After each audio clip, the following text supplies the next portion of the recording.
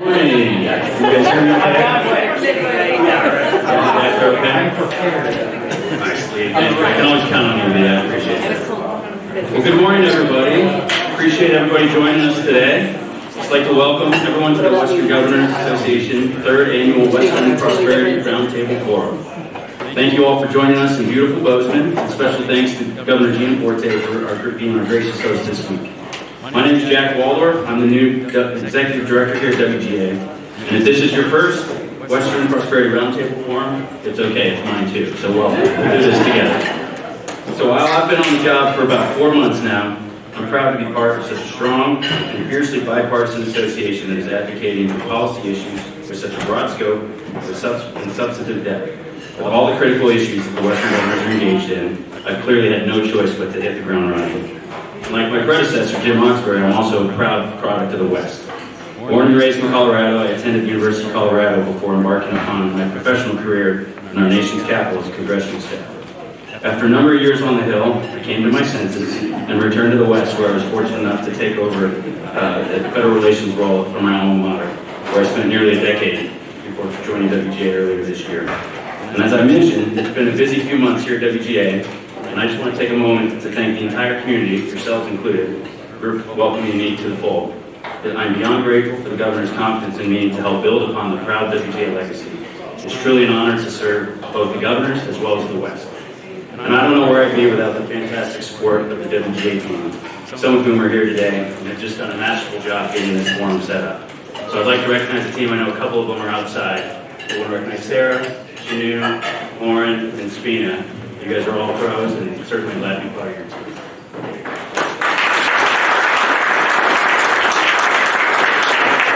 And now, for the reason we've all gathered here, whether across state lines or just across town. Over the next 2 days, we'll hear from a suite of subject matter experts, policymakers, and thought leaders about policies to advance Western governors' vision for expanded prosperity throughout the West. Historically, Western governors have built strong regional and bipartisan consensus around critical land management and natural resource issues.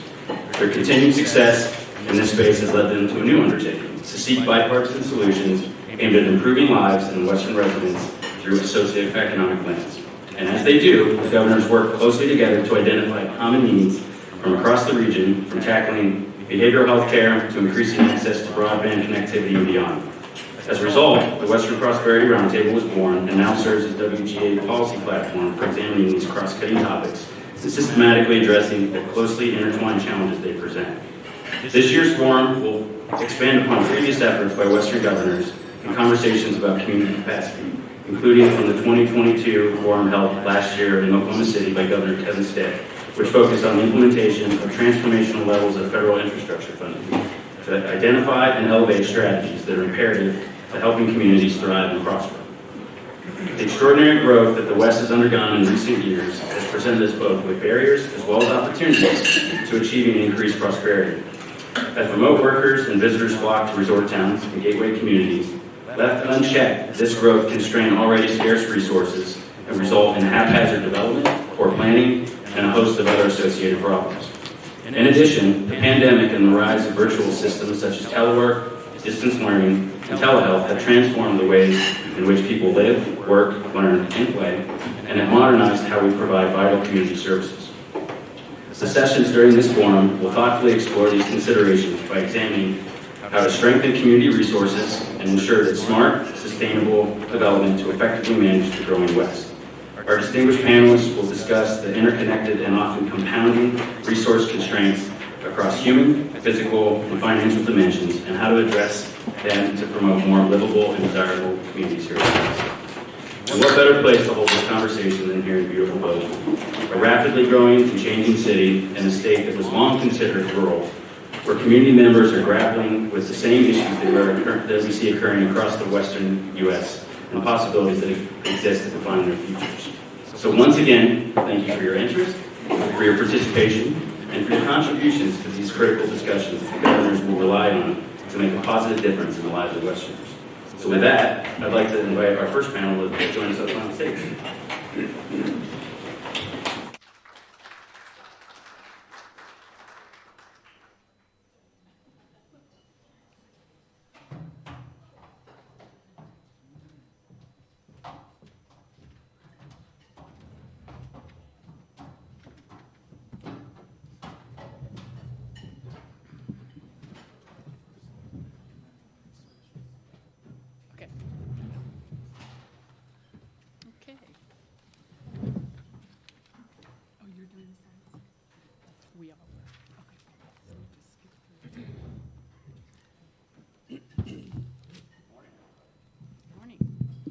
So today we'll focus on our first panel on the resources and services that allow communities to thrive and prosper, and how to strengthen, expand, and in Western communities, in particular rural areas. We have a great lineup of panelists to discuss this first topic, our access to affordable childcare. Childcare is critical to support a robust and equitable workforce and state and local economies. For childcare centers, families, and providers face persistent barriers. This panel, entitled Seeking Community Childcare Solutions, will explore strategies for the provision of childcare and the outcomes of these solutions that have had on communities. Our moderator, Linda K. Smith, is the Director of Early Childhood Policy at the Bipartisan Policy Center based in Washington, D.C.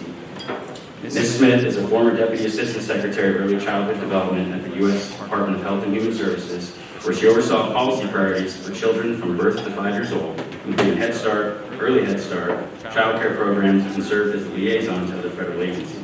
In addition, she has previously served in leadership roles for Child Care Aware, the Senate Health, Education, Labor, and Pensions Committee, and the Office of Family Policy for the Secretary of Defense. Linda, take it away. Thank you. And you did not say, and I have to say, Jack, I was listening to him just a intro and saying, you have this sense to come back to the West. I'm actually a native of Montana, and I have not had that sense yet. And every day I come back here, I say, why not? There's still time, right? Okay.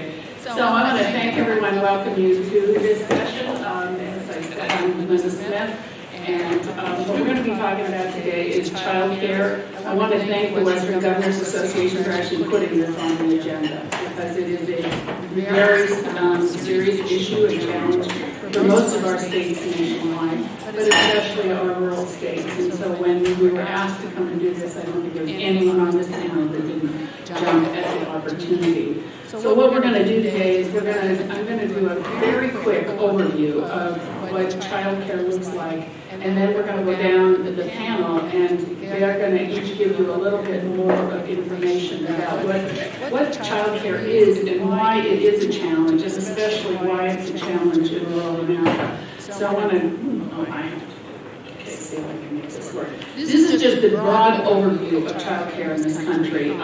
This is what it looks like, 642 businesses, and I need to make sure people understand these are businesses. For the most part, they are for-profit businesses. And we'll talk about that, and especially when Sue has some information in terms of the business aspect of child care.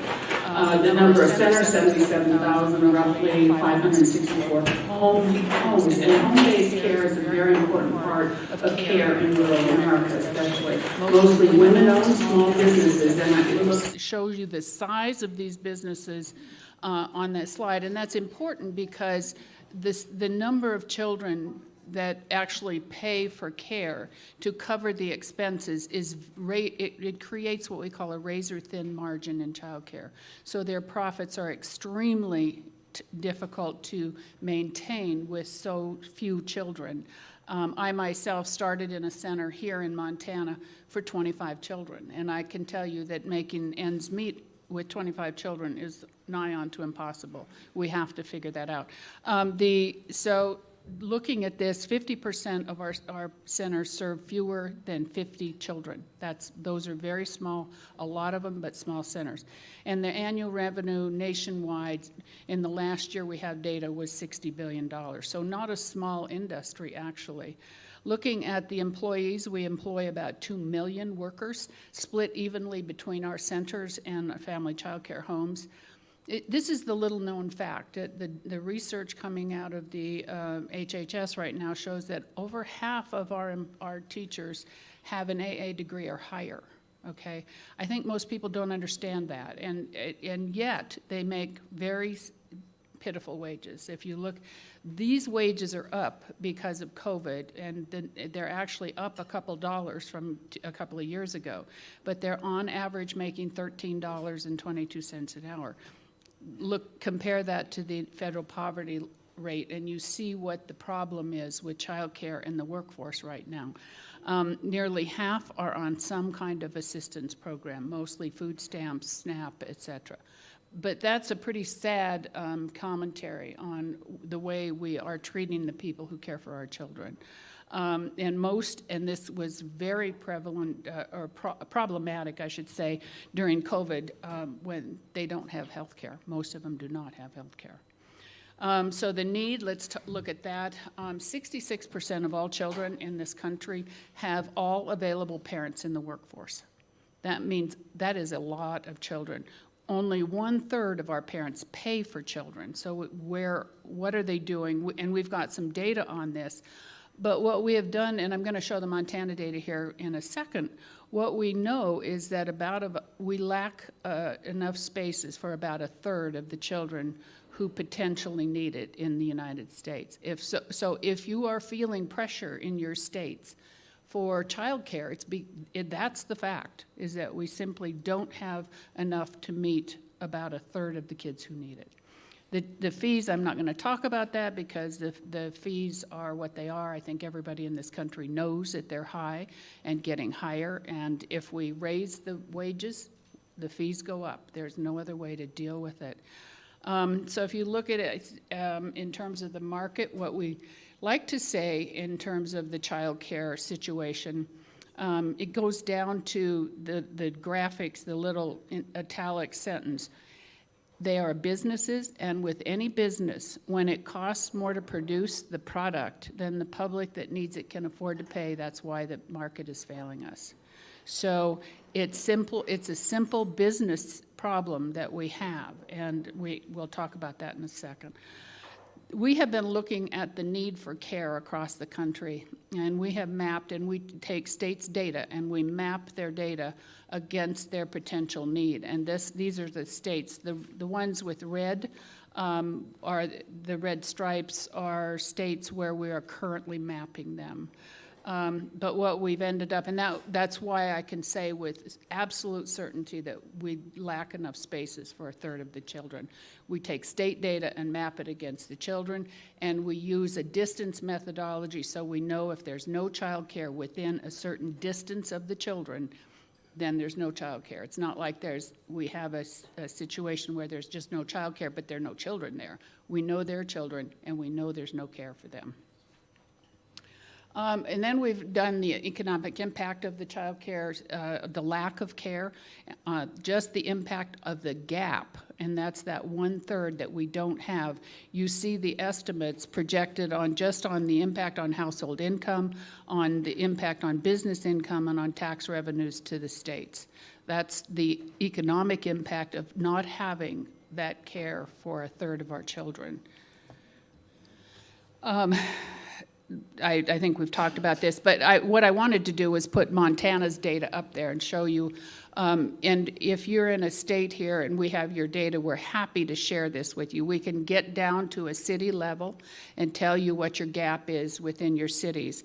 But the gap here in Montana of the children who are with the parents in the workforce, the need is 44,000, as you can see. You see where the biggest gaps are in the state. And then if you go to the next one, this is the number of providers here in the state and the number of spaces that we have. So if you go back to those numbers, the gap is fairly significant, but look at the gap in the rural part of the state. And this is pretty consistent across our rural states. So the gap is much higher in rural parts of the country, but going back to what I said in the beginning, it's also very expensive to provide it. And it's an issue of where we really need to start focusing efforts. We've done a lot of work on understanding parents' use of child care. We know that child care really impacts parents' decisions to go to work, and you see some of the data here. Parents basically it's impacting their decision to go to work, to stay in the workforce, and that is even more true in rural parts of the country. Again, we've done specific surveys of rural parents to find out what's going on with them, and in rural parts of the country, those numbers are much higher. So here you see that 86% of rural parents that are not working say it's because it's been influenced by the child care available to them. So if we think that this is not a problem in our rural states, it's seriously a problem. And then there's some other data we have on what parents are looking for, obviously, and we can go into that, or I can share all of that with anyone who wants to see it. So that's kind of my overview of childcare in this country. And I'm going to turn it over to Sue Renner, who's our first panelist, who's going to talk a little bit about what has happened in Colorado and the work that Sue, and I'll let her say a little bit more about her background. Sue is the executive director of the David and Laura Rush Foundation in Denver. And they have done a lot of work, again, in rural parts of the state, but also with the business aspect of childcare. I think she can tell you more about that. So Sue, if you want to say a little bit more about your background. I'm going to skip this slide for now. Can you do that? Just turn that. I screwed that up. I'm not doing this right. The green one is go. I know. That's not. All right. I want to go back to the one with the map. But yes, Sue Renner, Executive Director of the Laura Mirage Foundation, and I just wanted to talk a little bit about philanthropy and the role of philanthropy as you guys are trying to problem solve childcare. I'm going to make the assumption that childcare is not working in every single community that you live in, that you serve. If it is, fantastic, but most in the country it's not, and it's for the reasons Linda just said. It is a failing market. Just keep that in mind. It primarily is a free market. About 96% of the care is private. But it's failing because it's so constrained. It's constrained by what parents can pay. Keep in mind they're in their lowest earning years when they have little ones. It's constrained by the business of childcare. These are small, independent businesses. And this is what our work, the David and Laura Mirage Foundation, has been about for the last decade, is seeing what we can do to help intervene into that market and try to create some balance for these small businesses. And we've worked primarily on the business side. Before I tell you about that project, though, I just want to let you know that philanthropy can also be an important and valuable partner for advocacy for policy reform. I believe deeply that we need to right-size our investment in young children in this country, our public investment and our employer investment in young children. Just to give you guys a quick snapshot, our federal, state, local, all combined investment in infants in this country is $500 per infant. Compare that to K-12, which is $12,800. So when we wonder, why is childcare failing? Why can't we get this right? It's got to be about, part of it has got to be about the public investment. So as a private foundation, we are outside of government and we can really push. And one of the things we did in Colorado is our universal preschool. This was a ballot initiative that went to our voters 2 years ago, right in the midst of COVID. They were asked to increase taxes, and they did that. 2/3 of our voters approved funding for universal preschool in Colorado. And where our foundation and as private advocates we came into play was to push hard that those dollars could be used in a mixed delivery mode. Those dollars could be spent in childcare and layered onto childcare. So please think about your philanthropy partners. They can be really, really key for you with advocacy. On the ground practice work, we've been deeply involved as well. And our foundation actually incubated a program in our office. We spent our philanthropic capital, but also our in-kind business support. So don't forget that when it comes to philanthropy as well. And we created a model of shared services, a way to make small, independent childcare businesses big where it counts with business, yet small, keeping them small and intimate where it matters for children and communities. And so what we've created is a virtual back office service for childcare providers that's now expanded to 16 states, including Hawaii. And this service basically lifts off the administrative burden from childcare providers, gives them more time and more money to spend on children, and then Equally important, it increases their revenue. So this service helps them tap federal, state, local funding sources that otherwise they wouldn't be able to do. They wouldn't know those dollars exist, or they wouldn't have the ability administratively to get those dollars. So it's a really, really important service, and it's something that we are trying to spread rapidly. We would love, if any of your communities are interested, please talk to me afterwards. I just have to make a disclaimer. They're no longer part of our foundation. They're a separate 501c3, but I often use the term we because I feel so close to them. And the other thing we've done is we've worked with employers in Colorado. So we helped start an organization called EPIC, Executives Partnering to Invest in Children. And these are business executives that put early childhood education at the top of their advocacy. And during COVID, Governor Polis wanted to do more with EPIC when it came to employer-sponsored childcare. So he set aside a substantial chunk of COVID dollars to help incentivize employers to start on-site childcare. Our state legislature has now renewed those dollars twice. We just had $3 million allocation to that. It provides a startup grant to employers, but most importantly, it provides the technical assistance. We now have over 10 of those childcare centers in operation, really unique locations. We have one at a ski resort. We have one at the Denver International Airport. We have the first high-rise childcare center in Denver on the 16th floor of a high-rise. And that's all because of this program called Building Up, which is employers getting involved. This isn't just government. We really want employers to take care of it as well. And then last but not least, we've been involved in a project of Governor Polis called the Public-Private Partnership Office, P3, where they're using state land all throughout Colorado to try to build both childcare and housing. They have 4 projects in the works. One is at a corrections facility, which will serve corrections employees.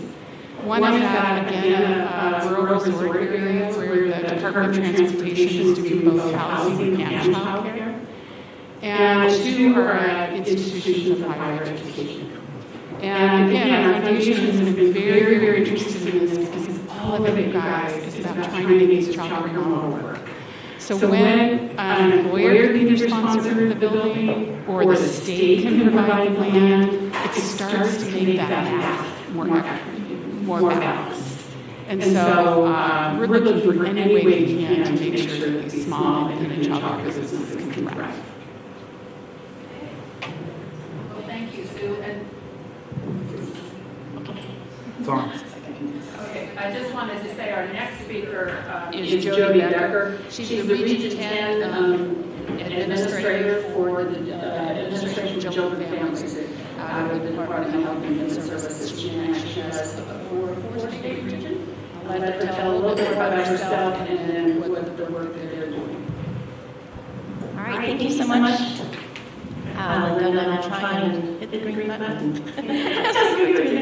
Thank you so much, WG, for the opportunity to be here today and share some information from a federal perspective in terms of some of the resources and partnerships that we have available.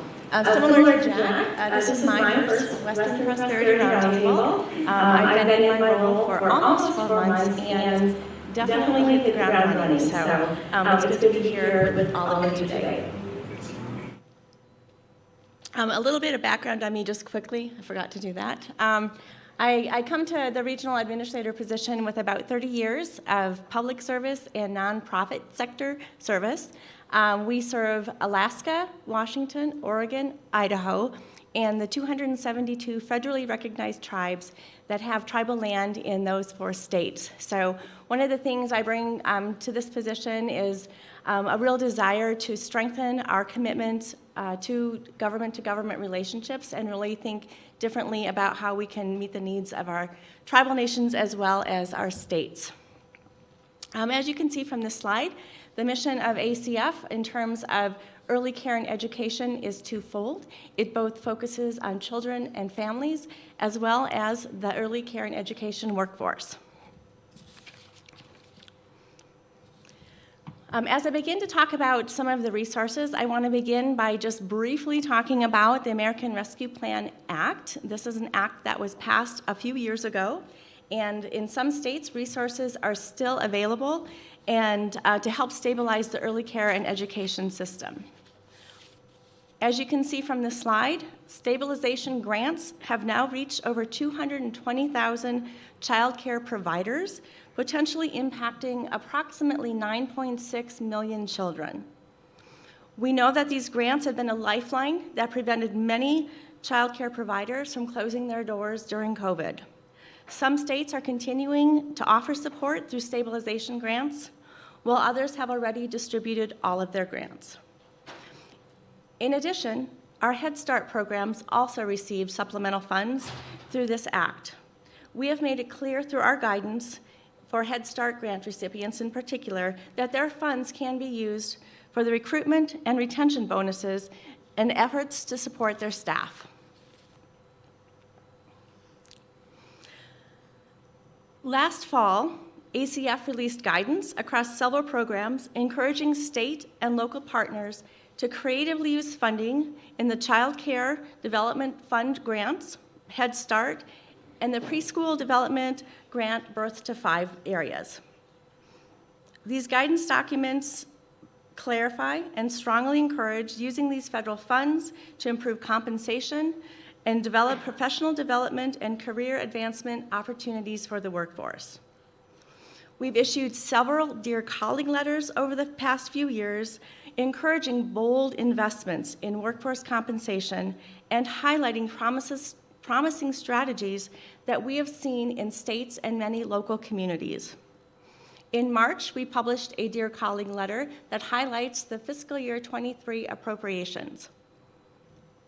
And just to preface, I'm giving you a lot of information about a lot of things, and we'll make this slide presentation available for those who would like to have the links to all of the documents I'm referencing. Next, I'd like to share some information of funding that came through the most recent appropriations bill. The Child Care and Development Block Grant received a $1.85 billion increase in fiscal year 23. With this grant, states have flexibility in determining how to use those funds. We encourage them to use them to increase payment rates and to support the early care workforce. ACF has shared guidance with child care lead agencies that include many different strategies and examples for states on how to do this.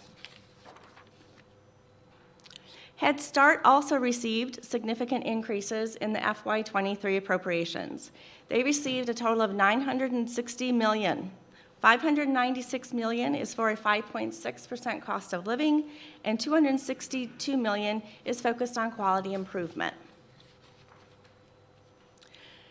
In January, ACF announced that we awarded a new round of preschool development grants, Birth to 5, to 42 states. These grants totaled in the amount of $300 million.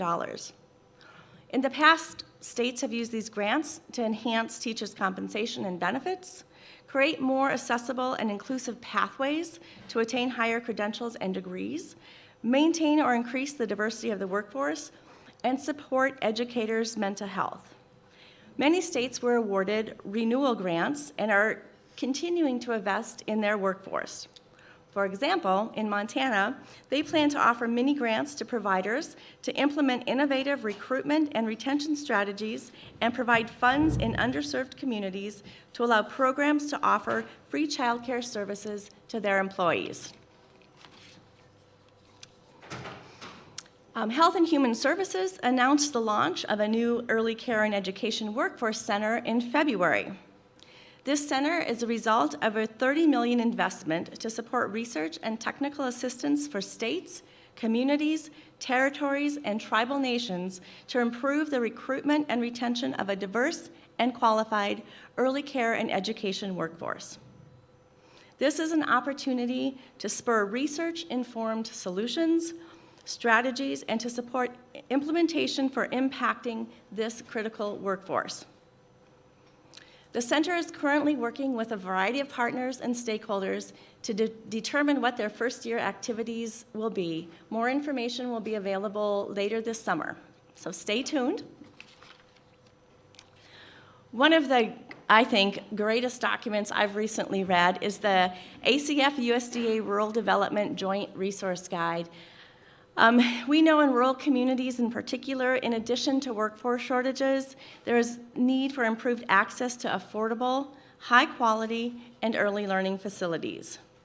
This joint resource guide was developed in partnership with the U.S. Department of Agricultural, Rural Development, and the U.S. Department of Human and Health Services, Administration for Children and Families, Office of Early Childhood Development. The purpose of this guide is to provide useful information to help stakeholders in rural communities, including tribes and tribal organizations. It helps them to address the need for improved access to affordable, high-quality childcare and learning facilities. I highly encourage you, if you're interested in expanding on these resources, to download this. It's a great guide, has a lot of tools across multiple agencies that allow someone interested in building facilities, renovating facilities, just where to go and who to contact. It also has very specific information for our tribal nations around grants that are exclusively for them. So please share that widely. We also know that changing, impacting, improving, enhancing our early care and education system cannot be done by ACF alone. It really involves multiple federal agencies coming together differently to figure out what are those creative, innovative solutions. Earlier this year, President Biden signed a sweeping executive order focused on care across the life cycle, from young children to people with disabilities, our veterans, and seniors. This executive order contains over 50 directives for every cabinet-level agency to expand access to affordable, high-quality care and provide support for care workers and family caregivers. More on implementation will be coming in the upcoming months as we dissect and work with our partner agencies on implementation activities coming from this executive order. This webpage here is a great resource. I just want to call it out. If you're looking for workforce strategies and resources, this is the place to stop. And finally, if you have not already signed up, please join our monthly webinars and receive monthly Workforce Wednesday e-blasts, which include relevant resource links and opportunities on how to support the workforce. Our next workforce event will be on May 31st, and it is focusing on promoting mental health and well-being for the early care and education workforce. That is just a brief summary of the many activities, resources, and partnerships that are underway across federal government. If you have questions, please see me during break or at the event later this evening. I would love to talk with you more, learn more about what's happening in your state and across the regions. Thank you. Okay, so next we're going to go to Melissa Rooker, who is the Executive Director of the Kansas Children's Cabinet and Trust Fund, and that is a state-sanctioned trust fund that has been around for quite a while. And I'm going to turn it over to Melissa, who's going to tell you a little bit about the work they do in Kansas and her work particularly with the fund. Thank you, Linda. It's nice to be here. I appreciate the invitation. As Linda said, I am the Executive Director of the Kansas Children's Cabinet and Trust Fund. Kansas was the first state in the nation to create a children's trust fund. They did so in 1980. And then in 1999, the Children's Cabinet was created by the state legislature as a response to Kansas's participation in the Master Tobacco Settlement. They wanted to dedicate the state annual share of that settlement to early childhood focused issues. So we are a statutory entity. We have a governing board that is made up of political appointments but balanced between the parties. The governor has 5 appointments and can have no more than 3 from a single political party. And then the 2 legislative leaders and the 2 minority leaders each have a single appointment. So we have enjoyed stability in the governance of the Children's Cabinet since 1999 because it is very focused on the policy-driven agenda and not the politics of all of this, which is, I think, something that the early child bipartisan or a nonpartisan approach. The Children's Cabinet has specific statutory responsibilities. We advise the governor and the legislature. We direct the investments using what is called in statute the Children's Initiatives Fund, which was created as our budget for us to manage. The Children's Initiative Fund is budgeted annually. We sit at about $50 million a year. There's $30 million that is essentially pass-through transfers to other state agencies for early childhood programs, and then the remaining 20 is managed by our governing board. So we give grants to programs across the state and really focus on the well-being of children birth to 5 and their families. The Cabinet is also charged with making sure that we are coordinating among multiple state agencies. Ours is a coordinated early childhood system, which means we have the Kansas Department for Children and Families that receives the federal Child Care Development Block Grant funding, which pays the child care subsidy and child care quality improvement activities. The Kansas Department for Health and Environment is where child care licensing and a few other programs, home visiting programs and children's developmental health programs reside. Of course, the Kansas Department for Education has preschool programs, early education, Part B services for children with special health care needs from age 3 to 8. So we are spread across multiple agencies, and it takes some coordination to do that. So our mission is to make recommendations to break those that exist. We also have a research mission. We are supposed to engage in annual assessment of the efficacy of our investments. So on the strength of our statutory role and responsibilities, we took the lead on the Kansas Preschool Development Grant Birth to 5 activities. That grant program, which Jody mentioned, it's a federal program really aimed at strengthening the early childhood system in the state. So we had a 1-year planning grant in 2019. We used it to conduct a comprehensive statewide needs assessment.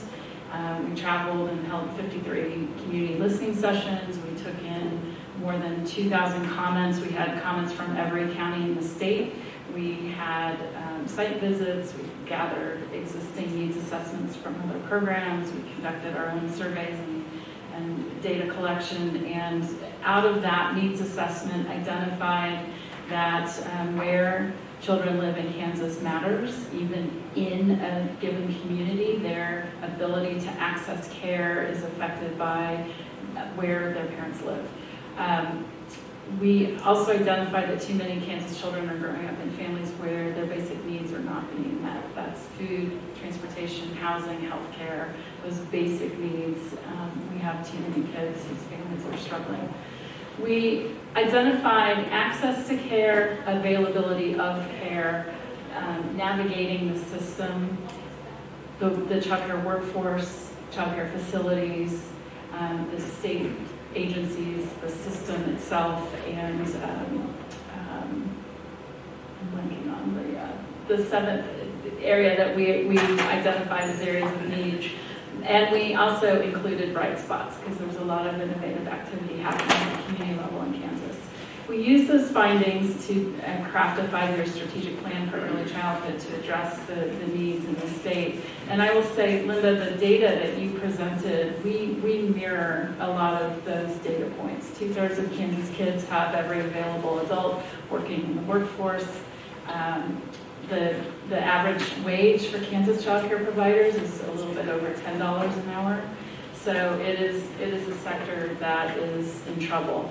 More than half our workforce is over the age of 50, and most child care in Kansas is delivered in home-based family child care settings. So we have a workforce issue that is deeply troubling.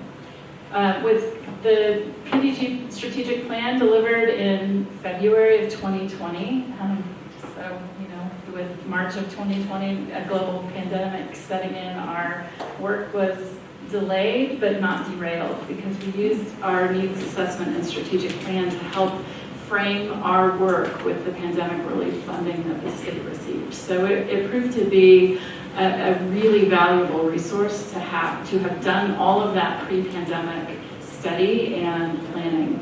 So as we guided the pandemic investments, we framed them around the goals that we had in our strategic plan. We have delivered over $300 million worth of sustainability grants to child care providers in the state to try and help keep them open. We expanded eligibility for parents in the child care subsidy program to make it easier to access the assistance that's available. We have, throughout this last 3 years, we did receive a renewal grant of our PDG grants. So we have developed an online workforce registry for child care providers and a career pathway so that there is a framework for entering and progressing through the profession. Those are resources we'll roll out this fall, and I think our whole early childhood sector is excited to have been involved in the planning and creation of these documents and anxious for that work to be unveiled. We have created a data trust between the 4 key state agencies, and actually this last year the Department of Corrections joined the data trust, and we are working towards an unduplicated count of kids receiving services in Kansas and the creation of a more robust data system so that we can track the quality and results of the investments that we're making. We yesterday closed a grant funding program with some of the state fiscal recovery fund dollars. We're calling it the Child Care Capacity Accelerator. I've got a total of $39 million to grant. 20 of it is Child Care Development Block Grant ARPA discretionary funds, and the other 19 is from the State Fiscal Recovery Fund. We will use the $19 million to fund construction of new facilities or major renovation, because this is the first time that I've had access to funding that allows for that particular activity. And the other $20 million will be for operational expenses, the startup costs, and some innovation grants that we carved out. And I will tell you that my team gave me preliminary estimates from the applications that came in. Let me remind you, I have $39 million to grant. We received close to $110 million worth of requests for projects worth over $200 million in total. So projects that will cost more than they're asking for. So there's no way we can meet the need that exists and fill that need with that source of funding, but I hope that we can make the case that the need exists. And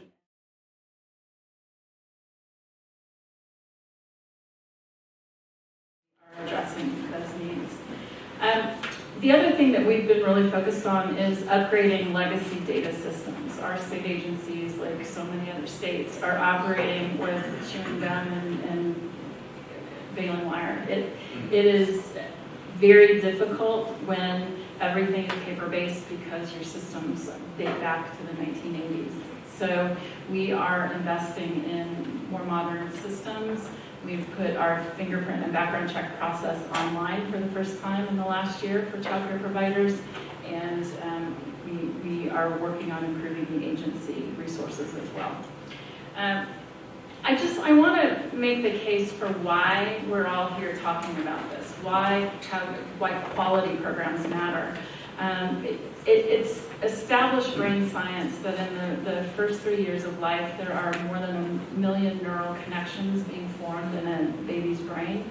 And every interaction a baby has affects the quality, the nature of the brain architecture, for better or worse.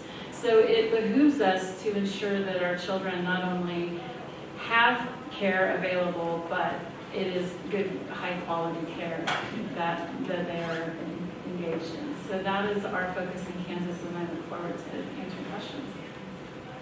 Well, our final presenter today is Laura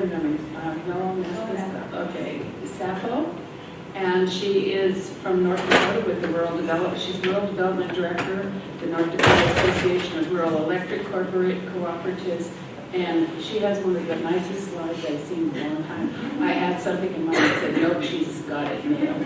So, Lori, it's to you. All right, thank you so much. And it's really great to be here in Bozeman with thought leaders to have this opportunity to talk about childcare capacity in rural places.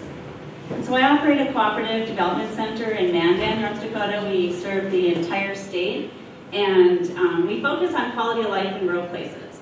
And some of our most recent projects, like we work in childcare, but we also work in rural food access and meat plants, and I know that sounds like a quirky mix, and sometimes I even get mixed up and I'll refer to childcare capacity as per head capacity. But we do get things done, and I do keep it straight. I'm a practitioner, so I take what these ladies have just talked about and I try to turn that into something that we can use to access, to start up a child care center in really rural places. And so a lot of, like 2/3 of North Dakota is actually considered frontier versus rural, meaning we have 7 or less people per square mile. So the economics of it are quite tough. So I've worked at least 15 different rural communities to try to increase their child care capacity. I work with grassroots groups of people, and what this means is that they have a need for childcare, but they already have a full-time job someplace else, but they need to go through this process of developing a child care center so that they can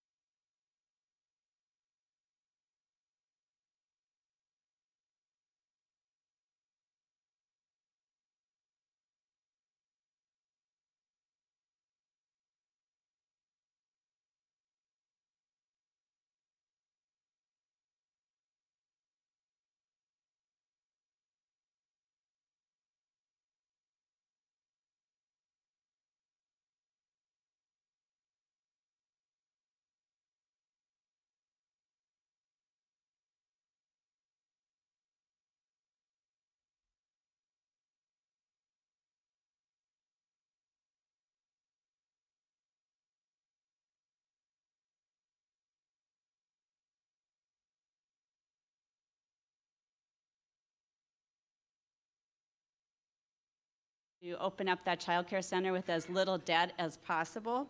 And once you get it open, to hire that director to handle the day-to-day operations of the center, to relieve the employers of that duty. And as the development of the cooperative moves forward, the employers then can designate parent committees to help do that busy work of developing a cooperative, so they can say, okay, we're going to have a recruitment committee, and that recruitment committee can go ahead and put together the job description and interview and select the director that they would like to care for their children. Or they can have a committee that focuses on finding the buildings that are available for lease or for purchasing, or what type of land there is. Or that fundraising committee that can go ahead and hold events to do some of that fundraising, identify grants and write those grant applications, or find that low interest financing.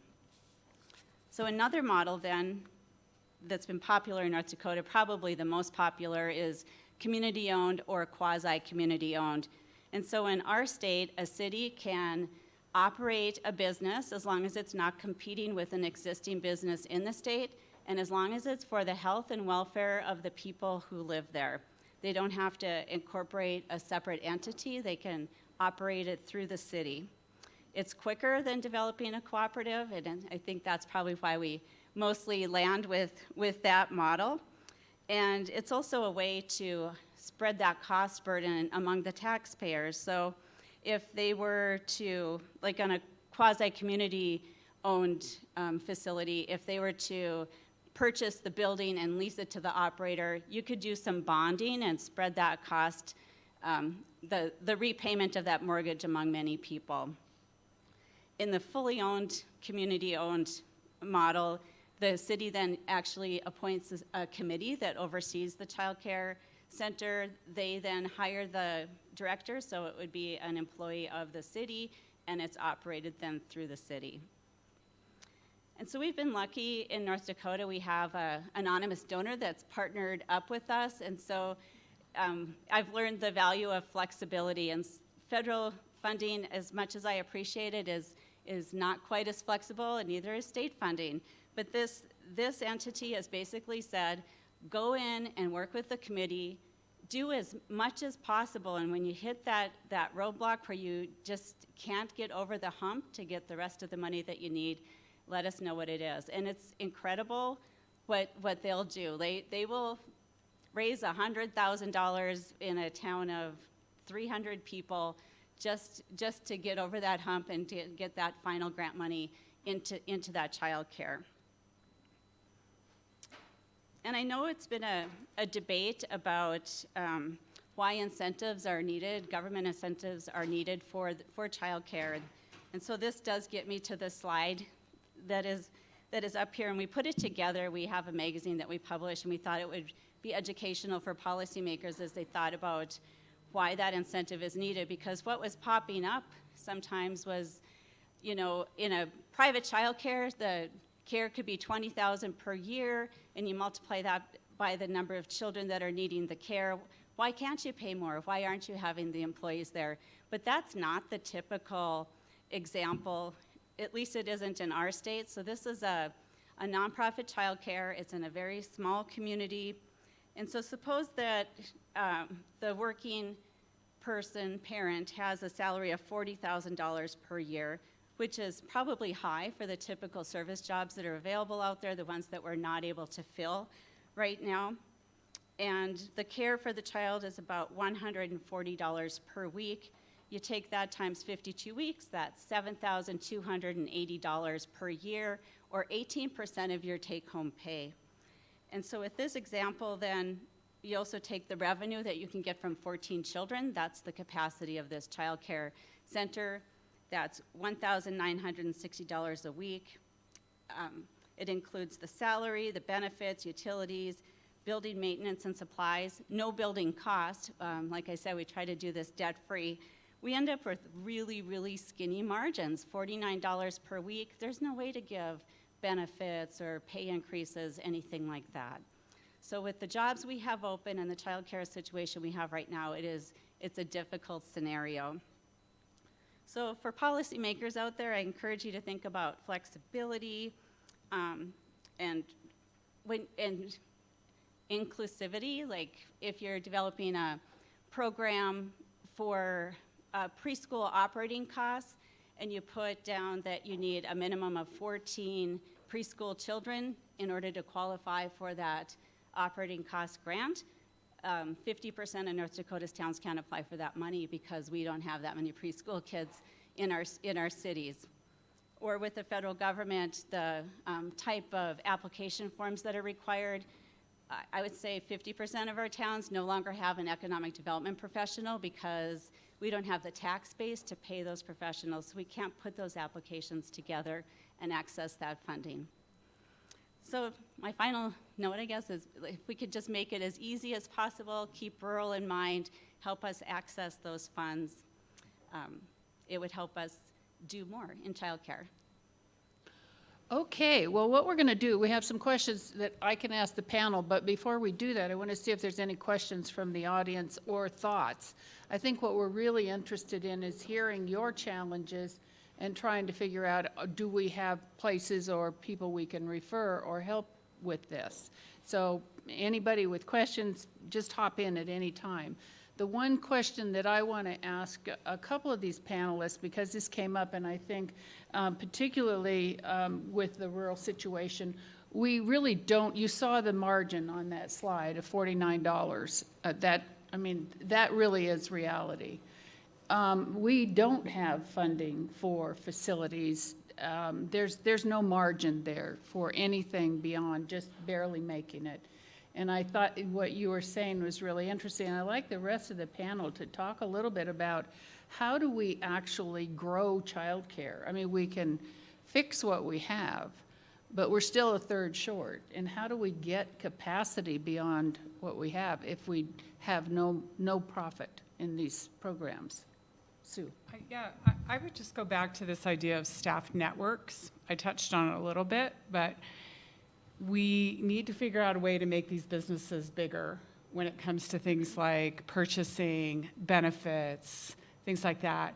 But the last thing we want to do is put all of these wonderful, small, intimate businesses out of business. So this idea of finding in your communities, and maybe it is the city, or maybe it is a large nonprofit like United Way, that can be the staffing backbone and that can do some of the work, Laura, you were talking about with applying for federal grants. So I think that's really key to this, is thinking about who can sort of bridge that divide between the fragile nature of their business operations and accessing some of this money. The more public money that comes in, you guys, the more accountability there's going to be. We're finding that right now with our universal preschool program in Colorado. We pushed hard for it to be mixed delivery. But oh my goodness, there's some providers out there who are not ready for this kind of public accountability. And so again, having some sort of network to help them navigate that, and also the business tools to be able to navigate that, that's really important. You know, Sue, Colorado is one state where the governor's put money into facilities. And I think Idaho is another one where the governor set aside some money to try and seed getting facilities in places in the state that didn't have them. Has Kansas done anything like that? Kansas is working in a lot of different ways.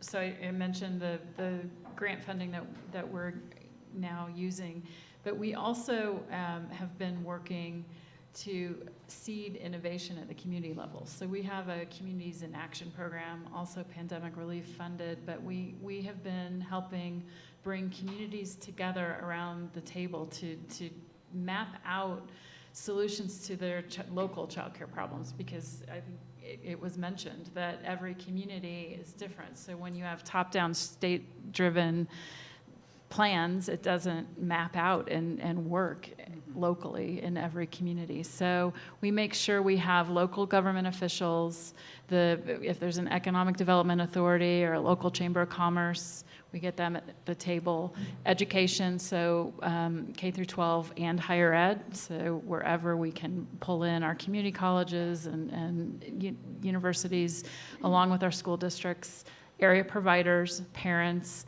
and the business community. And we make sure that and philanthropy as well. So we have seen a lot of communities stand up, local community foundations. Phillipsburg, Kansas is a tiny little town that's off the beaten path. They converted an empty convenience store into a new child care facility that handles about 50 kids, and they formed a community foundation. There is a network of larger foundations in the state that will give matching grants, and then we've driven some of our public dollars in as well.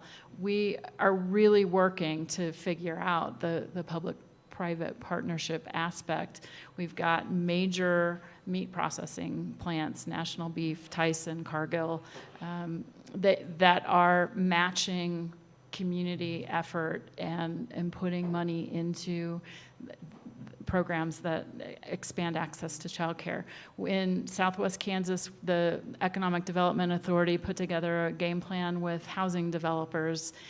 They have a massive housing shortage for their, that is a prime meat packing area, and low-income housing is scarce. They've got developers who have agreed to build childcare facilities for every X number of homes built in a housing tract. So there's a lot of ideas being brought to bear. We convinced our state legislature to beef up a childcare business tax credit so that employers who engage in activities that help their employees access childcare receive a tax credit from the state. So we are trying to work on all cylinders. The governor, at the first executive order of her second term this January, was the creation of an early childhood transition task force for Kansas. We are engaged in the process of mapping out a transition from this coordinated system to a single state agency, an agency devoted to early childhood, so that we can elevate the profile of the sector to a cabinet level position. You know, I think that's one thing that gets overlooked a lot, and I don't know any in the audience have had experience with reorganizing in government. It is hard. It is and hard. I think Colorado just went through it, and it takes a lot. But one of the things that we saw during COVID was the states with the more efficient governance structures were the most ready to administer the money and to reach the workforce and to do a number of things. I think the catalyst for this, I mean, this was on the governor's mind first term, but the pandemic knocked us off that path. But as we tried to put some of our pandemic relief programs into practice, we wanted to do a child care bonus, like a thank you or a retention bonus for the work that they did through the pandemic. There were 3 different state agencies involved because of the path that money takes. That's 3 different state agency legal departments, 3 different grant and contract offices, 3 different budget divisions that we had to get those wheels all turning in the same direction at the same time. And this was a choice that we all agreed needed to happen. It wasn't that we had to convince one of the agencies to come along. Everyone agreed and wanted to get it done. But getting all of those different departments all signed off with all the right MOUs and all the legalities and intricacies of the compliance that's necessary, we complicate it by having multiple agencies at that table. So I think that was the wake-up call that we have a serious problem. Can I ask the question, how many of you are in governor's offices in the audience? Actually work in the governor's office? Anybody? Because one of the things that we have done, Bipartisan Policy Center for 2 times now, have mapped the federal funds going into the states. And I just put this out there to this audience, that there's only one of the major funding streams where the federal government tells the states where to put the money. And oftentimes we hear from state governments that it's because the federal government makes us do it this way. Well, that really isn't the case, with the exception of Part B in IDEA. That is by law in education, in the education department. The governor has the ability to organize this the way they see fit and the way it works in your state. We don't tell people how to do it, but we do call attention to the fact that, and Kansas is one state. In one case, we worked with your data, and I think it was in like 5 or 6 different agencies. And that's just not efficient. I mean, there's no way that that's an efficient way to manage something. So, do we have questions from the audience here? Yes, over there. So, my name is Mary Ann Wormerdam. We represent 40 rural counties in California. We have a very large ag sector, which also has with it, to support it, good percentage of the population of labor with unclear legal status. And I was just curious if you'd had any experience in trying to bring those families who typically want to stay less visible into appropriate childcare arrangements.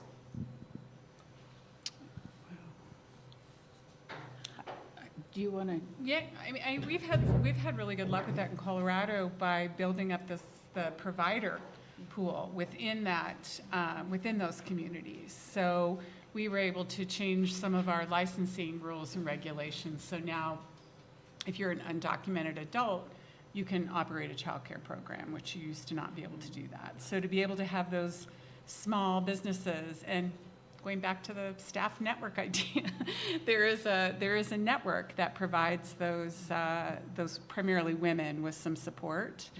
And they've actually done it in a few indigenous communities. So certainly agriculture, but also they've been able to do, we've got an influx of African nations in one of our communities. And so they've been able to get those women to start, get the training and become providers. And that really seems to be a way to quickly build trust with the families.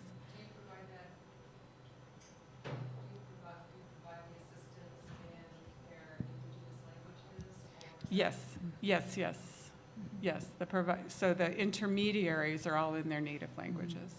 There's another federal program that you could look at, and I think we often forget that it's a part of the Head Start, but the Migrant and Seasonal Head Start program is something that could be looked at to expand, because it basically is set up to follow especially the migrant worker population. And it's a pretty good program, so it's something to think about. Over here. I really appreciate, Cody Stone, Montana State University Extension. Really appreciate the examples that the panelists have provided of policy, systems, and environmental work to focus on this area. Some of those examples provided were tax credits, partnerships, and then also housing developments, respectively, for policy, systems, and environmental work.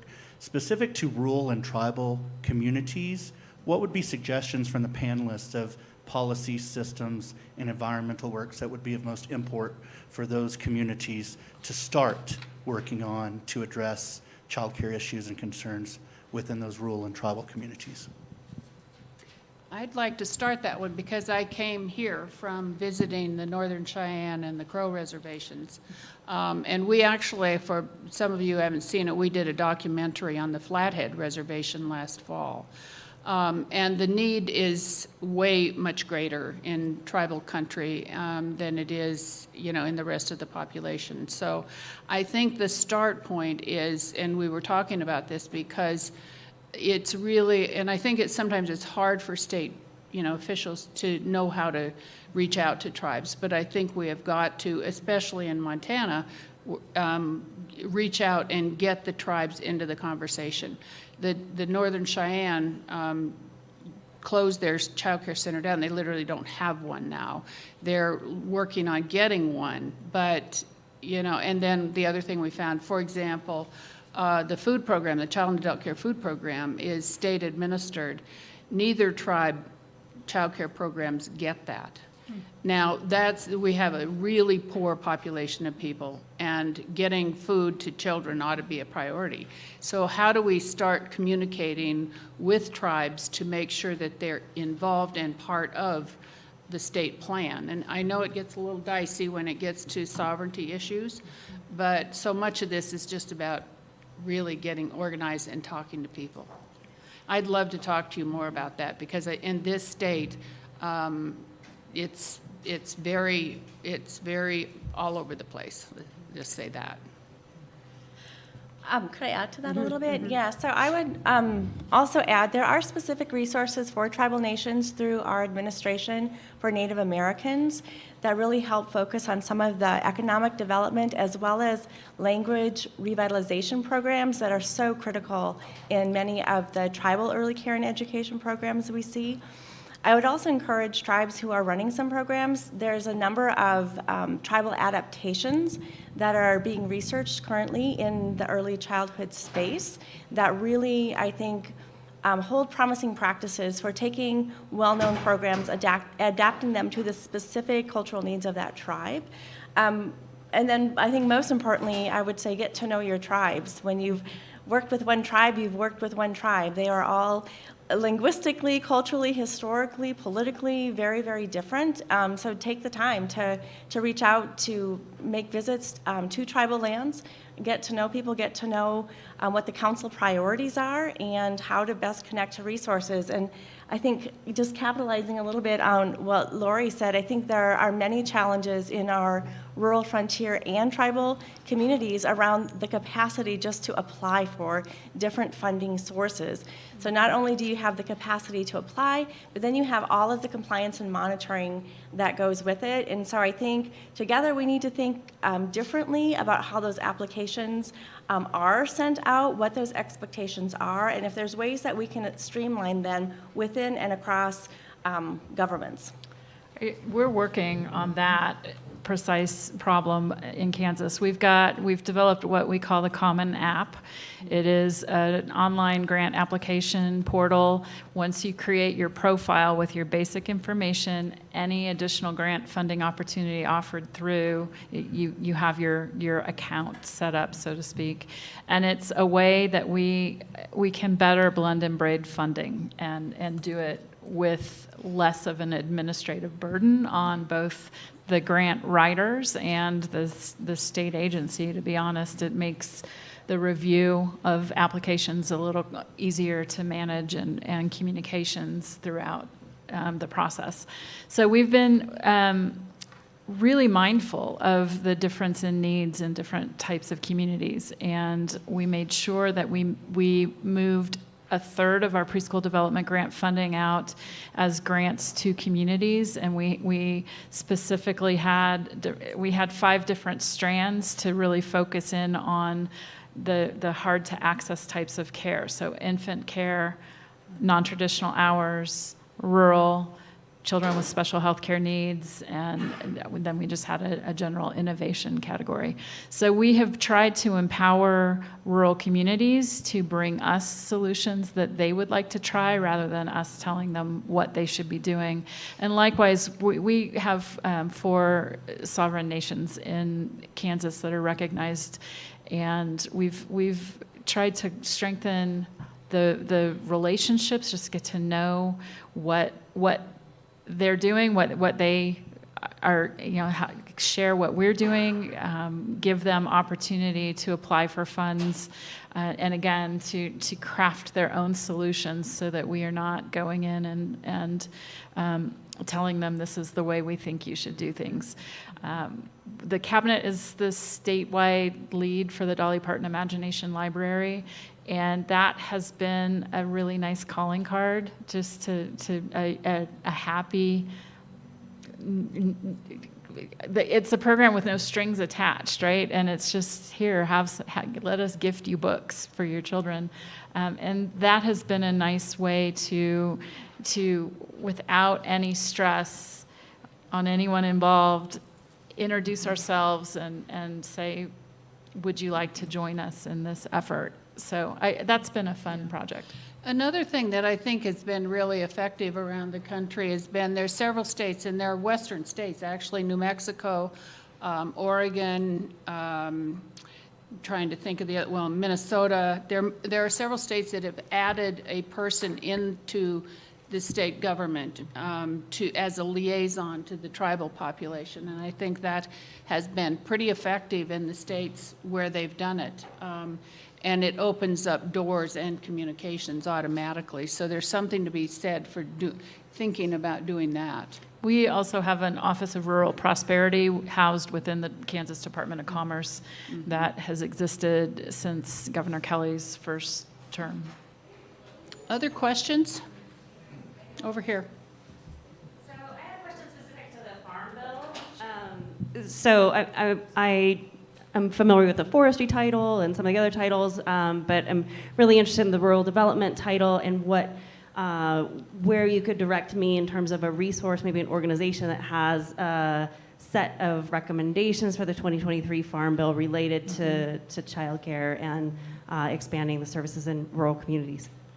I actually love that question because we are actually working, probably will be introduced in the next couple of weeks the bipartisan bill, actually our Kansas senator and Senator Brown from Ohio and Smith from Minnesota are introducing a bill within the rural development portion of the Farm Bill to create a set-aside for child care within it. It's not new money, but it will be a set-aside within the bill to try and take on some of these issues with child care in rural communities. The Farm Bureau itself has actually made child care a priority this year in their legislative agenda, so you might want to contact them. But when that comes out, be happy to share that with you. It's at least a source of funding that is a potential. And there are some other things. The other thing I was going to mention too is that will be standing up, I think in the next couple of weeks, a tax tracker, because we get a lot of questions from states. You know, there's two sides to the equation here, and you can do some things with direct funding policy going into child care programs, and the other side is through tax policy. Tax policy can be a big incentive to businesses to set up child care programs and get the tax write-offs for that. Also to parents with the child and the CDC-TC, the Child Independent Care Tax Credit. Those are two taxes that some states have created their own versions of those, and we've got that information if anybody wants it. But it is something, especially in some of our more conservative states, where they're more interested in the tax approaches than they are in direct subsidy type things. And so we'd be happy to share that information with anybody interested in it. It's a living document because there are obviously changes going on all the time in state legislatures. Other question? Was there another one over here? I think there's one. Okay. Thank you all so much. My name is Tim Freeman. I'm with the Harvard Growth Lab. I have a question about the regulatory environment, and of course, child care providers are regulated and for good reason, but I'm curious if you all could envision a change to the regulatory environment that would, of course, not lower quality or safety standards, but would it make it easier for child care providers to expand? I'll take that because we've just had this battle in the Kansas legislature this spring. The bill put forward would have doubled child to adult ratios, and reduced training almost in half. And put all that in statute. So a supremely bad idea to deregulate in that manner. The way we framed it, imagine if you were trying to solve the nursing shortage by setting policy in state statute to double the patient ratios for nurses and cut their training requirements. So the inflexibility of making it statutory, not regulatory, also made it worse because the authors of the bill took language from rules and regs that was written in the 1980s around the training, and they used that as the language for those sections in the bill. They just changed the training hours and requirements. So we've been working, the cabinet has provided a grant to bring in some outside consultants with expertise in the area to review the entire rule and reg handbook for child care licensing. We have 59 rules that need changed, and we have hired the technical writer who can just focus on cranking out the new language, so it isn't an agency lawyer who's also dealing with public health and environmental issues, but this is someone focused on the task. So we hope that this summer to roll out an agenda of updates to rules and regs. The agency has, there are currently hundreds of exemptions on the books, so we've been tracking the trends in those exemptions. We're updating, modernizing our rules. We are streamlining so that there is better alignment between federal program requirements and state level regulations. But one of the things that we've encountered is that local ordinances are more restrictive in a lot of Kansas communities. So I'm working with the Kansas Association of Counties and League of Municipalities. That's my summer project, is to bring them information about things they're doing locally that's making it harder for childcare providers to function. So we're trying to make sure that as we are mapping out these changes, that we're taking every layer into consideration to simplify that process, because a lot of it is not the state licensing rules themselves, it's the way everything interacts or doesn't, and the conflicts and burdens that we create. I would just add on to that. I think that what we found as we were building the early learning ventures system was the inadequacies at the state level with their licensing systems and not having kept up with those and invested in those. And so you're asking childcare providers who are the least equipped to deal with these very cumbersome paper reporting. So when, something simple like attendance, it used to be that in Colorado that all had to be done by hand, parents had to hand sign a form, providers had to somehow get that form to the state every Friday, where then it went into, it was just mind-bogglingly out of date, just totally out of date with what we can do now with automation. So we're big proponents of not taking our standards down, but giving providers tools and ways, and giving states ways that they can use that information more effectively to run their business. So a dashboard every day that they can turn on and see. Do they have one of their staff members that needs to be immunized? That should be front and center information. They shouldn't have to dig through paper files to find that.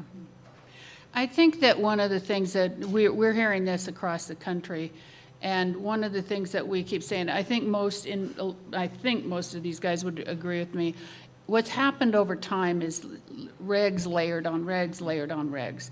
And what we really need to do is stand back and look at these things and say, okay, this is 2023, not 1980. And what needs to be here and what doesn't. And I think, and everybody always takes it that we're going to change ratios or training. But there's so many other things in these regs that could really be simplified. I think, Sue, that's what you're saying. And if states approach it from that, not just cutting, increasing the number of children somebody has to care for, but making it easier for them to do the work, I think is the approach that would get us further in this country. Over here. I think we're about out of time, so we have to be quick. We're Pegasus Center, and we have advised governors and state legislators on regulatory reform. And it seems to me that our model sandbox is what we call sandbox. It's a federally endorsed program where we come in and we look at and help policymakers understand innovation and deregulate and set up a model where they could look at a specific part of the regulatory scheme and set up, say, a 3-year model. Many states have done it. We've been advising on this for many, many years, and we would be happy to talk with anyone, and I'll be here tomorrow as well. So happy to have a conversation. I think we're about out of time, correct? I just want to say one final thing on that, though, is that, when I was in my former life with the Department of Defense, wrote the military standards, and people used to call us and say, send us your standards. Now, most people think the military has the model of everything and the standards are gold standards. When I would send the standards to people that we wrote at the Defense Department level, they would say, where's the rest of them?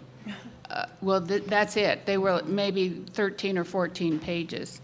And so I think, thinking about how you approach them and keeping them simple, we got to the right end goal with the military program without a telephone book of regs. So I think we can do this, but I always caution people about the lightning rod is ratios. And if you take that on, you're just setting up, a battle in your states. So I think that's it. I want to thank everybody for the questions, thank the panel, thank everyone for having us.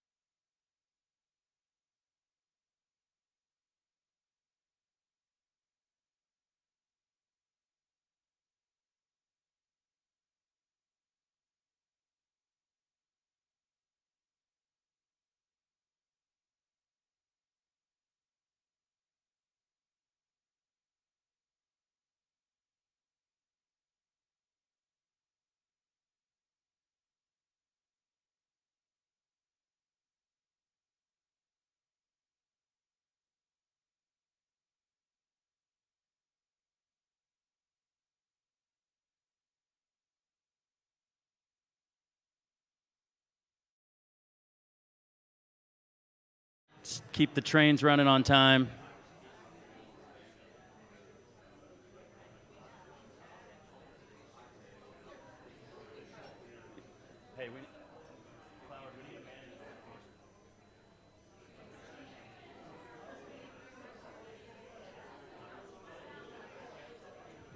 All right, please take your seats.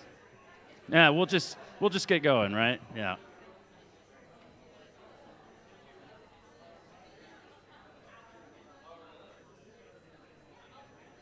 I have an Instagram.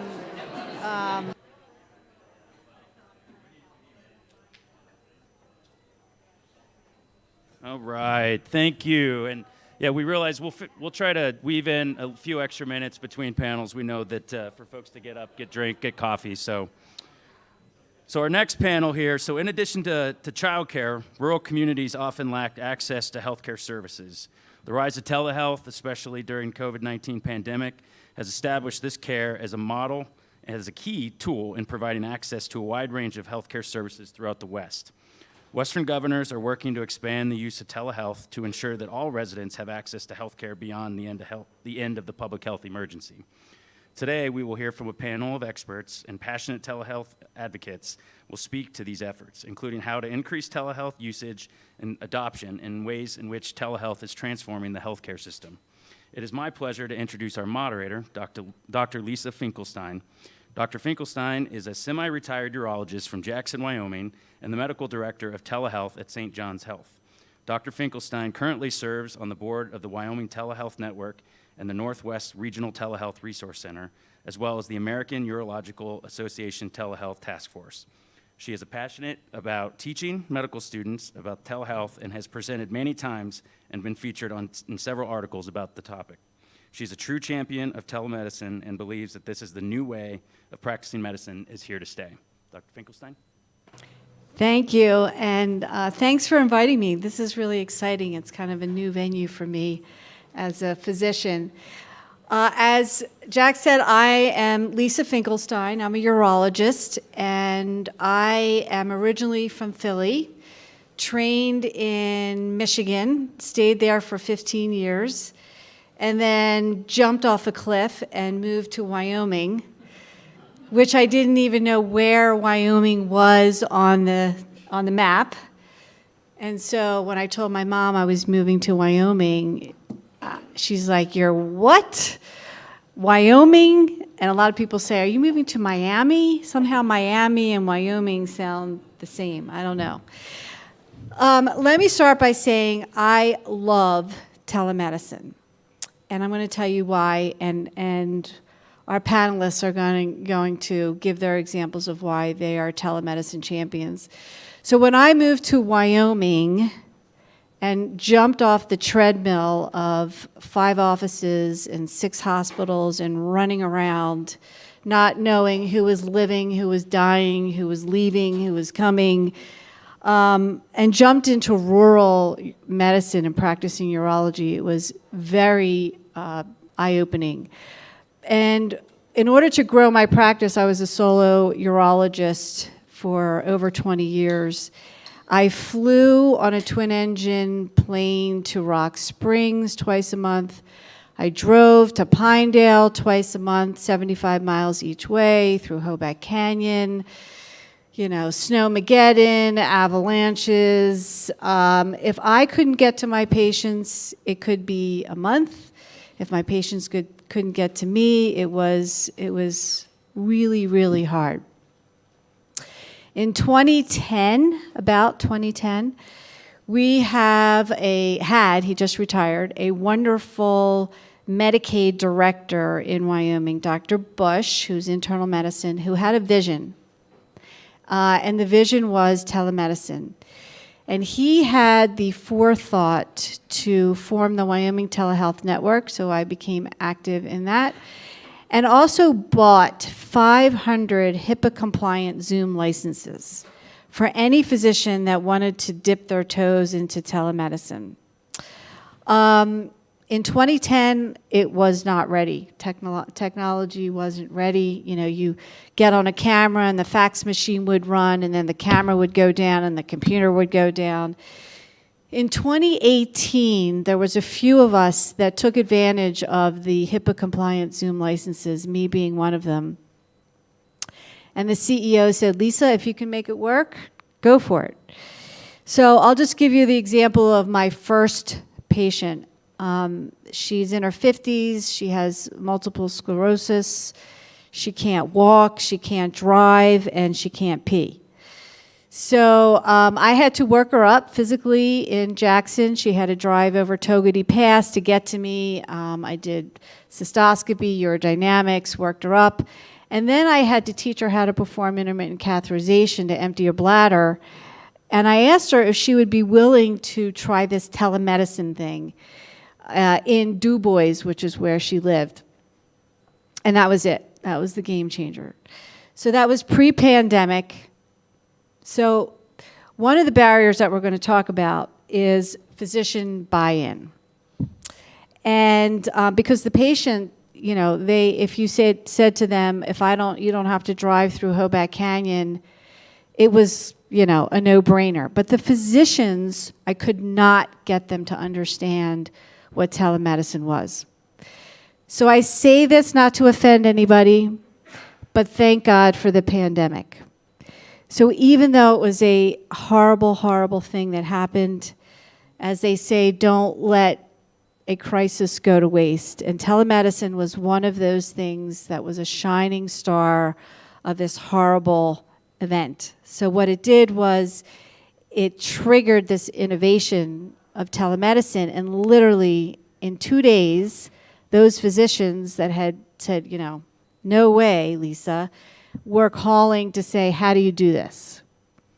So that's my story, and that's why I love telemedicine. And we're going to talk today to these experts up here on the panel about how to open up the digital front door.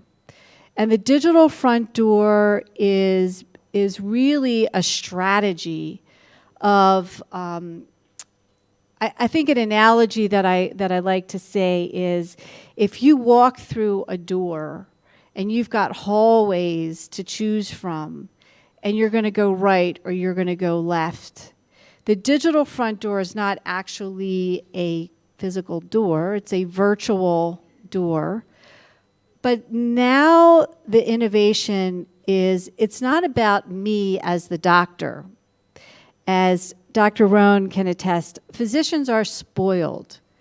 We want our patients to come to us. We want them to drive through the pass and come and sit in front of us. But now it's not about that. It's not about the doctors. It's about the patients. And how technology has made healthcare accessible for everybody where they are. And when I first started utilizing telemedicine, the requirements and the barriers were that the patient had to go to a rural clinic to sit down in front of a computer that had reliable internet to engage in telemedicine. That barrier right now, and we need to ask Congress to make this permanent, is to allow that restriction to go away, and we can now perform telemedicine anywhere. So the best, in my mind, pre-pandemic was in their home. Well, now, as we're going to talk about, it can be in an ambulance, it can be in a home, it could be in anywhere where the patient is. So the paradigm is being flipped on its head. So there's a lot of resistance here because me as a traditionally trained physician that loves touching people, I'm a very touchy person, we have to change our perspective. And that's really hard for a lot of doctors and providers. It's even hard for medical students. I teach third-year medical students, and they're still struggling. So we're in this really interesting time right now. We're on this, leading edge or bleeding edge of the wave here. And we're going to talk about different innovations in telehealth. I don't think we need to start from the beginning of what telehealth is because everybody understands it. So I'm going to stop here, and we're going to have our panelists introduce themselves. And our first wonderful person is Nikki. So Nikki, you take the ball. Thank you. Thank you, Dr. Finkelstein. My name is Nikki Chopsky. I'm a pharmacist. I am from Idaho. I work at the Division of Occupational and Professional Licenses as a bureau chief, and I'm the executive officer for the boards of medicine, nursing, and pharmacy in Idaho. I'm going to talk to you a little today about our perspective or our approach and what we've done, and I've kind of broken it into three sections: where we were pre-pandemic, where we were in the middle of the pandemic, and sort of where we are as the pandemic wanes and legally we come out of it as these public health emergencies end. So first of all, the Idaho Telehealth Act was actually established in 2015.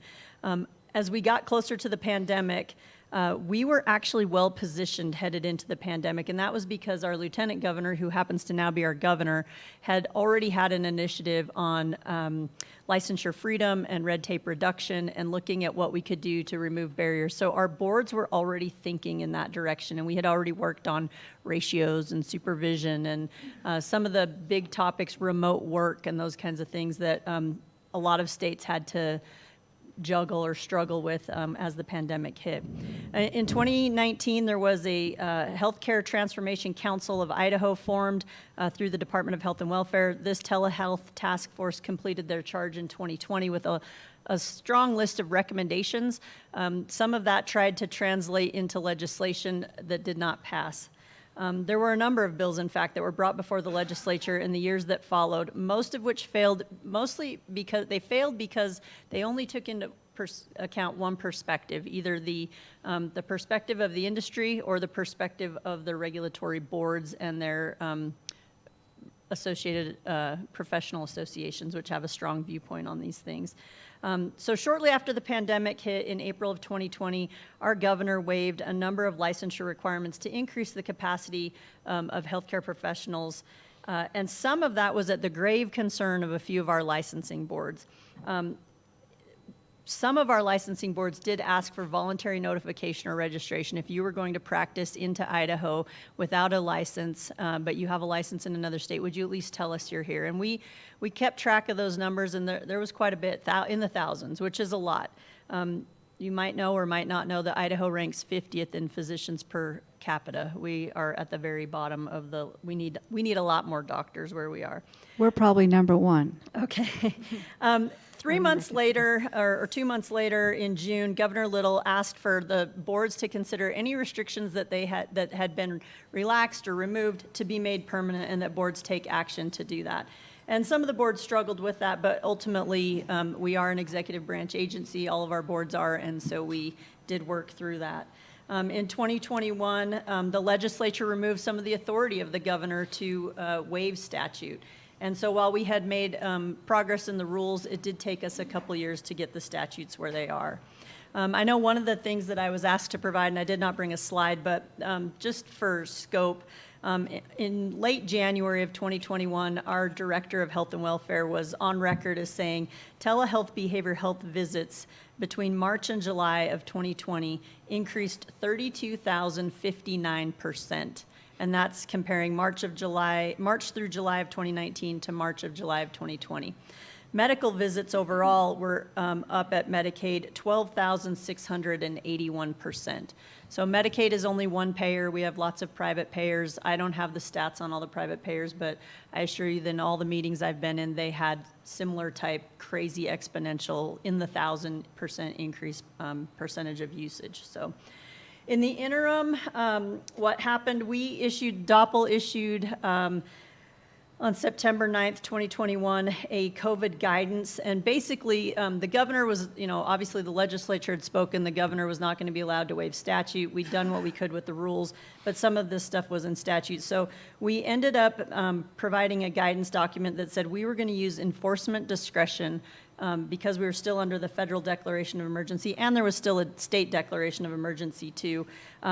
In order to continue to increase capacity and maintain what we'd gained in the time that those were waived, we were going to provide enforcement discretion on the topic of telehealth into Idaho.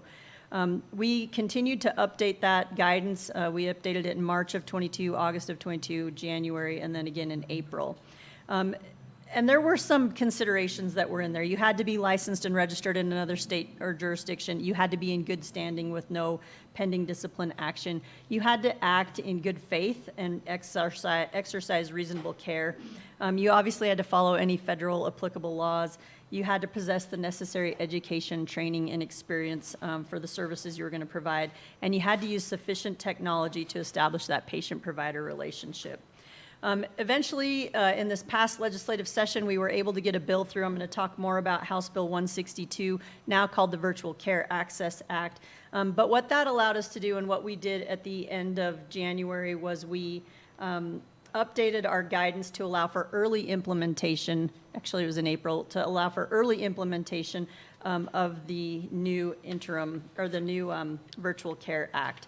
And we highlighted 4 points, and I'm going to hit those as I go through the act itself, so I'm not going to hit those now. But what I do want to say is, while the use of telehealth expanded greatly, what we did not see was, we didn't see complaints or discipline expand greatly, and certainly not in a proportional manner. So the question of, is this safe care? You know, so I mentioned some of the boards had some grave concerns about, who are these people coming into our state and providing this care, and are they going to do it the same way we do it, and that kind of thing. We didn't have patients complaining. Our complaint system is based, and our investigation system is based on complaints. So I do want to kind of put that out there. With just a couple minutes that I have left, I do want to talk about, as the pandemic has waned, how we moved forward. So there was a task force or work group, I'll call it, put together and led by the policy liaison, health policy liaison in our governor's office. And she was pretty clear with us that the goal was to get a bill that the governor could sign without being at odds with one group or the other, because there seemed to kind of be at least two camps, and maybe there were even more camps on where we should go with telehealth in Idaho. And he didn't want to be in a position where he was being asked to veto it by one group and sign it by another group. So she said, we really want to get something that we can all agree on. And so that work group included industry advocates, both at the national level and at the local level. Our professional associations, I'll specifically call out the Dental Association, the Medical Association, the Pharmacy Associations. We also included our hospital association, who had been trying to bring in respiratory therapists and intensivists and people to work in ICU, particularly during COVID. And of course, DOPL, as the regulatory boards, had a seat at the table. What we ended up with was one practice overall for all health professions in Idaho. We're not going to battle this in physical therapy and then battle it in psychology and then battle it in medicine. We just made one act that will cover all the professions. We have no technology modality restrictions. So there's a lot of talk about, you had to audio, video, audio and video, audio or video, that we don't have any technology modality restrictions. We do have some commonly accepted licensure exemptions that I'll call out. And we did establish, this bill did establish where the venue of care is, and that's important when it comes to the concerns related to discipline and enforcement. So what we landed with was the Idaho Virtual Care Access Act. It was House Bill 162, if you want to look it up. There's kind of two parts to it. The first thing that it touched was, there was a statutory definition in the Pharmacy Practice Act called the validity of a prescription drug order. And it already stated that in order to write a prescription, it had to be for a legitimate medical purpose, which included a patient evaluation adequate to establish diagnosis, identify underlying conditions, and any contraindications to treatment. What House Bill 162 added was that the relationship can be established through virtual care technologies as long as it satisfies the Idaho standard of care.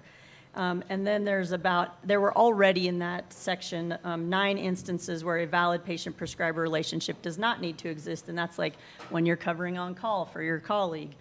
If you have the first visit and you need to write a prescription, they're scheduled for an appointment in 2 months, but they can't get in because they have to drive through the pass. So you could prescribe ahead of that. Emergencies, and then supervisions of others if you were signing off on a prescription for a PA or a nurse practitioner that you oversee. The call-outs that treatment was based solely on a static online questionnaire does not constitute a valid patient-prescriber relationship, and I think that's important. It was important to the stakeholders that a static online questionnaire does not constitute a valid patient-prescriber relationship. So I don't have much time, so I won't go through all of them, but I do want to say in the definition section, there's probably 3 important things. We defined provider, we defined what a static online questionnaire was, and we defined virtual care. So we're switching from calling it telehealth to virtual care. And in Idaho, that means technology-enabled healthcare, and it can be synchronous or asynchronous, and care is considered to be rendered at the patient, at where the location of the patient is at the time that the act is provided. We did deal with scope of practice, and we said that that scope of practice has to be within the provider's license and is subject to all laws and has to meet the Idaho standard of care. You'll see that Idaho community standard of care many times in the statute. For prescriptions, it did not expand or restrict what is already allowed by licensure boards. So if the thought was, I'm a prescribing psychologist, but my state doesn't allow it, but Idaho, like, you're limited to the same thing that you'd be allowed by the licensing board of our state. Continuity of care, so folks that established care ahead of time and then tried to do follow-up care across the state line. You said Du Bois, Wyoming. I'm thinking Du Bois, Idaho. Right, I was like, right. oh, she's providing telehealth into Idaho. Providing the continuity of care piece, one of the stakeholders groups really felt strongly about the fact that the provider had to give a method of contact for the provider of record. So there had been some opposition in that these folks who had received teledentistry, if I throw it out there, that they could not get a hold of the provider later if they had questions or problems. And so that is called out in the statute. Discipline, you must be in compliance with our state and federal laws and the Idaho Community Standard of Care, and state licensing boards are authorized to enforce the chapter. Services are deemed to occur at the location of the patient, as I mentioned. And then those exemptions, real quick, I want to call them out and I'm out of time.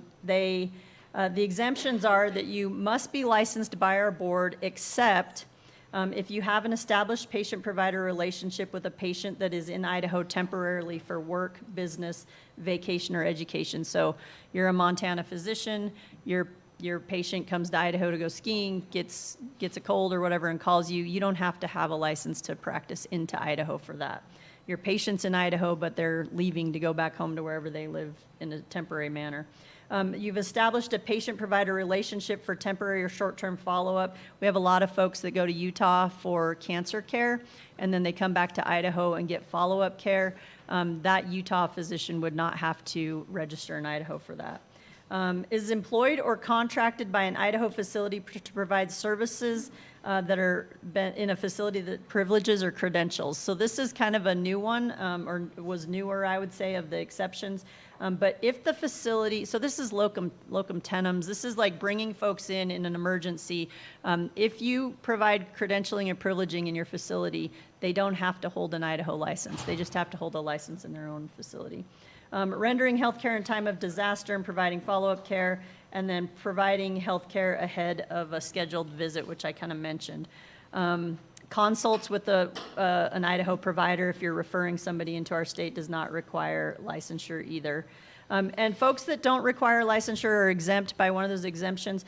By engaging in virtual care, they are consenting to our applicable laws and rules, our Idaho standard of care, the jurisdiction of our courts, and our licensing division and our licensing boards. And that's the authority that we need to take action if we do have somebody that's going rogue, if you want to call it that.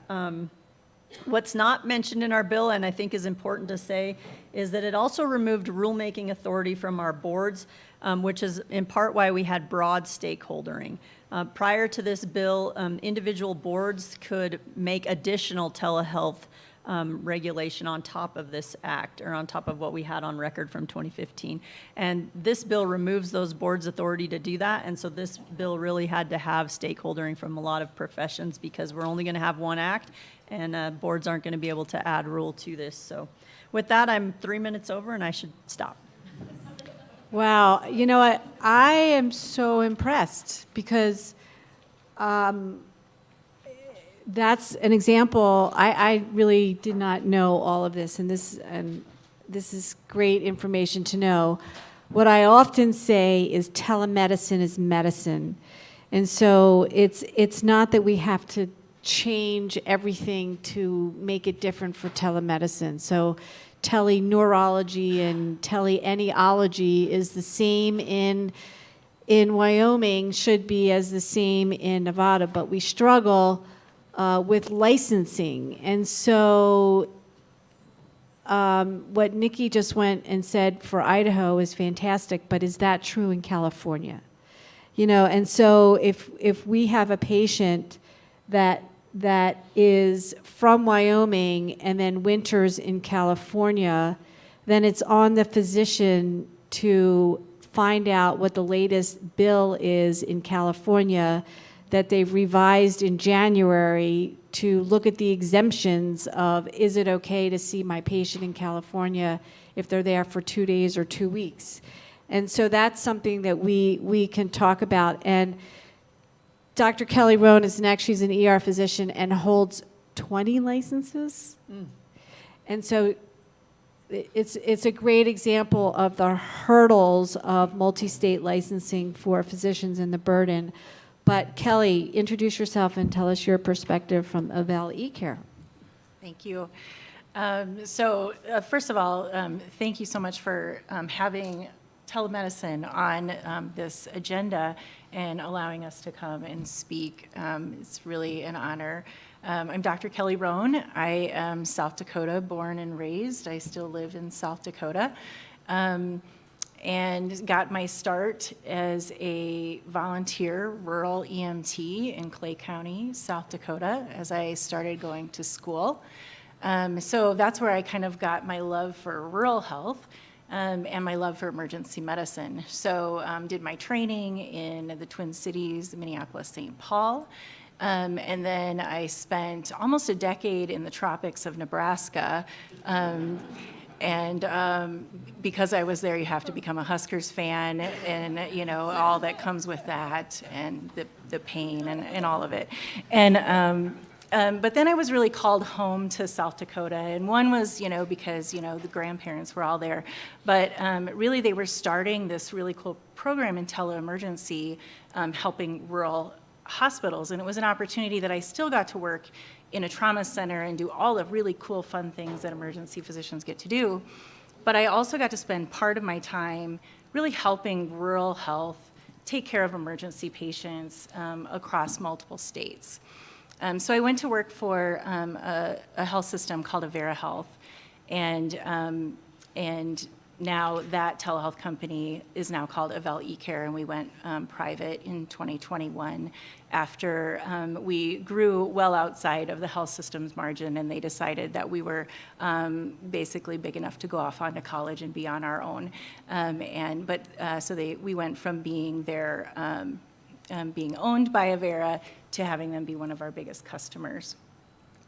But I want to take a little bit of time to really make you think about telehealth in a different way. You know, most of us think about telehealth and telemedicine as an appointment with a specialist, and it absolutely is that, and that's such an important part of telemedicine. But it also is seeing, just like Dr. Finkelstein was saying, it's really about patient-centered care and bringing the experts to the patient in the time that they need them. And so most of our programs are actually 24 hours a day, and they go out to where that patient is. And one of our big goals is to keep the patient locally when that makes sense, but also to help those local providers to take care of patients in the communities in which they live. And the other thing I would say is if you've ever been to a rural community critical access hospital or a frontier hospital, if you've been to one, you've been to one. They're all very, very different in what they can do. I take care of patients in some hospitals that at night I cannot get an x-ray. So maybe taking care of a stabbing patient and I can't get an x-ray, right? And some that you can get an MRI at 3 in the morning. Those are very, very different areas. And so the people that work with us have to be able to go from one to the other very seamlessly and sometimes within minutes. So we have multiple programs. Again, a lot of them are actually hospital-based. So we call ourselves a virtual hospital. We started out with those basic consults 30 plus years ago. We've been doing this for a long time. When you're from South Dakota, you have a lot of miles that you have to go through with a lot of weather, right? And so we knew very early on that we were going to have to use technology to be part of our story. So as part of that, we were as broadband kind of expanded, one of the things that we did very early on was telecritical care. So we were bringing critical care physicians into ICUs across our miles to help local physicians and local nurses to be able to care for those really sick patients and have critical care consults, and then to also help those physicians and nurses there to have some work-life balance. When you work in rural America, you are usually covering clinic during the day, you're doing consults, and then you're probably on call at night. And so we can take some of that load off of them when they need to have some time with their own families so that they will continue to live and work and see patients in rural America. So a lot of this is actually about recruitment and retention as well in our rural areas. So that was actually going swimmingly, and what many of our partner hospitals said, we really love what you're doing in the ICU space, but I don't really keep ICU patients because I don't have an ICU. I'm a small hospital, but what I really need help with is in our emergency departments. So we started a teleemergency center. We had some really nice grant funding in order to be able to do that, but we were tasked with saying, you can do this in your 4-state region, but you have to grow it outside of that in order to be sustainable. So we knew that we were going to have to, because we also needed to make it affordable, because rural hospitals have very tiny margins. And so we had to be able to do it so they could call us anytime, 24 hours a day, and we would give them emergency nurses and board-certified emergency physicians, no matter the size of the hospital. And so we're in some hospitals that are frontier, sometimes don't even have a provider part of the time. Many of our hospitals at night, that provider, whether that's a PA or nurse practitioner or primary care physician, they're home at night and are called in. So we're working with those nurses until they get there. Or if they are there, we're helping them to manage those patients. So we see a lot of the big, bad, and ugly and help them walk through those patients. We see at least 3 cardiac arrests. We do emergency airways every day. I've now, God forbid, delivered more babies over a camera in places that do not deliver babies. We just delivered breech twins. So, things like this in very small hospitals that people just end up in. You can have all of these terrible things that you think of that happen anywhere in our country, right? You can be part of a 3-car pileup, you can have an MI, you can have a stroke, and having those experts come to you and help that team to manage that is really, really important. We also do telepharmacy, so having pharmacists available to those hospitals. We have telehospitalists, so inpatient care, which was really important during the pandemic. Our small hospitals were really a huge part of our safety net during the pandemic, and some of them that normally would keep an average daily census of 3 were keeping an average daily census of 20 or more. And these were really sick patients. Many of those hospitals had never had a vent before, and so the state maybe rolled in a vent, but no training, right? So we were blessed to have also respiratory therapy as part of our program and being able to offer that as well. And then behavioral health, of course, doing behavioral health assessments on patients who are acutely suicidal in emergency departments, and having behavioral health nurses who do this every day to do that along with psychiatrists, so that if a patient does not meet and does not need to be admitted, we're still giving them treatment, and then we're setting them up with the local area either therapy or resources in order that they continue to get care. And one of the things that was really cool about that, we said, we've been doing this in emergency departments for a long time, but one of the kind of stakeholders in behavioral health are our police officers, right? And they don't feel comfortable. They're very good at de-escalation, but they do not feel comfortable making a lot of those calls. So we are now in the back of police cars on iPads, doing behavioral health assessments in patients' homes or in a park or wherever we're called to be there, And then we can do that behavioral health assessment, and that patient is not criminalized for their behavioral health problem. They're not put in handcuffs and put in the back of a police car and then taken to an emergency department. And 80% of the time, we're able to keep them at home and then set them up with local area resources. And the ones that need to be taken care of in a higher level of care, we're able to help them do that.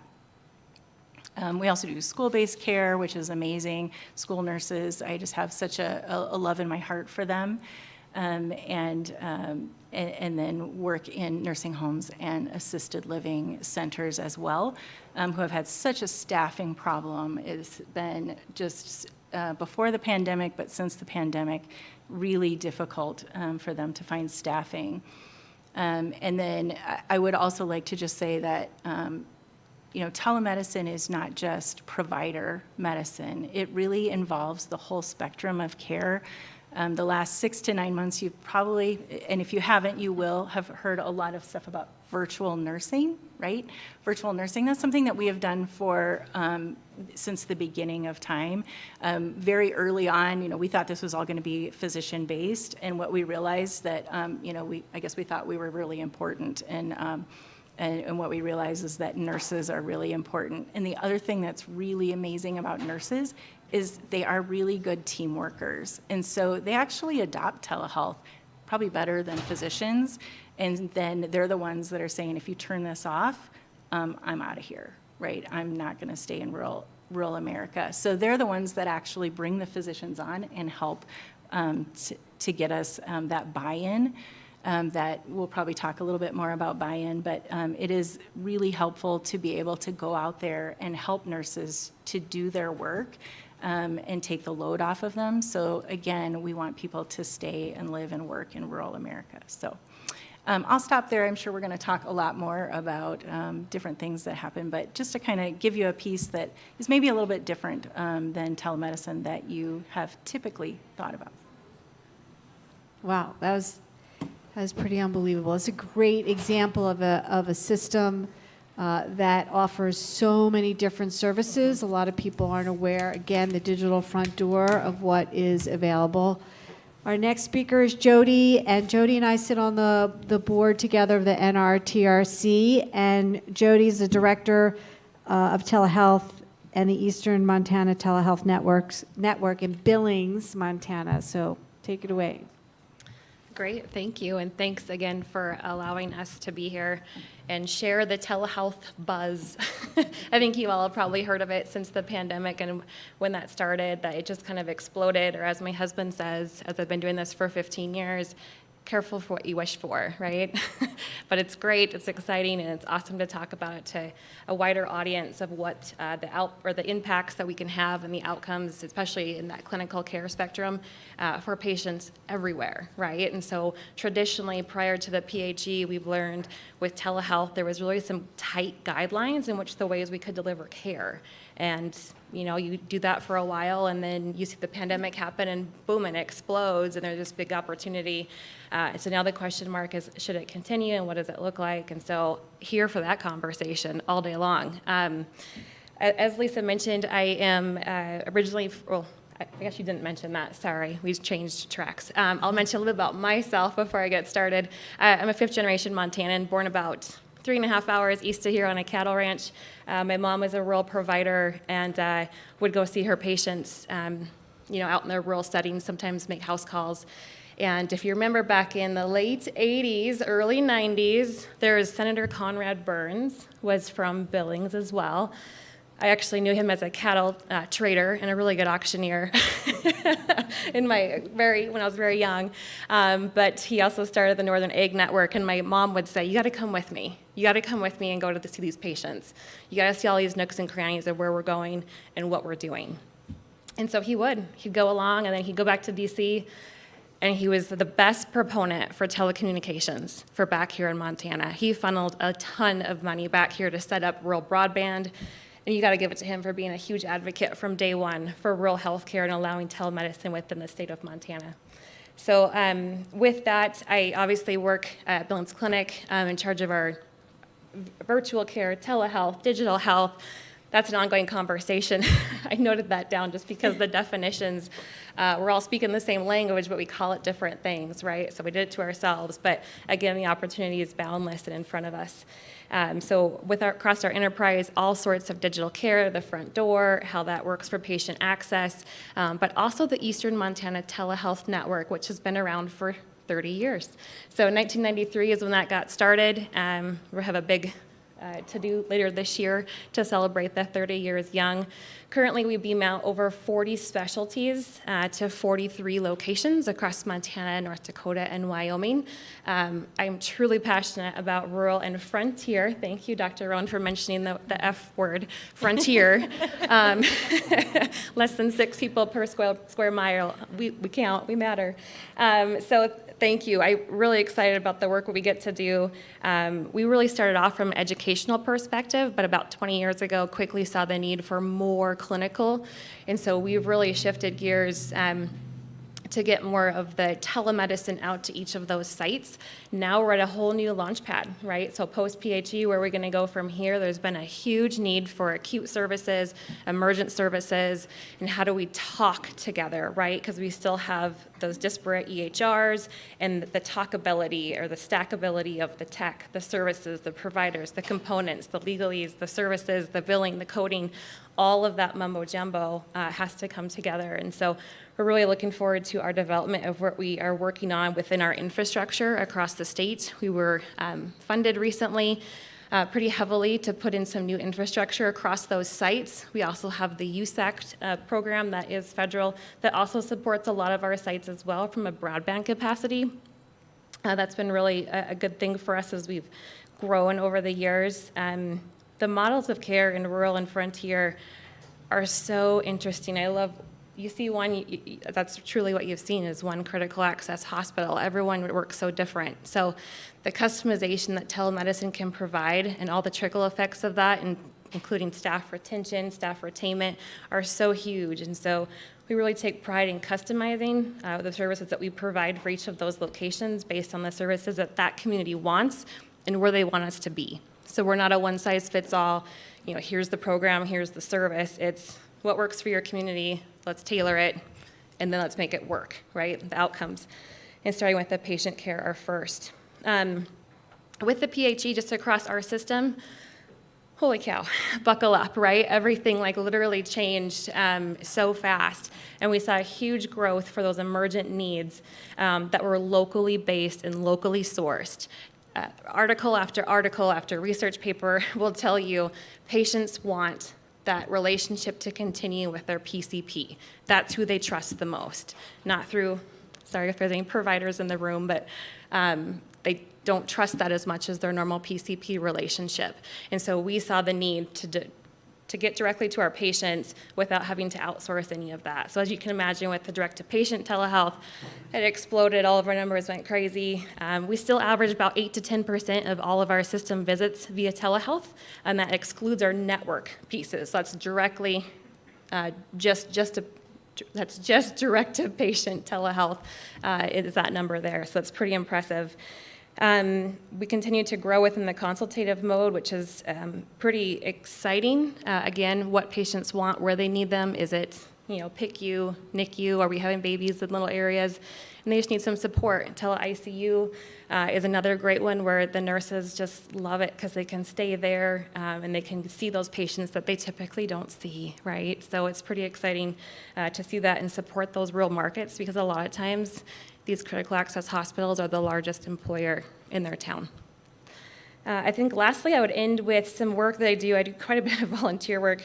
And one of them started as a labor of love in late 2019, prior to the pandemic. It was House Bill 43 that ultimately was passed by the Montana legislative session in 2021. That thing has been amazing. So for Montana, that has allowed us to include the definition of audio-only telehealth into the definition of telehealth, and so that really helps for those rural areas where they don't have the capability to have the audio and visual connection. If it's efficacious, they can have that visit via audio-only technologies, which has done wonders in the behavioral health world, as well as getting those providers into those patients to have them seen from their homes, right? So we're eliminating those barriers to be seen. So that was a huge win for us. It also eliminated that requirement for in-person relationship. It also set forth the continuation of the home as an eligible originating site, which is huge, again, to continue forward with that. So we're really excited about that. It passed unanimously through every reading and also through every vote. So I'm not for sure which one said it, but one legislator said, gosh, I don't think you can pass a bill on huckleberry pancakes through unanimously anymore, but we'll take it. So that was a huge win. We also had Senate Bill 357, which provided some parity for us with Montana Medicaid, and I've got to get a shout out. I'd be remiss if I didn't for all the years we've worked with Montana Medicaid, and they have been phenomenal. They understand that if that patient doesn't get that care in those rural areas, they're the one on the hook for paying for them to get to that higher level of care, which sometimes means a lot more or a negative outcome for the patient. So they have been phenomenal. We really appreciate them. But Senate Bill 357 was for us. I'll touch really briefly, too, on what we thought we had in the bag 10 years ago. Senate Bill 270 was a parity rule for Montana. The way it was written apparently has wiggle, so we thought we had payment parity or reimbursement parity and service parity wrapped in there together. Come to find out, there's wiggle. So this last legislative session, we took a swing at that, looking at the one that was probably leading that charge here right in front of me, but really tried to go back and take another swing at that reimbursement parity because it's so important for those patients that can be seen, that they can continue to get that care where they need it most and when they need it most. So we'll take another swing at that, but we'll also continue to fight for that definition that we thought we had in 2013. So more to come on that. I'm not for sure my time. I'll stop there. Sorry. Thanks. Yeah, this is incredibly complicated. So we're gonna, well, let me just ask, are there questions from the audience? Because I could throw out, 20 questions. Do we want to, right behind Lauren.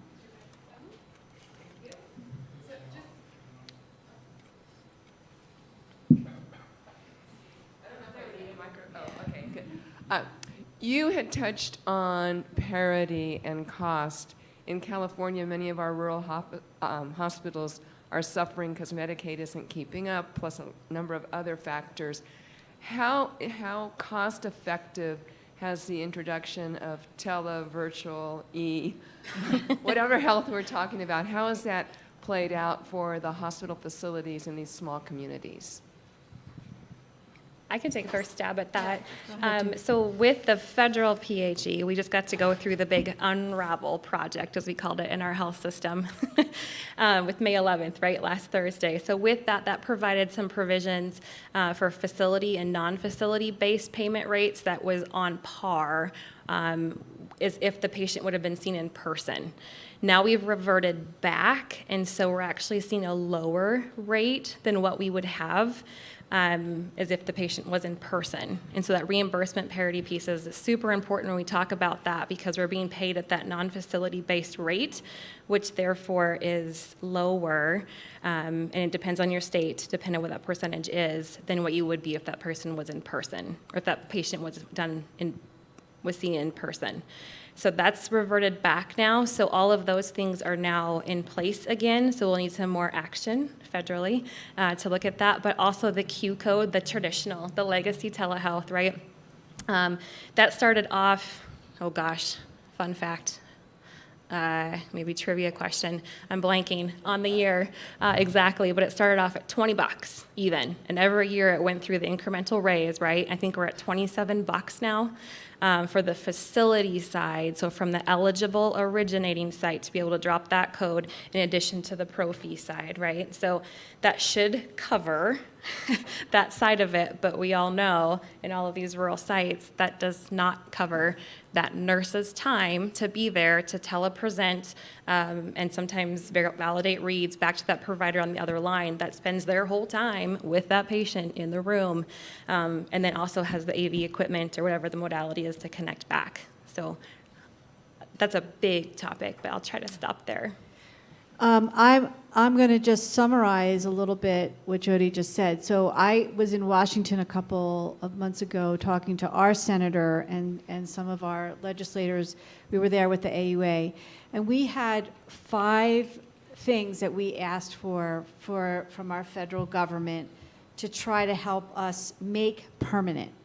So, we represent different states.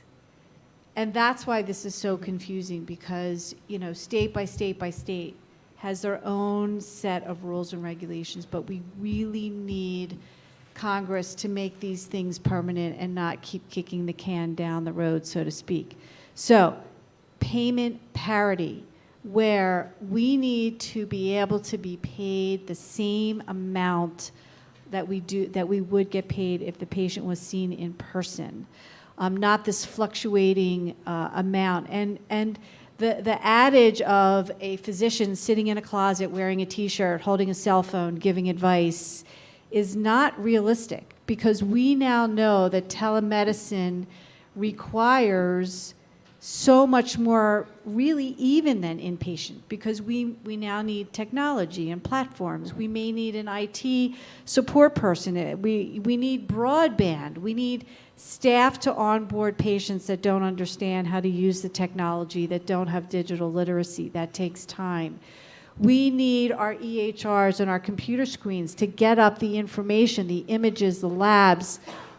You can see that it costs a lot of money to make telemedicine work. I mean, Jack was giving me an example he gave me permission to use with his girlfriend who was trying to access telemedicine and was having difficulty because her doctor could not get the imaging or the lab results or the test results on the screen at the time of telemedicine. So the point is, we need payment parity. We need the originating site barrier to be made to go down permanently, and we think that will happen where they don't have to go to a clinic. Remote supervision, where we can watch other providers perform things utilizing telemedicine, needs to be made permanent. Audio only, we also need to be able to provide as a true telemedicine visit and make those changes permanent. Real quickly, I just want to add that it's becoming so complicated now. We have the ability, as these guys know, to utilize what we call peripherals out in the field. So we have tele-stethoscopes, tele-otoscopes, high definition cameras. We have ophthalmologic equipment that sends unbelievable images. Radiology has been using telemedicine forever. We have pocket ultrasounds that physicians out in the field and in the back of ambulances and in ERs and in the wilderness have the ability to put their image on a cell phone and utilize telemedicine to experts that can read these images real-time, ultrasound, potentially look at pulmonary embolism, these are highly skilled physicians. So it's really endless, and we need our legislators and our policymakers to understand how big this is. We didn't even touch on AI.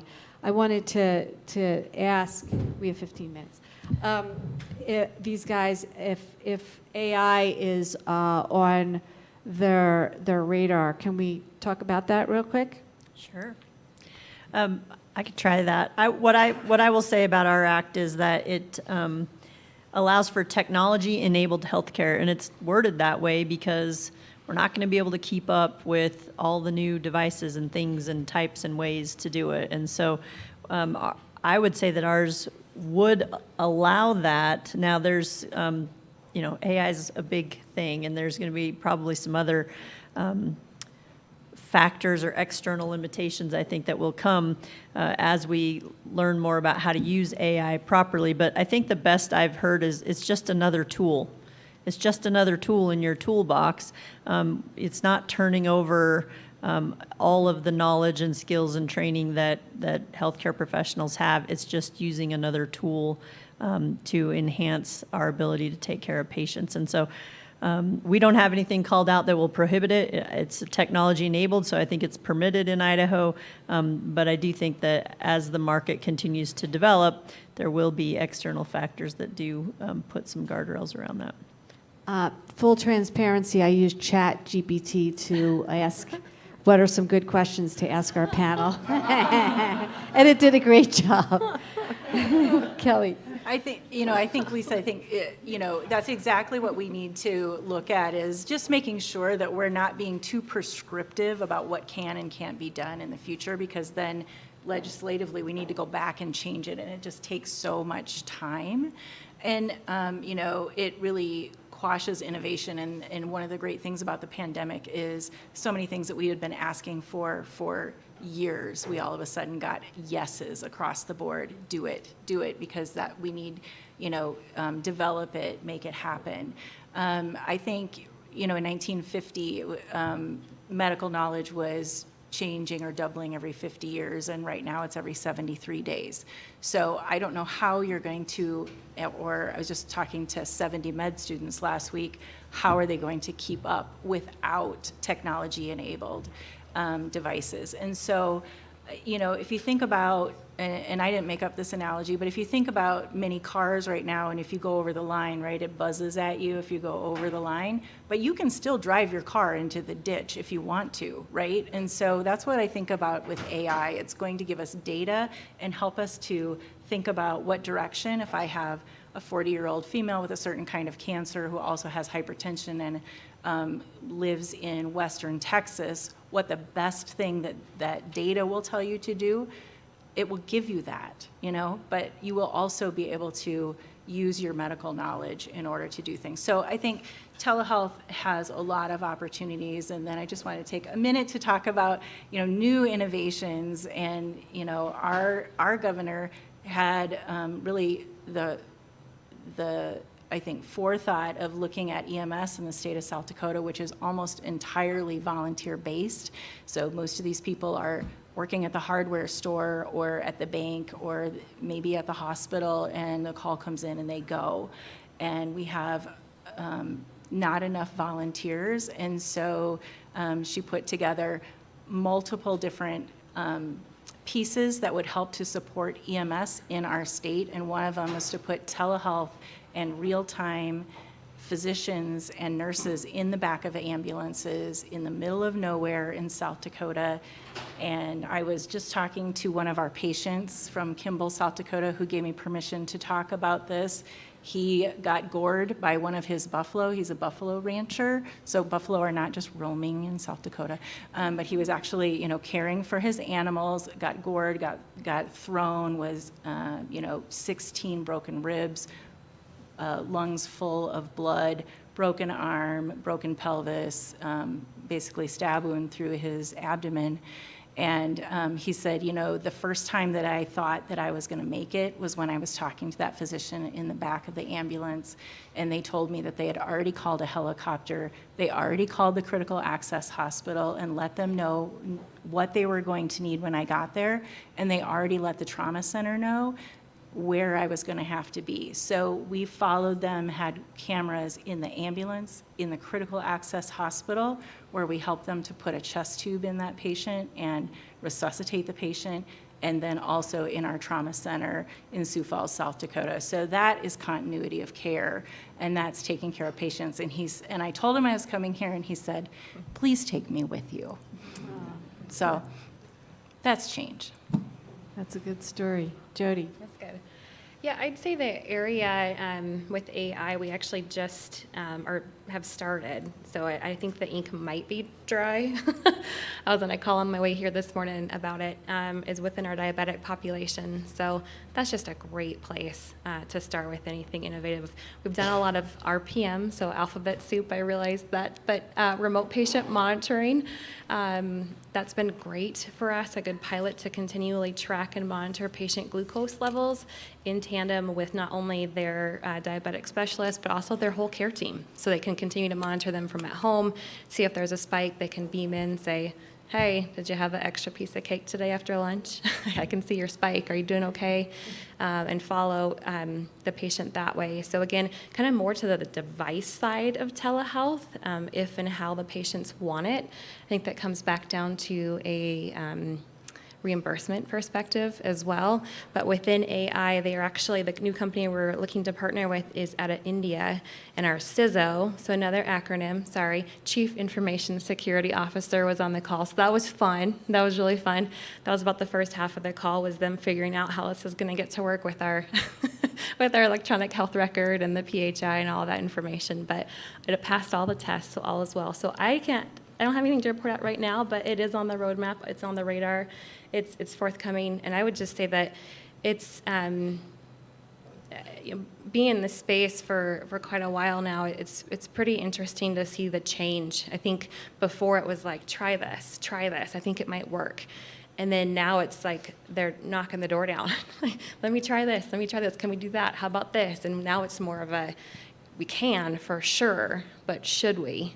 Does that make the most sense for that patient population, and is it sustainable, et cetera, et cetera. So what a cool space we get to be in. I think we look back the last 30 years for our network's perspective and where we've come, and looking around the room and the place we get to go now the next 30 years. How cool. Well, my husband and I talk about going back to having just a landline at our house for our kids.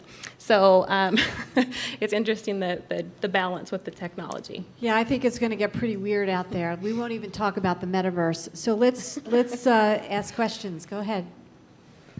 Thank you so much for the presentation. Again, Cody Stone with Montana State University Extension. Mental and behavioral health is of vast importance across the spectrum, particularly in some of our rural and frontier and tribal populations as well, so thanks for bringing that up as well.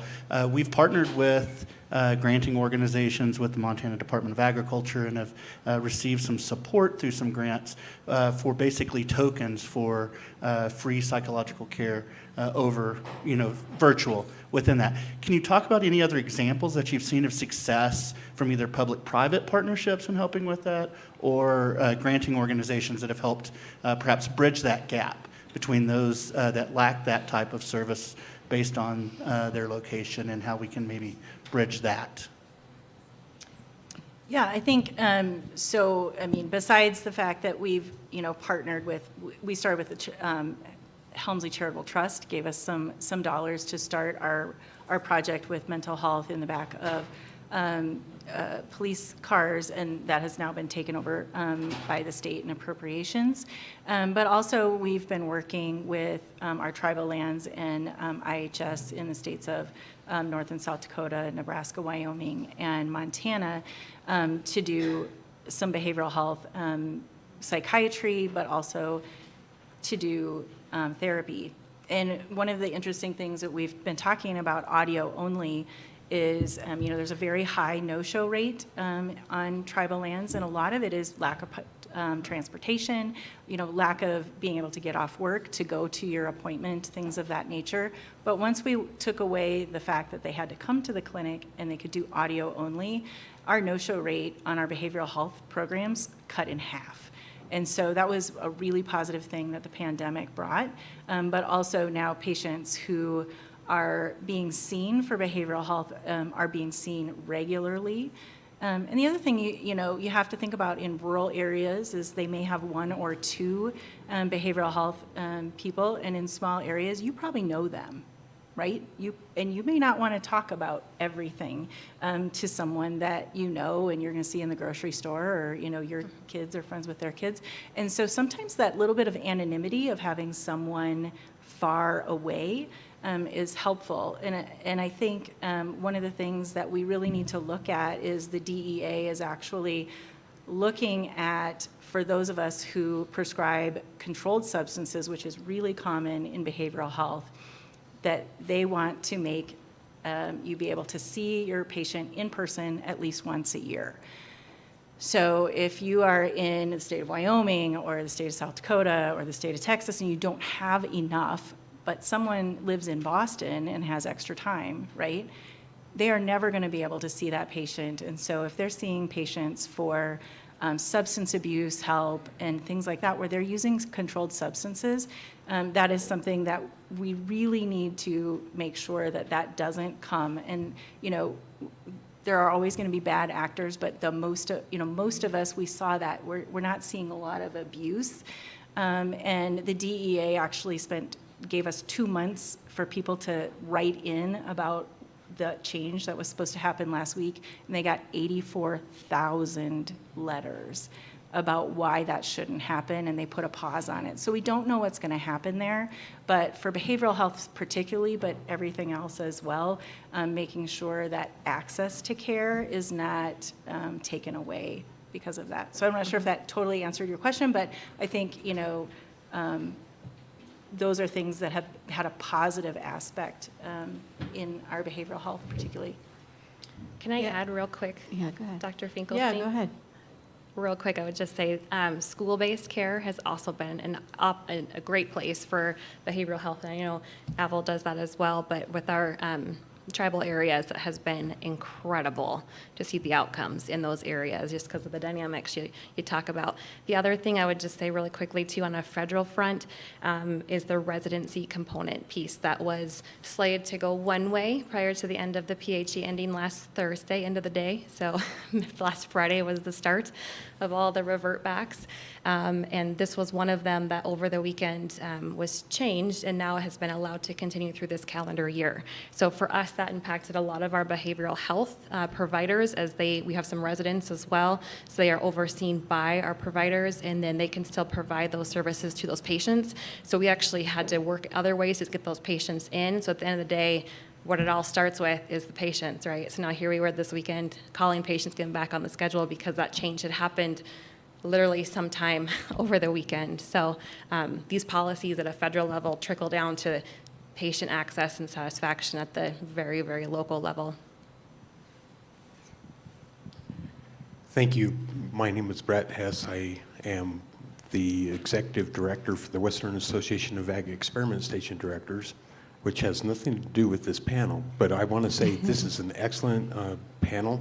And so my question originally was about adoption, especially in light of early comments and the resistance by the traditional medical professionals.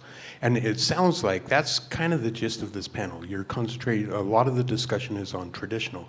So my question originally was adoption by concierge service providers.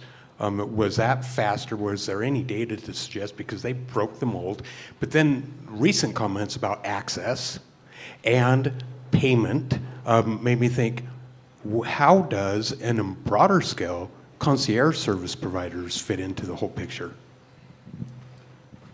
I can start with that. Yeah, so the model of direct primary care and concierge medicine, you're right. They were one of the forerunners because they utilized this. And what they're about, which is I think where things are headed, is asynchronous telemedicine. So what they've done is, because a lot of them are cash-based and they don't have to go through private payers and CMS and all the you-know-what BS from our messed up healthcare system, I had to say that, is that it allows direct communication between the provider and the patient, which is how it should be, right? To remove all the BS that has to happen between, you know, the rules and regulations. So if a patient has a rash or has a lesion or you know, one of my favorite tools is TytoCare. Do you guys use TytoCare? Use Tyto. So TytoCare is a great example of a handheld.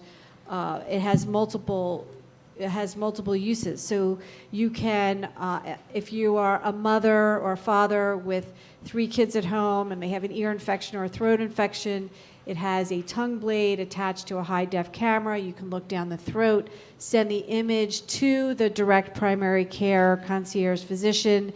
They don't actually have to do it real-time, synchronous. It can be asynchronous. So when it's convenient for the patient and it's convenient for the physician, they can look at these pictures and send, give them a diagnosis or send a prescription electronically. So yes, concierge direct primary care is one way that physicians have thrown up their hands and say, I am madder in hell, I'm not taking it anymore, I'm going out on my own, I want to see my patients and have that established relationship.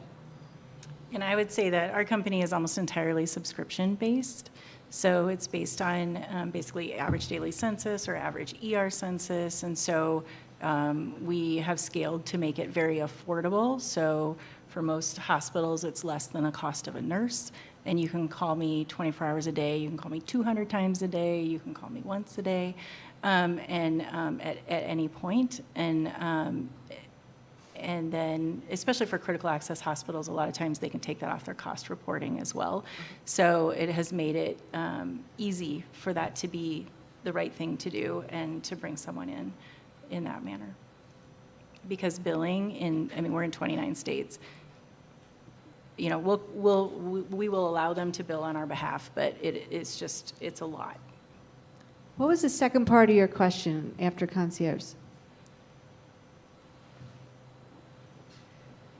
Sorry, at first it was just adoption. So you addressed that, and then Okay. I was more interested on a broader scale, you know, so I think that was the answer to just how concierge services might fit into it. One point that had not been addressed, though, was since you'd mentioned copay or payments and receipt of payments for telemedicine, virtual medicine, the subscription model is one way to get around that, but insurance doesn't pay for that. And so I'm just curious what efforts might be underway to make it more equitable for the physicians who are offering care and trying to do the right thing to receive the same type of benefits that you might in a traditional setting. I would say you need to send letters to your payers and our government and talk about those very real issues of payment and co-payments and how to take away those barriers. Because really, I think what the data is starting to come out. Although the private payers are always reluctant to share their information, but I think the elephant in the room is that telehealth and digital health is a huge cost savings to these companies. And they're not sharing in that, in that pot of the pie. So it really has to come from the patients to say, you guys need to be offering these services ubiquitously and pay for them and have it as a benefit. Any other, we could go on and on and on for hours. Are there any other questions, and then we'll end it? Jack's like, no. Okay, I think we're done. All right, thanks, guys. Thank you.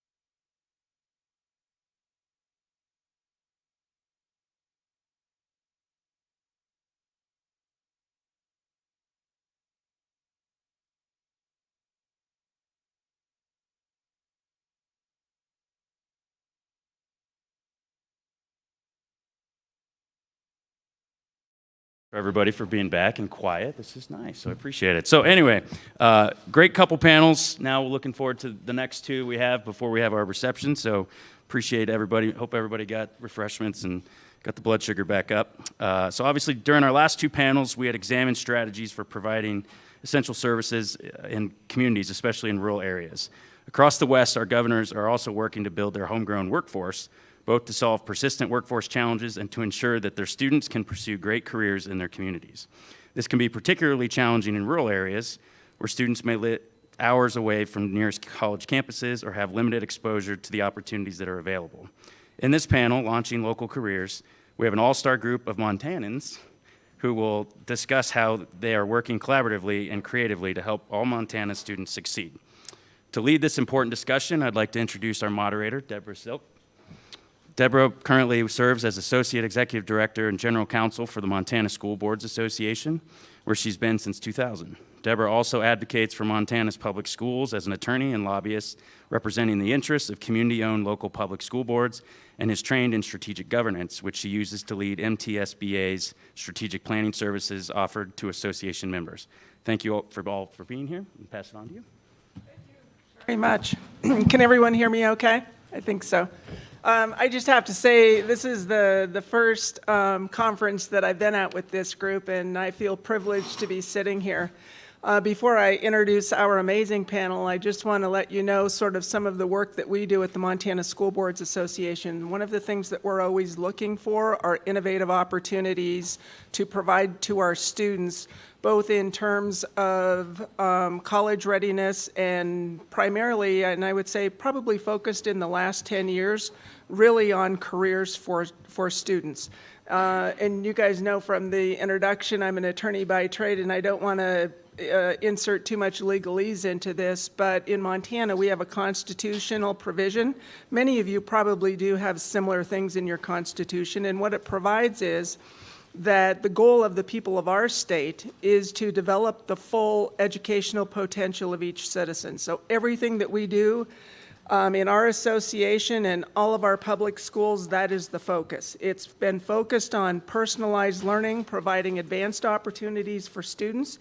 And I would say over the last decade, probably since 2013, is where we really started paying attention to this, where we went to a proficiency-based model of education.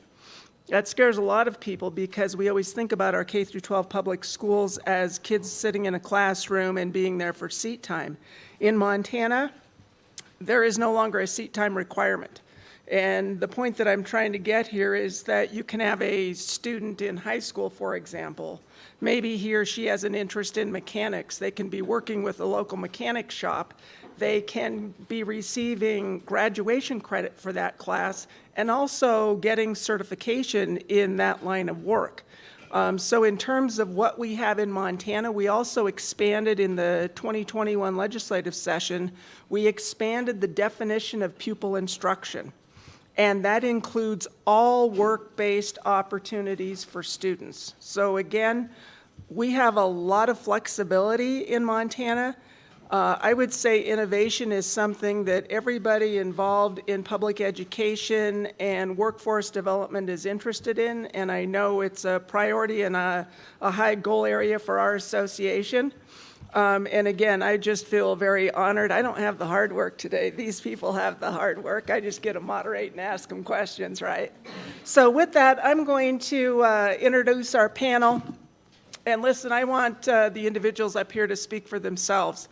So by way of introduction, we have Sarah Swanson. I first met Sarah when she was the Chief of Staff at the Office of Public Instruction. I found out later that Sarah actually grew up in Glasgow and learned yesterday that we have mutual friends from Glasgow. Glasgow, for some of you that don't know, it's up in the northeastern part of the state. I know that Sarah has an amazing background, a successful business owner. She's always been involved and engaged with and has a passion for our rural communities in Montana and providing educational opportunities for students. She is currently working with and for Governor Gianforte's administration as the Director of Strategic Engagement. That really is the bridge between education and our workforce. So Sarah is an amazing person. And again, I think that I'll let you tell your own story. We also have Ron Slinger.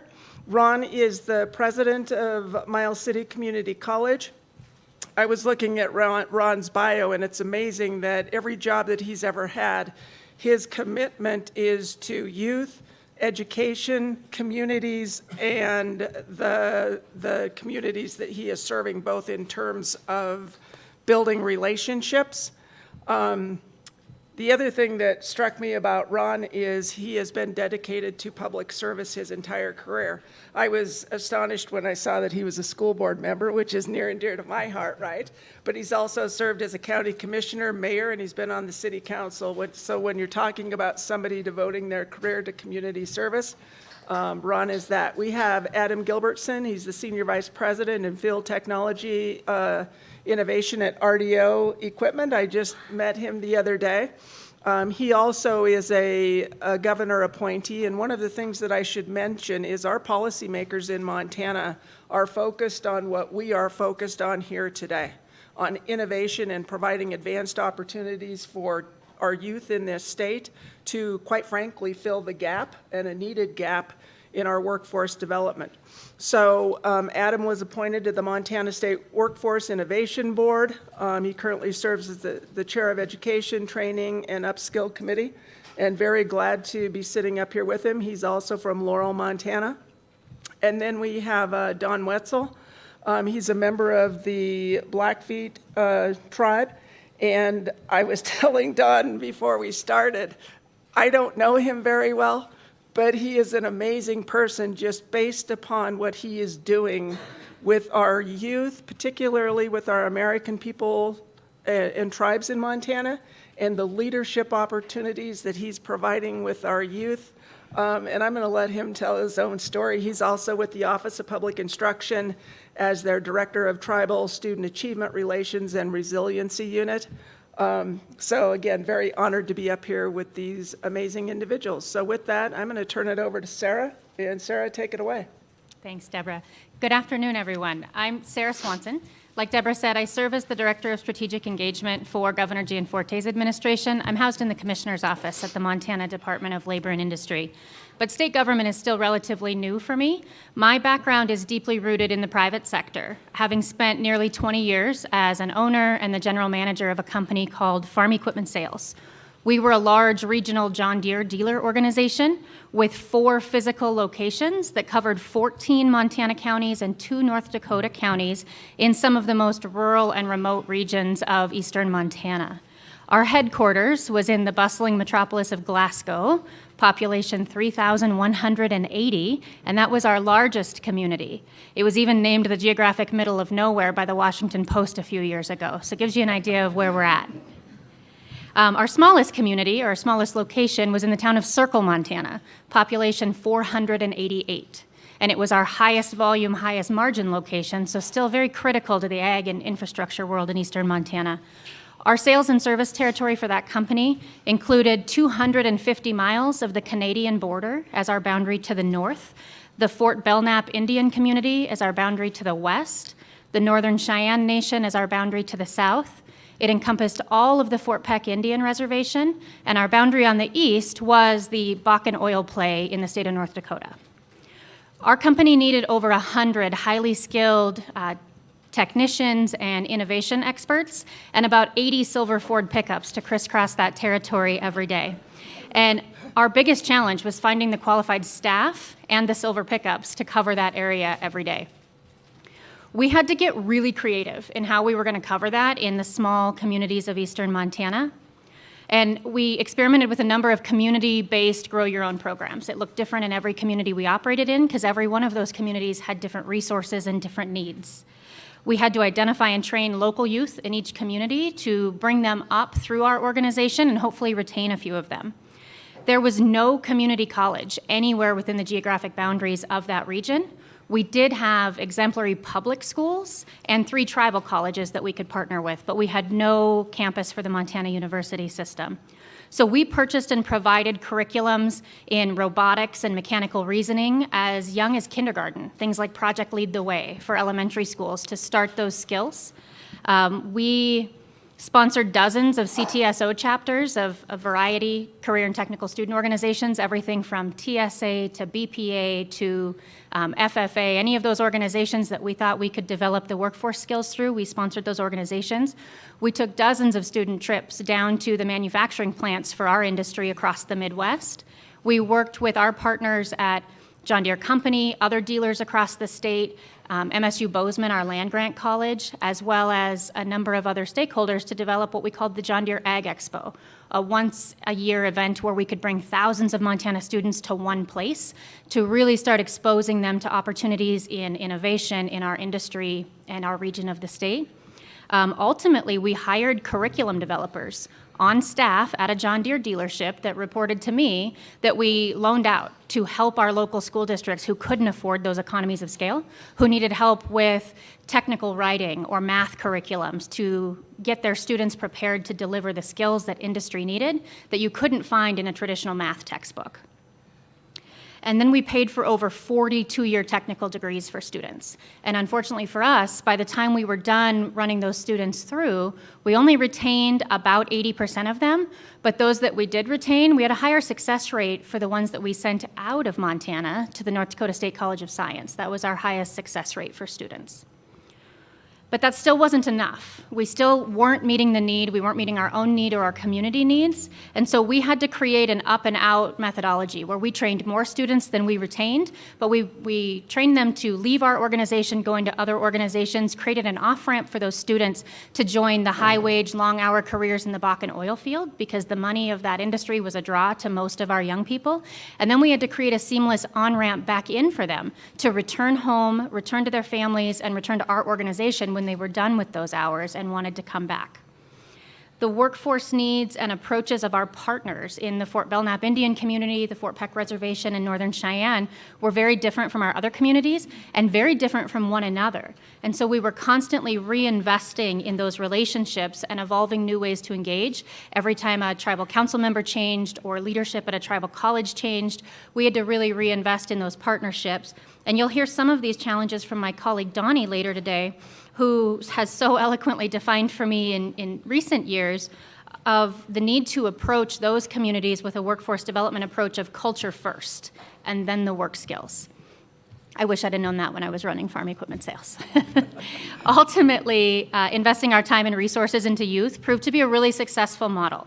We did become an employer of choice in our region, and we had more young people seeking work-based learning opportunities from our company than we ultimately had positions for those students.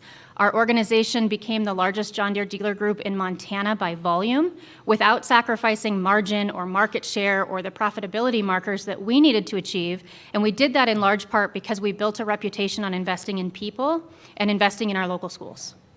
After selling farm equipment sales in 2018, I tried to retire. My children would tell you that was a terrible idea for everybody.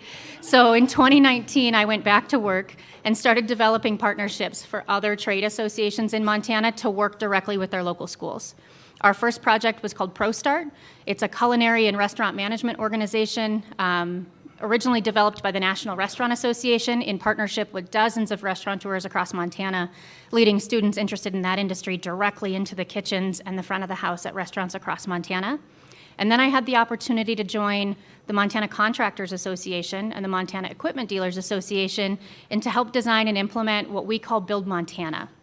That was a high school work-based learning program developed during COVID that introduces young people to the high-tech heavy equipment industry by taking them out of their classroom using that freed seat time and really leveraging the industry classroom on-site at an employer where that technology and equipment and innovation lives, the kind of technology that a school district could never afford, but we can utilize it with our industry partners in their workshops. The students graduate programs like Build Montana with career credentials from companies like Volvo, Caterpillar, John Deere. They can go direct to work, or they can join one of our higher ed institutions and continue on their knowledge. My colleague Adam will tell you much more about the development and continued success of that program later today. After building out those industry pathways, I joined state service as the Chief of Staff at the Montana Office of Public Instruction, our Department of Public Ed here in Montana. And I focused on key legislative and rulemaking opportunities, ways that we could modernize and laser focus our education system on personalized and proficiency learning pathways for each student, but utilizing CTE pathways as the rigorous yet equivalent academic pathway that they are. They're not an alternative, they're not less than, they're not an extra step that a student can do. They are equivalent to a traditional academic pathway, and really leveraging that ability for our schools and our students to recognize that opportunity. In critical industries like construction, manufacturing, healthcare, and high tech, building out those partnerships with our schools for students, and really recognizing the academic equivalency that a student can achieve in a work-based learning environment outside of the traditional school. From there, I joined the Gianforte administration, where I sit now, where I work as the Director of Strategic Engagement, bringing this focused partnership not only to our public schools, universities, and tribal colleges, but bringing our industry partners along with us. Whenever we hear Governor Gianforte speak on this work, we always hear him say, industry has to invest. Well, with my background, I know that industry is ready and willing to invest. They just don't know how or where to make that first phone call and where to write the check. That's the basis of this work in our office at the Department of Labor, connecting targeted industry investment throughout secondary and post-secondary institutions to drive actual achievement for our students. We look at it from the perspective that the time for job shadowing is behind us. This isn't about job shadowing or just exploring careers. It's about focused on the robust work-based learning environments available to our students where they can achieve stackable credentials and certificates that they can take with them, either into higher education or into the workforce, but an actual achievement that the student can earn, not just exploration. We've spent the last several years across Montana making the case for change, building consensus and coalitions around the need to change our approach to educating young people based on actual student achievement data and actual student outcomes. We know that every May, we graduate approximately 14,000 students in Montana, and we know that by fall, half of them do not enter a college or a university and do not join the military. We're turning them loose on our economy with no credential, no skill, and no path to a self-sustaining wage. So we've adapted a new mindset in Montana. We really view the education pathway like an interstate with dozens of on-ramps and off-ramps from kindergarten into adulthood, where a student can get on at those traditional intersections or those traditional on-ramps of elementary school, middle school, high school. They can still get on at community college or higher ed, but they can also get off anywhere they want to along the way through work-based learning and career credential pathways, and they can get off for any length of time. For example, you'll hear from my colleague, Mr. Slinger from Miles Community College, how we created off-ramps for a number of rural Montana students in the healthcare industry to get their CNA license and fill critical staff shortages in rural nursing homes while they're still in high school.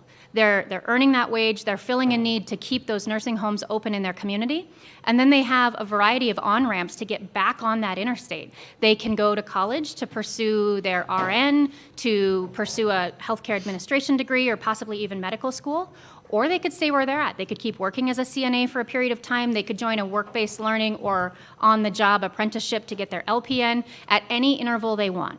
So by adopting this interstate approach, along with personalized and proficiency-based learning for each of our students, we think we're finally able to fulfill that constitutional mandate Deb mentioned, making sure that every single one of our students has an opportunity to achieve their highest educational potential wherever and whenever they choose. Jump in? Yes, thank you. That was excellent. Well, I knew that was going to happen.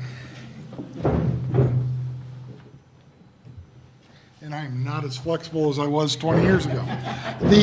First of all, it's an absolute pleasure to be here with you today. My name is Ron Slinger. I have the honor of being the 9th president of Miles Community College. I'll give you a little background on Miles. Miles serves a very large area. If I would have been president when Sarah owned that company, we would have been her community college. So we serve all the way up, 16 counties, and actually it ends up being darn near 50,000 square miles is the area we try to serve. So we go all the way up to Canada, down to Wyoming, North Dakota, South Dakota border, and then about a third of the state over towards Billings. So you want to talk about rural and frontier service, that's what we do. We have some high schools that literally have one senior that we are working with, and most of the time we can recruit them. So I will tell you this. So we put this up, and I'll get to that in 1 second. So I also have the honor of serving on several statewide boards. One of them is the Montana Chamber of Commerce. A couple years ago, they did a survey of over 1,000 businesses. That survey came back and it told you exactly what you think it would say, is that workforce is their biggest problem, but it didn't say that they were lacking technical skills. What it said was soft skills, all of those things, right? We could have told them that, right? So I come back from that meeting and I said to my team at the college, I said, every student that graduates from Miles Community College is going to be job ready. I want these skills that they've identified in this survey, I want to take that feedback and embed it in our courses, embed it somehow, figure it out, I don't care, I just want it embedded, and I want to be able to say that everybody has these skills. Well, they did a great job.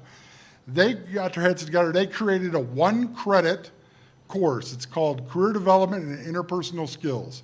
You'll see this, the course topics here. So clearly, there's some career development aspect to it. It's, trying to figure out what you might want to do, career exploration, resume writing, interview skills. But the things that are really important are the emotional intelligence, time management, effective communication, conflict resolution, teamwork. Basically, they learn how to play well together in a sandbox when they go to the workforce, okay? We launched this class last fall with our own students in all of our career tech ed programs. The feedback we received from our own students was phenomenal. They literally said to us, no one's ever told us this before. I feel really ready to go to work. I think I understand what an expectation is of an employer is now, okay? So about October, I was reading these feedback from our students, and I just looked at our team and I said, listen, this is crazy that this is the first time they've seen this or heard this stuff. We need to get this in the high schools. So we try to develop, how do we do that, right? So we created a program called the Opportunity to Realize program, where we identified the 40 school districts in eastern Montana that we are targeting to partner with. We want to embed this class in their school districts. And when I say embed, I mean we want them to guarantee that as a junior at least, they take this course. They make it part of their pathway. We provide it for free, and it's distance learning. And they can do this at no cost to them, no cost to the students or to the families.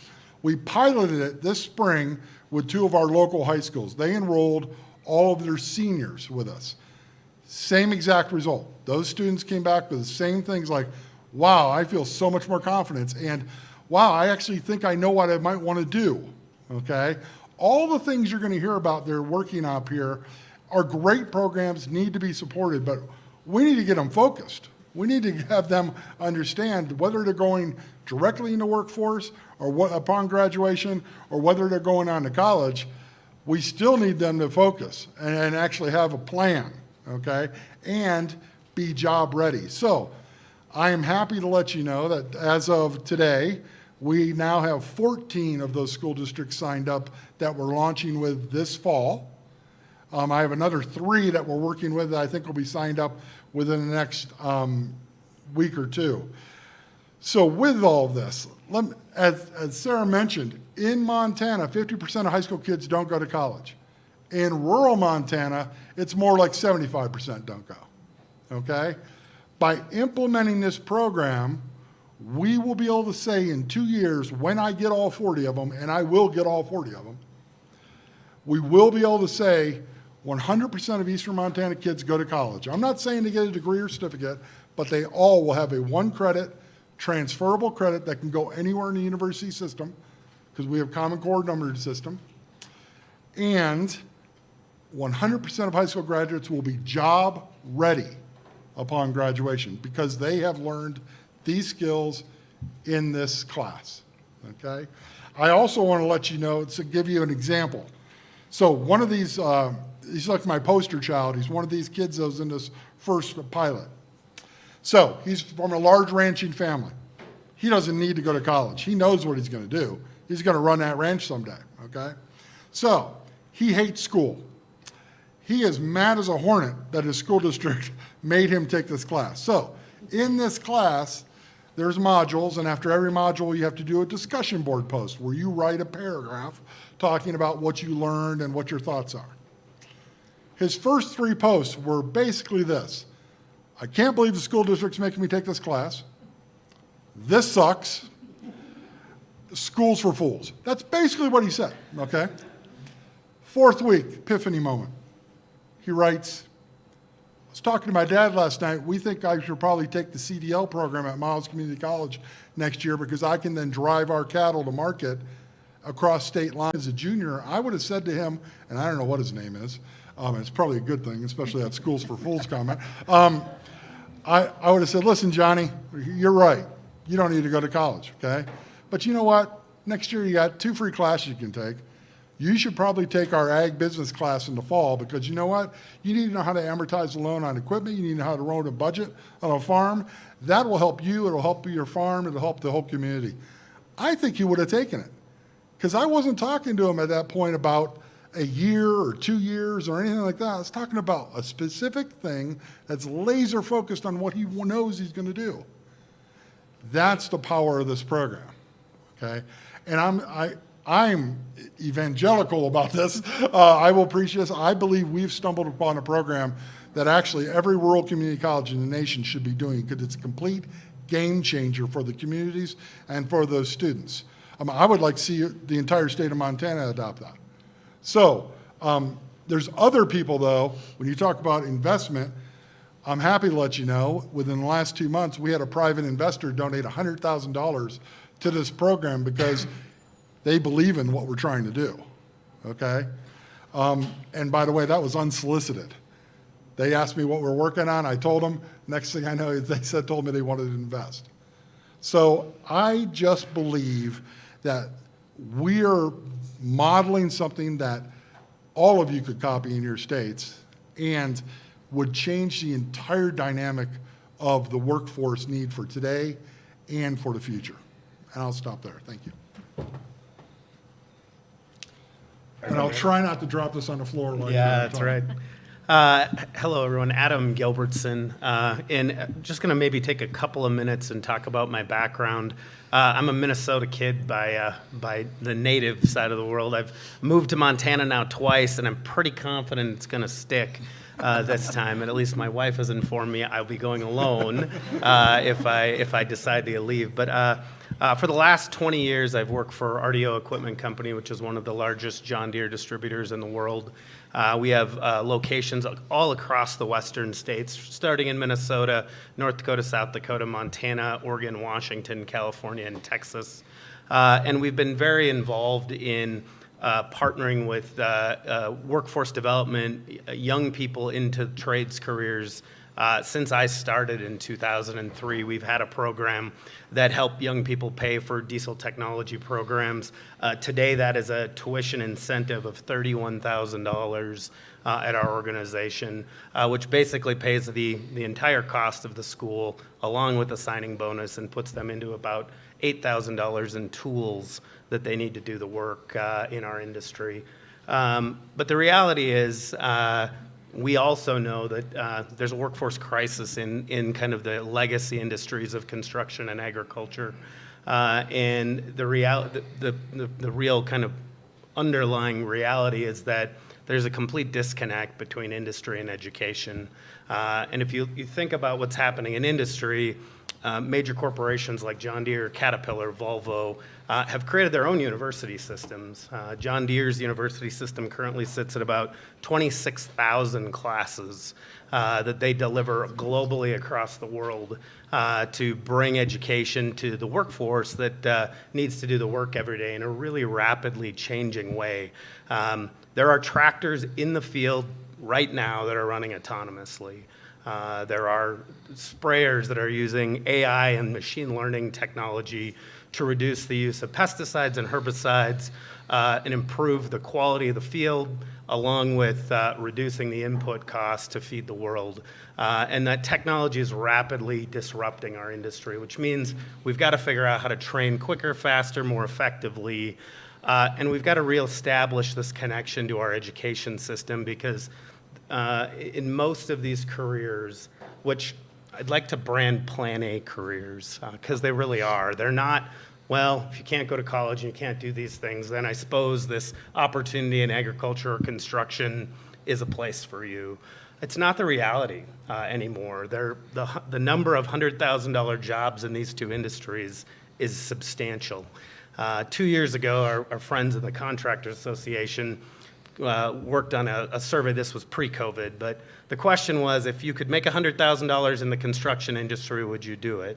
And 36% of the kids said yes. You think about that. Great career, great opportunity, stay home generally, have the opportunity to make a very secure financial living, and we get less than half of the kids. Fairly, if you're looking at the glass half empty, it's fairly frustrating. Our executive director of the contractors in Montana said, show me the 36%. We'd love to start there. And so in the middle of a pandemic, the Contractors Association and the Equipment Dealers Association literally in April of 2020 approved a joint partnership to build a workforce development program called Build Montana in the state to help drive young people into the careers that are here and available in Montana. And we did it in a way that said, if we can partner with the school and come in and be there in the classroom, as well as putting real on-the-job experiences together for the young people to see what a career in our industry looks like, we'll have a better opportunity to put that into play. Sarah and her group, as we were starting this process, the stories of how they use John Deere University in a one-by-one individualized or customized application in northwestern Montana to bring a student into a trades career was kind of the foundation we used, along with, and I'll give a little credit to senator, representative, depending on which time of his political career, but Senator Lou Jones has been really key in this effort of creating the proficiency-based language in law here in Montana that allows a school district to declare proficiency and put a kid in the field and be flexible instead of being stuck in the classroom every day learning. And so we've had the opportunity to use that to kind of grow from that into a program that allows two trade organizations that have 300-400 businesses here in the state of Montana to put a program together to get into the school and partner with the district. And so in March of 2020, we approved this and we put our first class in place in Billings, Montana, that consisted of 6 young people. Think about when that was. The first year back to school after the pandemic, Montana was just opening up. Most other states were still in a virtual environment. We had the opportunity to be in the classroom with these young people. And we started with safety. So they come out of the course now and they're certified in the first week in OSHA 10. So there's a credential that young person can take into the workforce that's important to their growth and the ability to prove that they're employable. The second opportunity, we integrated John Deere University into this process and basically used the level 1 technician curriculum that helps understand hydraulics, electronics, powertrains, undercarriage. We put a degree in 3D machine control, or a course load in 3D machine control, which is becoming very, very important in how the work gets done in construction today. And then another sector, or a section on unmanned aerial vehicles in construction. So capture them a little bit with technology, some really cool things going on in that space in construction. But they go through this online component of this first, and then come to the dealerships for the hands-on of, okay, how do I apply what I learned online on the machine theory and how the machine operates. And then we teach them how it works, how you maintain it daily. And then from there, with the partnership with the contractors, we go to the field, and now the machines are working in the field, and we have the opportunity to show them how a paving operation works, how an aggregate or quarry operation makes very large rocks into very small rocks every day, which is really important for the infrastructure we're building. They go to site development. They get a chance to see bridge work. They learn what a concrete emplacement looks like on a project. And all along the way, they're engaging with different leaders, different operators, different people in a number of different companies to see those opportunities firsthand and what a career in these industries can look like. Our first year, we had 2 young men, O'Shea and William Afraid-A-Bear, who kind of stood out in the class. Most importantly, they were incredibly quiet when they started. They had both been at Walmart and were working together there. They'd come from an Indian reservation just south of Billings and had been not really sure where their careers were going to go. Through the course of this 8-week program, they had the opportunity to show up every day, take part. They were very, very attentive, very involved in that process. And one of the general managers from Knife River, who was actually leading the teaching, and I think I'll probably emphasize that, how important it is for industry to partner in this process, had the chance to experience how they showed up every day. At the end of the class, they graduated and weren't 100% sure where they were headed. And Hal asked his team, we've got these 2 operator positions for 2 40-ton haul trucks that we can't fill. We need that to happen this summer. Tell me why William and O'Shea can't fill those roles.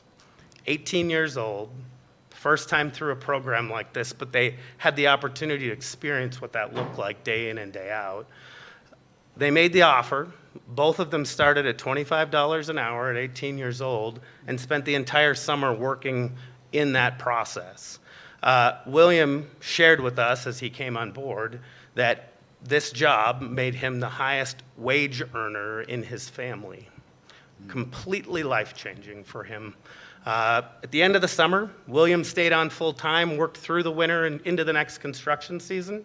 O'Shea made the decision to go to the University of Montana in Missoula, an opportunity that I'm not confident, had he not had the opportunity to go through a program like this, he'd had the confidence to jump into. The end of year 2, William decided to follow his friend to the university and is going through now another path, which is great for him, and we're hoping someday he'll come back to the industry. But over the course of the last 3 years, we've now graduated 3 classes. In fact, on Friday, the 3rd class of 13 will graduate from Billings. The end of the day, last Friday, the last kind of project they went through, there was over $2 million in construction equipment and technology on site for their Dig It Day as they laid out a project and dug it as the kind of the culminating portion of that project. Had the opportunity to see the latest and greatest technology, put it to work, and now there are 6 companies in Billings that are partnered together in this process. So I mentioned at first that John Deere University was kind of the first in, but now Volvo and Caterpillar have crosswalked their curriculum into this program, and now both of those businesses in Billings are also partnering in this process, taking young people into their pathway in the school, and then we bring them all together in these construction experiences. So it's a different way of looking at the world. It's certainly a lot of work, so I'm not gonna kid you, this isn't easy, but we've got to reconnect these pathways, and this has been a really good way for us to do that. The contractors are committed to this at a level that I've never seen. In January at their annual convention, they raised $104,000 selling dessert to fund this program. And continuing to show that commitment from the industry and what it means as we go forward to connect Montana kids to careers here in the state.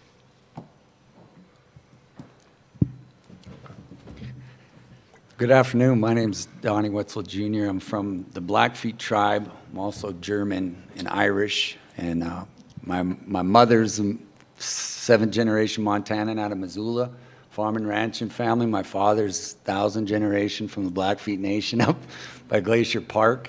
And I'm really honored to be here and to ask to come and share some of the work that we're doing. I'll introduce you in my Blackfeet as well. I'm working on these things, and these are things that our kids are really interested in. So, Oki Natanaku, Sikamiota, Amskapi Pakani. It's good to see you guys. So I just said hello, good day to you. My Blackfeet name is Black Horse. So that was given to me by George Kicking Woman, who's one of our elders from the Blackfeet tribe. So today I wanted to share some of the initiatives, and I'm very grateful that the Superintendent Arntzen let me come down and sit here and share some of our work out of our tribal relations. It just changed because we absorbed another unit, so it's now Tribal Student Achievement Relations and Resiliency. So I have, within our unit, I have a tribal youth coordinator that focuses on our tribal youth. I have 2 Indian student achievement specialists that are really focusing on some of the wellness, and I really appreciate the telehealth work that was previous. We got, you know, the brain can't learn when it's stuck in trauma, and sometimes we have a lot of that happening. So my past was in suicide prevention. So I've always looked at education to get ahead of that and to build strong young men and women going forward instead of repairing them when they're a little bit older and a little bit more damaged. So we also have a language and culture specialist. That's a big piece of what I'll share as well. And we're just trying our best to get as much of the voices at the table from Indian country.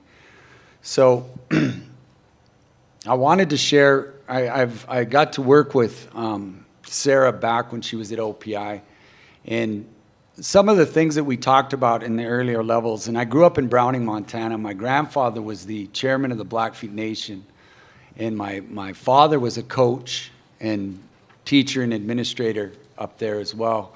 And they taught me this great strength and belief in who and what I was. And as you see, I'm light-skinned, but I never had any issue of understanding my identity. So I graduated up around Fort Belknap in Harlem.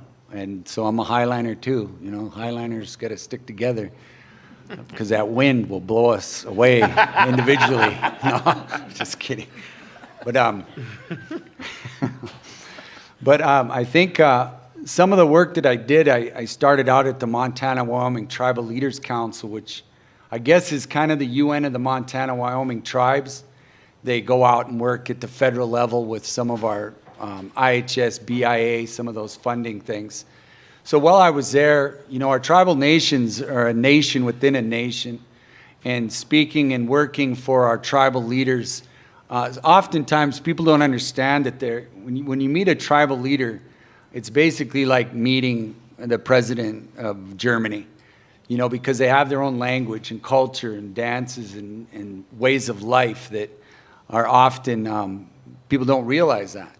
And so working with many of our tribal leaders, I wanted to look at ways of building those skills within our youth to become stronger leaders when they go represent us at a high level in DC or at the federal levels. So grabbing the mic and speaking from the heart, knowing a focus of where you want to go, and various things kind of became a passion of mine. And so when I was asked to come and work at OPI, that was kind of the direction that we were going. So when it comes to economic development in Indian country, it's an interesting story if you think about it. You know, our tribes this was only 100, 150 years ago if you really think about this. Our tribes were out on the plains, and they were living with the seasons, and they were put on reservations and told to farm and ranch and use and work the land when before they worked with it. They didn't work on it. And so some of those initiatives in those early years to become farmers and ranchers didn't click with our people. And so that land base was the main thing that they had. And if you look across the times and the generations, our tribal people weren't allowed to practice their culture and ways until 1978. You know, I was 5 at that time, and you don't realize some of this stuff. So what I want to share with you guys today is kind of like the direction that we want to take within our communities, and more relevant. I think everybody's talking about relevance. And rural communities across the state are very similar to everything we're dealing with. So what we see is there's some different approaches. And when Sarah and I were talking once, we were talking about perceptions of wealth. And one time a guy contacted me, he was a professor at Yale, and he was going to do an intergenerational poverty study on Native Americans and wealth within Native Americans. And I said, well, hold on now. Your vision of wealth may be different than ours. What some may see as my bank account, my house, my money, my car, that may be modern day society, perception of wealth. Within us, it's our culture, our language, our families, the land that we hold that we're actually connected to since time immemorial, It's our indigenous lands, these different things. And I think him and I went back and forth, argued a bit, and then I think we shook hands and figured some things out. But I think when we're looking about economic development in Indian country, that's something that we don't look at enough, is this revitalization of our language and culture. Like I said, 1978. And you got some things happening now. My dad, if you ever met my father, he was quite the character. We're talking about things. My grandfather was dealing with Job Corps back in the days and the Blackfeet Reservation, always trying to look for employment. My dad one time told me that people come to Montana for the mountains, rivers, and Indians. And so figure out a way, and I'd always laugh at him, but then I seen Yellowstone and kind of follow that route, But if you think of that concept of Yellowstone, so I'll go to our youth. During COVID, I was very worried. I think everybody was, because I think COVID showed our education system is a lot more than instruction. It's a relationships, it's a social interactions, it's safety, it's food. It's all these things that we all were worrying about when the students weren't able to have that. So we put together a virtual youth leadership group. And Sarah brought it up quite often yesterday. We did all this for free. It was just hard work, and we didn't have a budget, we didn't have nothing, but we set a time and opened it up to any students that wanted to tap in. And so we created a virtual youth leadership group called RISE. And students from across the state in Indian country and in our urban settings would attend this virtual conference once a week. And so through that, they came up with various topics, and the themes that they had were leadership was one, indigenous worldview was another, and then we had gaming and apps, and then music development. So where they were going from is, I don't know if you guys have direct access to youth in your positions, but if you don't, I think you should set up an advisory group, because they really live in today's world, and sometimes I like to listen to where they're going with things. It's like rock and roll, when they said rock and roll is going to ruin everything. Well, they say that about video games. They say that about all these things these students are doing, and now you have students getting scholarships to play EA Sports in college and getting $1 million contracts. So, it's just really interesting. So when we started to do this, it was almost a discussion around the evolution of education, because they can become influencers. We may not like it, but it's happening, and they make a lot of money off of this stuff. And so they'll really share some things. But the main focus was our tribal nation speaking our own narrative. And that's where like a media show like Yellowstone comes in. If you guys have ever seen Reservation Dogs, it shows a world of our tribal reservations and our communities that often isn't seen. It reminds me of early African-American shows like, Fresh Prince of Bel-Air or The Cosby Show, when you had an image into that world. And so we have a lot of that happening, and when we're looking at economic development, we have more folks interested in hiring native actors and writing stories and histories, and our students want to start to speak their voice. And so it's a really exciting time. We also look at music. There's such a thing as indigenous hip hop, where our kids are speaking their stories. And it's rooted, it's different than kind of an inner city. It's more rooted in the language and the culture. So this is where a lot of our students are going. And so it's really interesting. When we talked about indigenous worldview, what we did is we opened access to our knowledge keepers, or some would call elders. We lost a lot of them during COVID. And so as they would pop into a Zoom meeting, what I have been taught in my own journey, and I'll just make the note that I don't represent all the tribes. Every tribe is very unique in their own way. So I'm speaking from my experience. But I had one elder that many folks were asking for his assistance in his knowledge during that time of COVID. So he decided to do a Zoom, and they put it out there. And he was just going to share a few things of the knowledge and, previous pandemics that the tribes went through in the past, how they got through it, how they hunkered in, how they kept this knowledge with them. And he had 600 some people on that Zoom. And he was just so humbled. And this guy is like Yoda. You know what I'm saying? I mean, he was so humbled to have that many. So again, that's another thing that we're really looking at is how do we tap into some of these cultural ways? And I wrote down this question. How do we tap into the cultural wealth of tribal communities and leverage that as a source of jobs and economic opportunity rather than focusing on the wealth in the traditional jobs market? So we've tried that approach. We've tried, get a job, create your own entrepreneurship, build a new store in Browning, Montana. It just doesn't click a lot of times, And when you talk to the youth, it isn't the typical, I'm going to get my degree, I'm going to go and I'm going to, make $1 million. It's more about, I'm going to do something for my mom, for my dad, for my family. The tribes are still very close.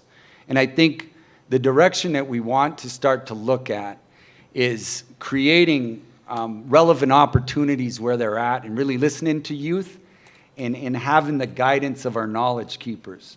Because within them is the value systems of who and what we are, the realization that, when I'm on my deathbed, what do I want around me? The degrees I earned and the cars I own, or do I want my family? Do I want my loved ones? So those are the concepts that we're trying to look a little bit more. And can we develop an education system that kind of leans in that manner? I don't know. But if we keep moving in a direction of curiosity around, television, and there's many outsiders that are very curious about Indian country. And there's a lot of trust that needs to be developed, but through tourism, through television, through whatever it may be, there is a ton of opportunity around economic development, and our people can be who they are. They're not trying to fit into the box that they were told to. So as we move forward in a lot of this, we put together an AmeriCorps grant, and we're going to create a Tribal Cultural Connections Corps. And it's very difficult sometimes because there isn't a lot of opportunity out there in our small rural communities, just like everybody in Montana. But I think what we do have is we have those elders. We have this revitalization of language. So the AmeriCorps grant is going to look at that gap when our students graduate for about 2 years where they don't know where they're going to go. And I sit with our students. There's a lot of loss. There's a lot of rough things that happen in those 2 years. So can we offer opportunities of building a bridge between the mentors of the elders into the school district? Can we start to hire some of our own students to help mentor some of the younger folks and create jobs in that manner, in that sense?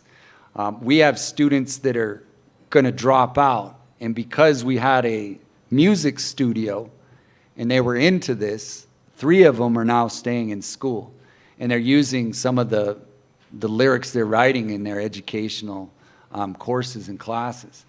So we're looking to fill that gap that it gets very nervous about when you work with students there. And so that's a big piece.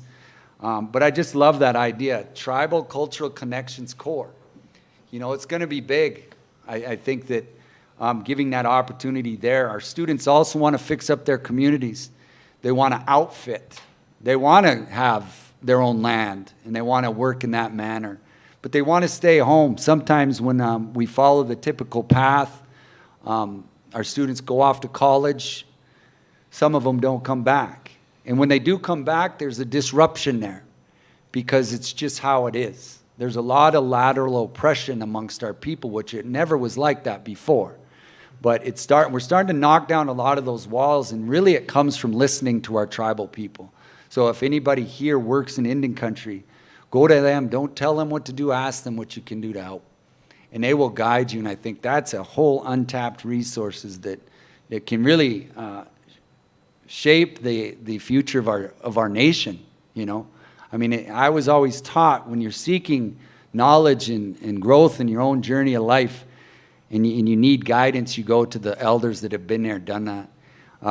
Within our country, we have indigenous elders of the continent that have never been tapped into. And why don't we go to them a little bit more? They're not loud, they're not outspoken, but they're there and they know a lot.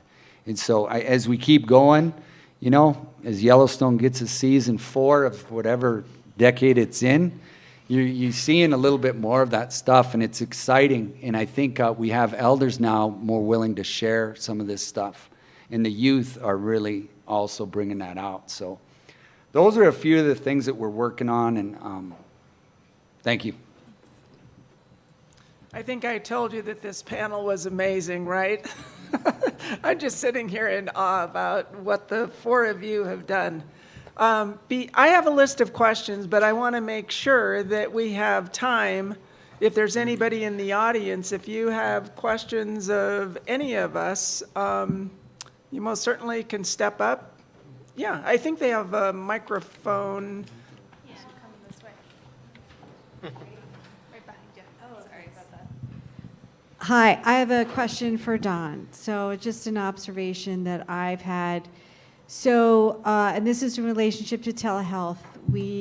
So I live in Wyoming, and in Lander, there are a couple of tribes in Lander, and they applied for a grant to get equipment, and they have about $500,000 worth of telemedicine carts that are sitting in a closet with a blanket on them. And I tried to go out to help them, you know, start the cart, explain how this works. We had IT, I guess, and it's heartbreaking. I mean, it's frustrating, but it's also heartbreaking that they just couldn't get it off the ground. And if there ever was a model or, you know, a place where telemedicine could be really great, and I really gave it my all for a couple of years, and I just couldn't get through whatever it was. It was just one thing after another, and I don't know, just an observation.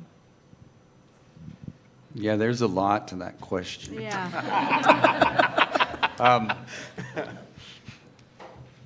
Did they ask for that? Were they part of that discussion to bring that in? Did they have a group, or were they?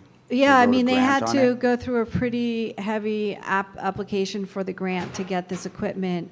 And it was a lot of, you know, yeah, we're gonna look at end-stage renal patients and people who needed dialysis, and we were partnering with Banner, and we had like a team approach, but there was turnover of, you know, they couldn't hold on to the nursing staff, they couldn't hold on to IT, broadband, fiber, and then of course, you know what, hit the fan, and everything ultimately tanked. I just couldn't figure it out, honestly. Yeah. No, that is a deep question. Some of the things I know with our youth, we've and I'm pretty sure some of you have telehealth in some of our communities. I know that the face-to-face interactions is always a little bit better with some of that, and usually when those things happen, it's the same thing when the COVID funds came and everybody bought a ton of computers and this and that and this and that. Many of them are still sitting in closets at places, and it's just, I often, with the work that we've done, we've been spending probably 10 years building the trust and building an understanding. And that's, I am of Indian country, you know, and so I think if you can, you know, spend time and have it come directly from them, like they're a part of it, that's where I'll lean on youth. If the youth believe in something, they will go, but you need about 5 or 6 of them, and they can really carry it on. it is just a certain disconnect because there's philosophies around some of that too that maybe we can visit on another time. But yeah, I know those frustrations, and I think when you have them in the beginning of that process, making sure that they have things lined up. A lot of times I approach the knowledge keepers, and there's a way you can do that, but we can visit on that too another time. Great panel. I really enjoy the comments regarding bringing industry to the table. I think it's important that they participate. If they're looking for that workforce, they have to engage early. What you talked about with Miles Community College and what you're doing, I would advocate to expand into the need for wildland firefighters across this country. A lot of the fires and such up in Alberta are getting folks from Oregon and other parts. A lot of times when Oregon's on fire, we get them from New Jersey. So expanding that into some of the rural areas and education will take them across this country and into other countries. My main question, though, is for Dawn. You mentioned gaming and apps, and I was really happy to hear you say that. My son wanted a game years ago, Grand Theft Auto, and all I could think of is like, no, this ain't not gonna happen. But we got him a flight simulator, and now he's a medevac pilot.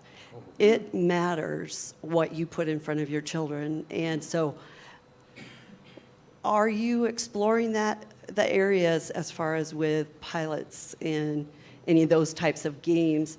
And where I go with that is that there is a huge shortage of pilots in this country, and you could be starting that workforce potentially at where you're at.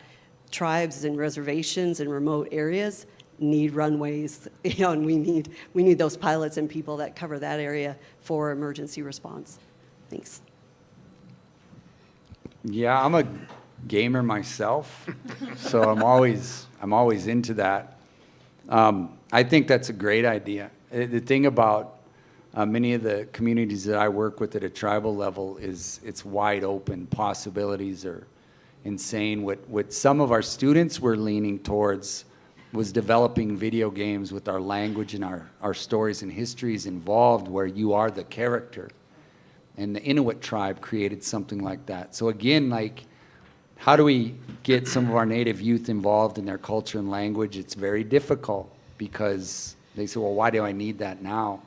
But there's this hunger now. So like, those are some of the things that have come up with kids. But we did do this virtual youth conference, and they built in Minecraft, because it's cross console, they built a conference stadium.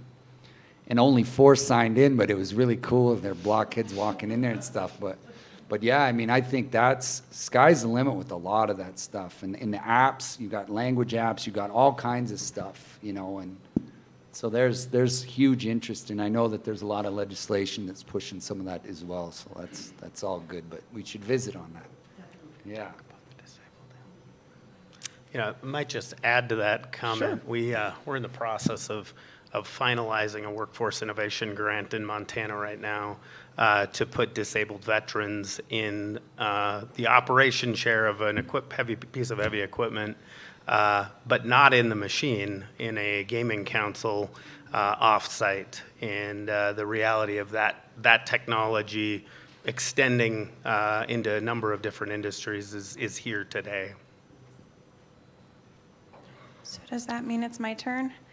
Sure. Hi, good afternoon. I really appreciate the conversation centered around youth and approaching workforce shortages. We mentioned pilots. I work in construction.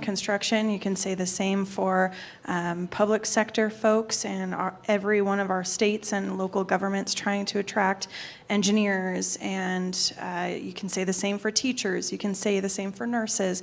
Every kind of traditional job is short, folks, and as our dependency factor changes, as we're having children in different ages and folks are living longer. Can you talk a little bit about maybe attracting an older workforce and some of the work that you've done in that regard, or even maybe across gender roles of women in construction. I mean, we have less than 10% of our construction workforce is women, but 50% of the population. So maybe some of the traditionally that gender specific for that type of role, and how maybe that has helped fill in some of the workforce shortages as well. Sarah, you want to take the lead? Yeah, I can take the first step at that. So that is the beauty of our vision of the interstate, right? The on-ramps, the off-ramps. They're not time-bound, they're not age-bound.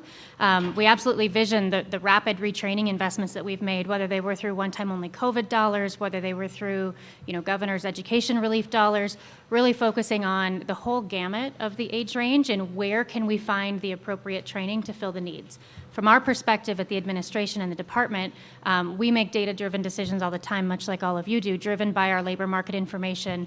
We just updated the Montana Post-Secondary Opportunity Report, which is basically our report card on how our universities are filling those labor market gaps, and then identifying where are the holes and bringing industry to the table to invest in those holes to get folks in. As far as women in the workforce, that is rapidly evolving, especially in fields like agriculture and construction. 2018 doesn't seem like that long ago. When I sold my company, I was almost always the only woman in the room when we brought together a group of John Deere dealers. I can remember my first panel much like this, where the moderator announced to the room that we'll get started when that dealer from Montana shows up. And I was like, no, she's here. She's just wearing a dress. But the difference is, just this year I went with Adam. We received an award for our work on Build Montana from the National Contractors Association in Chicago this year. And they had an entire room with a reception for women in construction. And there were over 200 women in the room, just kind of networking and making that change. That's evolved in just 5 years. So absolutely we're focused on it, but we're not only focused on it. We make our labor-driven decisions based on where the gaps are, and then we really focus on community by community. How we solve this in Billings with a project like Build Montana, Billings being the largest urban center in Montana, is very different than how we'll approach it in Bozeman, Glasgow, or the Blackfeet Nation. We're really focused on finding those community drivers and letting us lead them to their need, and then bringing the state to wrap around them in those services, rather than going in and saying, we think you need X program. We're trying to build those coalitions locally and then bringing together the right partners. If it happens to be in the third of Montana where Mr. Slinger is, of course we bring Ron to the table. But if it happens up in northwest Montana, we probably bring the Blackfeet Tribal College as well as Flathead Valley and maybe even our partners from MSU. If you don't mind, I'd like to jump in on that one. So also, we're at historic lows, right, in unemployment rates and things. So companies, if you can fog a mirror with your breath, they'll hire you, right?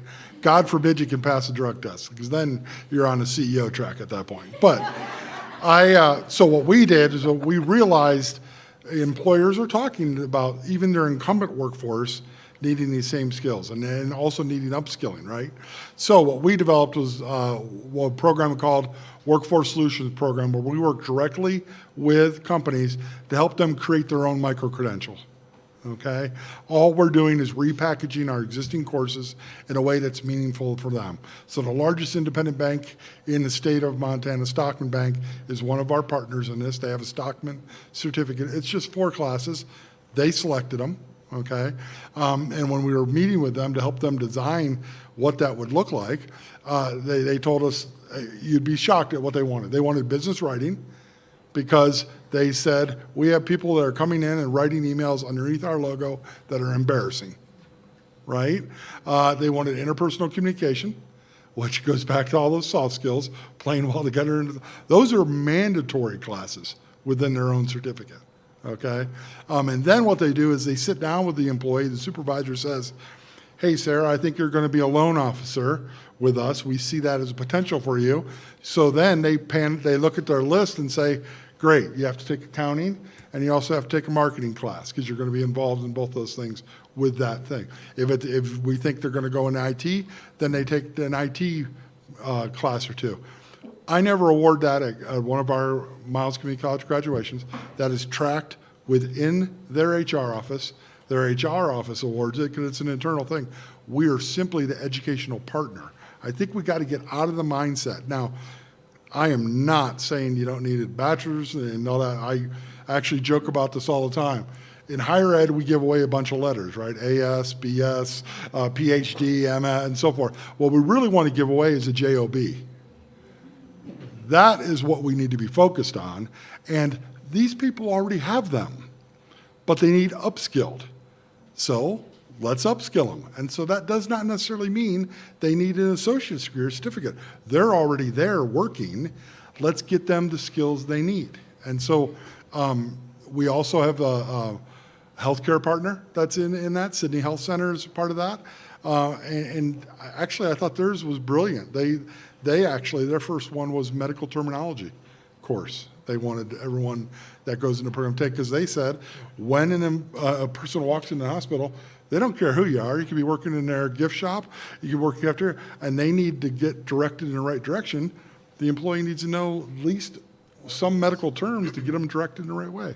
I thought that was brilliant. I never would have thought of that. So, I think we had one more question in the back. We have about 5 minutes left. So, sir, if you want to ask your question, and we'll see who can answer it. Yeah, just a couple comments and then a question. The young man you mentioned in a ranching background, I'm pretty similar background myself. Somebody said that the meaning that'll sustain you through life is the adoption of responsibility. And that happened in my life when my stepfather got a brain tumor and passed away, and I stepped up and took on a large ranching estate, farm and ranch operation. And I never went to college, not formally educated per se, self-taught for the most part, studied a lot. So I appreciate the focus, and that's part of what I never had growing up in school and education, was something that was focused around my interests. And for me, and to you, Don, as well, part of our problem is we're predispositioned to selfishness. And it takes, and like you said with tribal ethics, I think that applies to the human nature across the board, no matter what culture you have. It's not about material profit, it's about serving others first. D.L. Moody used to say, if you take a man or a young man that's stealing nuts and bolts from a railroad track and give him a college education, he'll steal the whole railroad track. So there's an ethical need that undergirds education that's lacking across the board in many respects. We need a motivating factor and conviction in our lives to do what's right, wherever we are and whatever we do. I now serve, I'm a director on the Grass Commission in the state, serving a local conservation district, and starting my own business as a consultant for public land policy to protect our natural resource industries, which are under attack.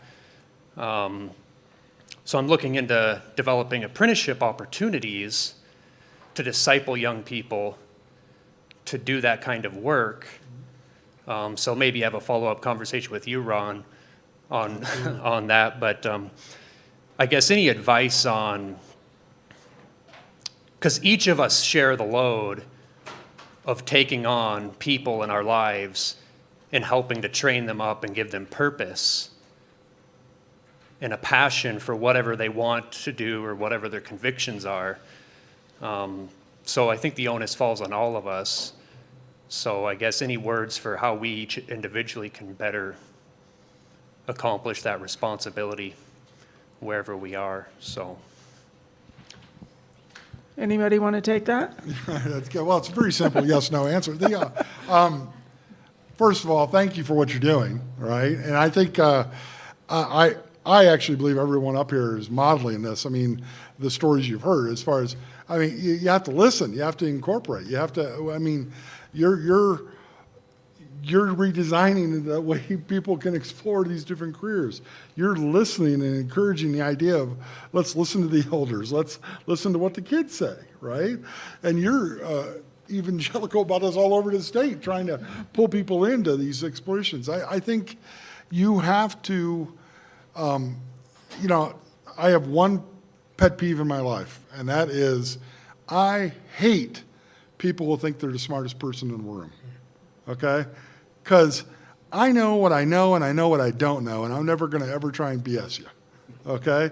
And there's a ton of stuff I don't know, all right? I should sign up for your stuff. I can't even change the oil in my car. So with that, I think going into it with a genuinely open heart and going into it, hearing what they have interest in, and then offering them pathways, these on-ramps, these off-ramps, and letting them know it's okay if you don't know that you want to be a teacher or a doctor. There's so many careers out there right now. There's going to be 10 times more of them that aren't even created yet. It's okay. It's more about how do we instill the things that we know are going to really be those. You talked about ethics. I totally agree with you on that. I also agree on critical thinking, how to play well in a sandbox together, emotional intelligence, how to have all these things so you can pivot and be open to opportunities once they come to you. So I'd be happy to have anyone else jump in on that because I'm out. Thank you. Okay. I'll go ahead and say something on that. Sure, you can have the last I really word. appreciate what you're saying there because I think what I have learned is our entire life we have our own journeys, and it's to become the best person of integrity that we can be. And I will be doing that in my Blackfeet way. I'll be doing that till the day I pass to the other side. So if we had more folks working in that manner and understanding that your journey is going to have some lefts and rights and going in those ways, but really tapping into the passion of the youth or whoever you're working with, you can't beat passion. If they have passion for something, it's just, okay, let's figure this out. But being a person of integrity, I think, is the biggest thing that I've learned about moving ahead in my journey. And so I really appreciate what you said there. Excellent. Well, I want to thank the four of you, too, for sharing all of the great things that you're doing in Montana. I most certainly learned something from listening to the four of them today and sure appreciate all of your insights. And again, keep up the great work. I'm going to be calling you guys for one of our conferences coming up so you can attend.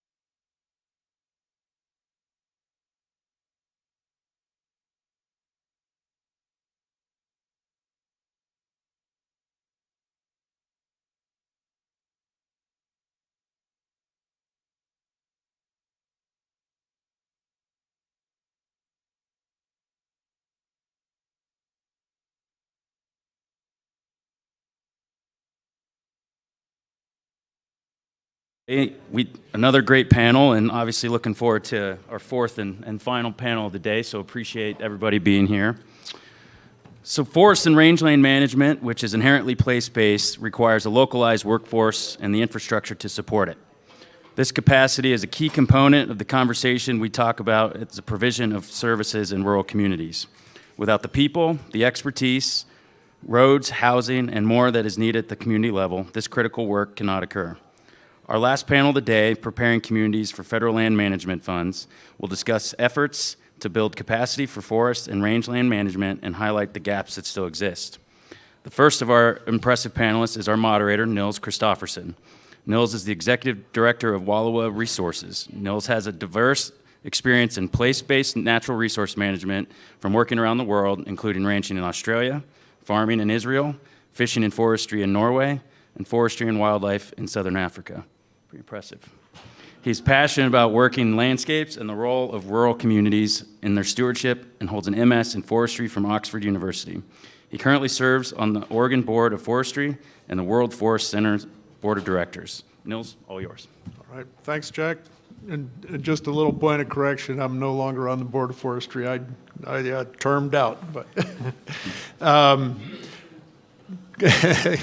greetings, everybody. Appreciate all of you sticking with us. And if there are any Norwegians in the audience, happy 17th of May. It's our Independence Day.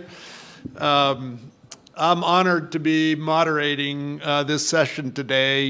It addresses a subject I've been passionate about for pretty much my whole career and the last quarter century about in the rural West. And that's the importance of investing in the people, land, and natural resources across this fabulous landscape that we call home. And this idea of trying to build capacity and to build the partnerships with federal, state, tribal, local entities, public-private partnerships as well, that's been the story of Wallowa Resources since we were created back in 1996 at the leadership of our county commissioners who are trying to figure out how to respond to the loss of our forest products industry, which were our largest private sector payroll provider. And part of it, I think people saw then and see increasingly over time that as we've lost our industry partners and our workforce, it's put us in a tough position now as we need that local capacity more than ever to respond to the various needs of restoration, stewardship, and management across the West. So it's exciting to be moderating this panel today. You know, beyond losing the workforce, rural, I think probably people saw the news that and have been feeling it, but it's official. Rural counties have lost population over the last decade, and that's the first time that's happened in the history of the United States.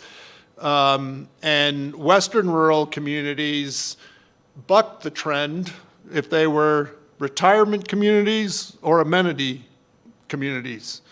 But communities where people were really connected to the natural resources, to the land, continued to shrink as a result of the same trends that we've been experiencing now for many decades.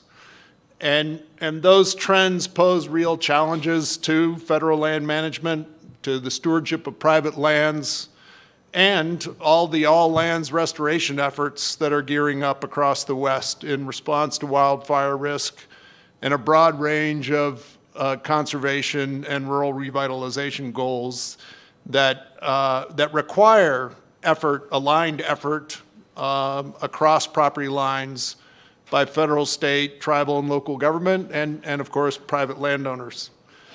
We need more people working on the ground in our communities, working on these issues. Contributing to that rural population decline is the significant loss in federal government staff stationed in our rural communities. In Eastern Oregon, since the 1990s, Forest Service staff is reduced by 67% for the 3 Blue Mountain forests. And there's been significant declines too in the rural development staff. As a result, across the rural West, we're not well positioned to take advantage of this unprecedented levels of federal funding available to support public and private land management today. But this panel is going to explore that. How do we rebuild capacity, develop the workforce, and maintain and expand the infrastructure we need to advance forest and rangeland management. And the panel will also highlight the gaps that exist, the problems we still need to wrestle with. So with that, I'm going to invite a new colleague of mine, Laurel Harkness, who is the director of the Rural Voices for Conservation Coalition. It's a coalition of community-based groups across the West. I serve on the leadership team for that coalition, and Will Our Resources is actually the fiscal sponsor of the coalition. It used to be managed by another group out of Portland, Sustainable Northwest, and about 6-7 years ago, we took on the fiscal sponsorship. Laura, I'll let you offer additional introduction of yourself. Yeah, no pressure. You I'm take it sitting away. next to my boss, and we've got some big problems to solve here. So, but yeah, so no, I'm Laurel Harkness, and I'm here from California. Actually, there are rural counties in California, and I'm glad to have a colleague in the room that represents the rural counties. So I live in Siskiyou County in Mount Shasta. It's a town of 3 stoplights, graduating class of 50. And I just sent my youngest off to college in Washington State, and I'm not sure I'm ever going to get my 2 kids back to the rural community, so we're contributing to the depopulation problem. I lived in that community for about 20 years. I grew up in the rural Sierra foothills as well, so my whole life has been in rural communities. And so now that you know a little bit about me, I want to know a little bit more about you. So who lives in a rural community currently? This is really helpful. Okay, so who grew up in a rural community? Keep your hands up. Okay, great. And who's visited a rural community? Okay, excellent. Okay, so we have some common ground here, some appreciation for rural, and I kid you not, I'm in rooms sometimes where that's not always the case. So I'll start out, just thanks for being here, thanks for hanging in there for the whole day here. So we're talking about capacity building in rural communities to prepare for these generational investments. So we're primarily talking about the IIJA, so the Infrastructure Investment and Jobs Act and the Inflation Reduction Act, and these funds are coming down for forest and rangeland management, and it's generational funding. And when you talk about what success looks like, after this funding is expended, I think that's a point of reflection. I'd like to invite you all to sort of think about what is success, if we get all this money on the ground. And depending on who you talk to, you get sort of different definitions. And so, I want to kind of invite you to consider, what if we measure the effectiveness of this generational funding coming through these federal funding sources for forest and rangeland management? What if we measure it not by whether we've actually expended the funds, just start there, and not by acres treated or wildfire loss avoidance, but rather measure the effectiveness by how successfully we grow capacity in rural communities and stimulate the stewardship economy across the western states. So flip it. It's not just about spending the money as quickly as possible and getting it all on the ground and out the door. Like, what if we pause and think about how to actually build capacity in rural communities? And I want to talk a little bit about the stewardship economy. So, and I might kick it back to Nils at some point here, but this is something that resonates with me, and I think you all will all understand. But the stewardship economy is an economy shaped by the need and responsibility to manage for the sustainability of both land and community. So it's really about the rural communities being connected with the landscapes and their interdependence on one another. And I'm sure you come across this too. You hear different variations on stewardship economy, whether it's restoration economy, whether it's regenerative economy, blue economy, green economy, bioeconomy, lots of different economies. But I'm going to encourage you to really consider adopting stewardship economy as a term. I think it resonates in rural communities.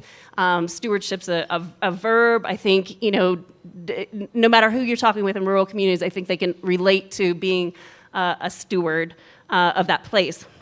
So I wanted to talk a little bit about the levels of funding coming down and the programs that they're coming through. And, on most days I imagine like one of those game show, like money blowing machines, like an air tunnel with like dollar bills. Like I kid you not, like this shows up my dreams sometimes, like, oh geez, and we're all trying to figure out like what the best way to like capture the dollar bills is. And this is like a real problem in rural communities. And they're stressed out.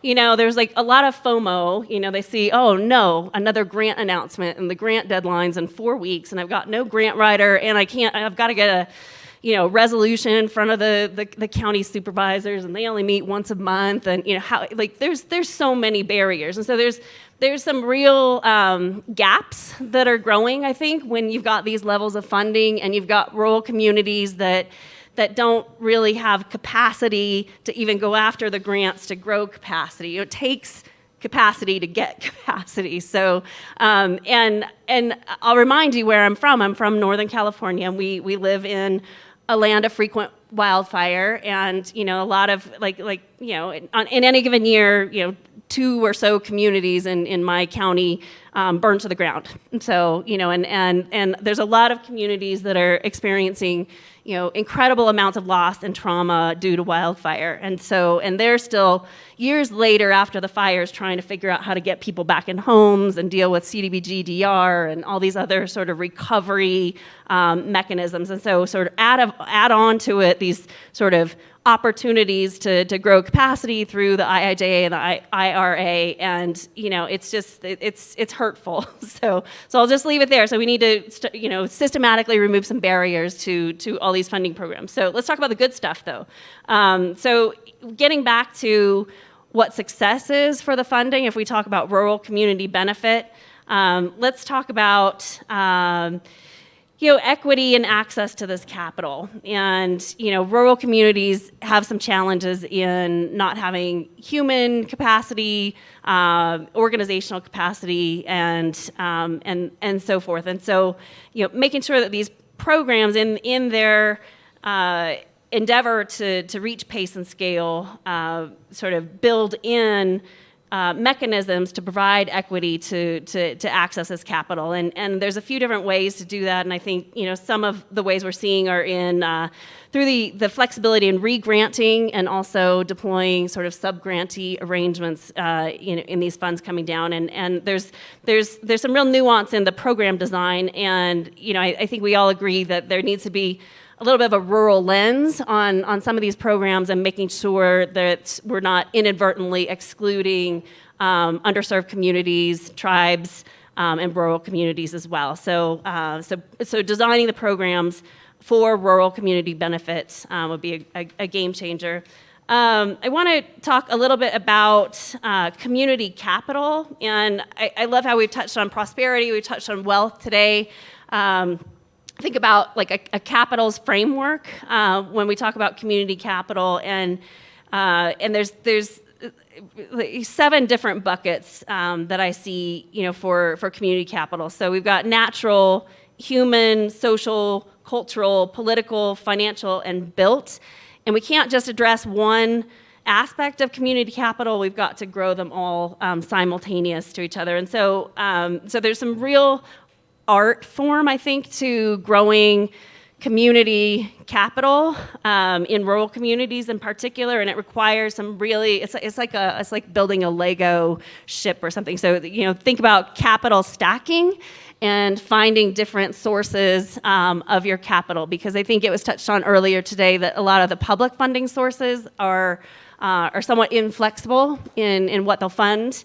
And so you've got to have some more flexible sources kind of woven in with the inflexible sources, and so that requires a multitude of funding sources. So I think that having some technical assistance available to communities to advise them on the art form that is capital stacking is incredibly beneficial. And also, we touched on it earlier today too, the public and private partnerships are immensely important. And I think now, more than ever in the era of the nature-based solutions and the levels of institutional investment coming down, these are great times for rural communities to build relations across into those investment communities. So before I hand it off, I wanted to talk a little bit about a unicorn of the West. And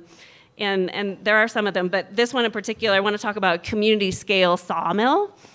I don't know if you know how many sawmills your state has lost over the last few decades, but I'm from California, and I know that it's over 200 sawmills, and I think there's a need, as we're addressing fuels reduction and the wildfire crisis strategy and implementing that and making sure we have a way to capture community benefit from the wood coming out of the forests. And unfortunately, we've lost a network of those small community sawmills in the West. And I'd like to offer a good example, a unicorn that happens to be in Montana here, and it's Mark's Lumber. Does anyone know Mark's Lumber in Clancy, Montana?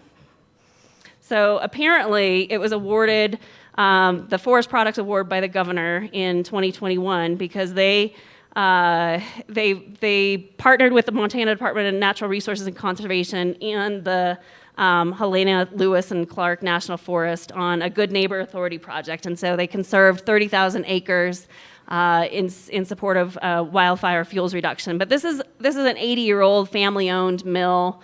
They employ 25 people in a small community, sustainable business model, 2 million board feet a year, which really isn't much, but what they've managed to do is they've found the highest and best value of that wood, and they use a circular saw and make it beautiful. So everybody that wants a home, like all the beautiful, commercial buildings you see in Bozeman here, you can, use these panels from Mark's Lumber, and sort of recreate that. So, if we could replicate that size of a mill in about 100 other places across the western states, I think we might make a dent in the wood utilization problem and opportunity that we've got. I wanted to mention community-based collaborative capacity. This is something that Rural Voices for Conservation Coalition it leans into. This is a cross-cutting core of our policy work, and we're activated on the Farm Bill in this area. We've got a whole set of recommendations that are squarely focused on community collaborative capacity. And there's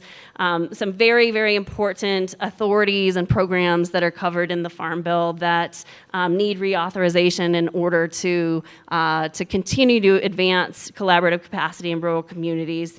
And I think I'm going to leave it there because I'm sure I'm over time. But I do want to circle back to housing, and I know we're going to talk about that. So. Thanks, Laura. I appreciate it. And for people who are interested in Rural Voices for Conservation Coalition, they do have a good website, and they're going to have an annual meeting in South Lake Tahoe in November. That has usually been a really fabulous opportunity for people to discuss many of the same issues we're talking about here today, and think about how collectively we can raise our voice with our federal partners. So turning to that, I'm very honored to introduce John Crockett, the Associate Director, Deputy Chief of State, Private, and Tribal Forestry for the United States Forest Service. John, I'll let you add more introduction. I appreciate your reputation and my understanding of your real keen commitment to collaboration and partnerships with the state government, local communities, county governments, and a big investment recently in tribal governments with the co-stewardship agreements. And so it's a real honor to be here with you. Thanks, Neil. So how's my audio? Am I going to have to lean into the mic, or can I just be a little bit more relaxed? A little bit more relaxed. I'm good? See thumbs up. All right, I'll take it. And I know we're late in the day, we're low energy, we're the last panel before you guys get to hang out at the reception, so I'm gonna share some nuggets, whet your appetite, hopefully you can get more from the Q&A session. If you want to grab more, we can always follow up later. So, but I am John Crockett. I'm Associate Deputy Chief for State, Private, and Tribal Forestry. Been with the agency for 25 years. Past 10 years of that has been in DC, working at our national headquarters on forest policy issues. I'm a forester by trade. I grew up in rural Alabama, so I'm not a Westerner, but I do understand the needs of rural communities, but I also want to share a little bit more with you about like breaking down the Forest Service, because I'm sure when many of you guys think about the Forest Service, you think about your favorite national forest, which would be expected. I work on a different part of the agency. I spent, so for the past 3 years, I've been in state, private, and tribal forestry, and we just recently added that tribal component to our name in January of this year. The Office of Tribal Relations has been part of our deputy area since its existence about 10 or 12 years ago, but it wasn't like part of the name. And we recognize how important it was for tribal entities when they're either coming to the Washington office or they're engaging with us, that they can hear their name represented in the work that we do. So state, private, and tribal forestry, it used to be state and private forestry, and there's a lot in that name. So we work directly with states through federal appropriations that go to states for technical assistance, for landowner assistance work in communities. And the funding that we receive through the both the bipartisan infrastructure law and the Inflation Reduction IRA, Inflation Reduction Act, are putting dollars directly into communities. So I know that's what we're here to talk about. That's what you want to hear. But I wanted to give you a little bit of a sense of like maybe you didn't know about state, private, and tribal forestry. Maybe you just knew about the national forest system, which most people do. They think about their favorite national forest. And that's where the majority of the funds are going, because that's where we have the majority of the fire issue. And wouldn't be the Forest Service, wouldn't be able to have be part of a panel if I didn't recognize the fact that we are in the middle of a wildfire crisis. And we put together a strategy last year to impact that wildfire crisis, to disrupt it. And part of that was announcing, in April of last year, we announced that we would have 11 projects that would be the first round of projects that would be those disruptors. This year, we added 11 additional projects to it. And so if you ask anybody in the Forest Service what their priorities are, and this is a quote from the chief, they should be able to say, we have a priority of disrupting the system around the wildfire crisis strategy, starting with our 21 initial landscapes, and then branching out from there. We've talked about these dollars being a down payment from Congress. And so if we can demonstrate how we're being effective with these funds in this first round of a down payment, then obviously it's going to open up the door for additional appropriated dollars in the future. So a lot of what I'm going to be sharing is connected to that, but I want to share some nuggets that are going to be directly beneficial for you on how to access federal funds, because those federal funds are going to federal lands and doing treatments on federal lands, and we're working with partners on ways to do that. But there are also some dollars that can come directly from the federal government directly to communities. So let me share a couple more nuggets on that before I stop with the introductory remarks and we go on with the conversation.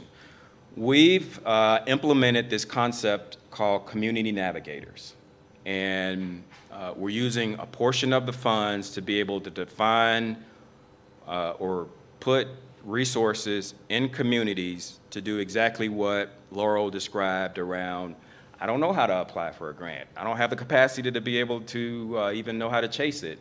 The community navigator concept will take our existing authorities through working with state government and nonprofit and tribal organizations and expand that.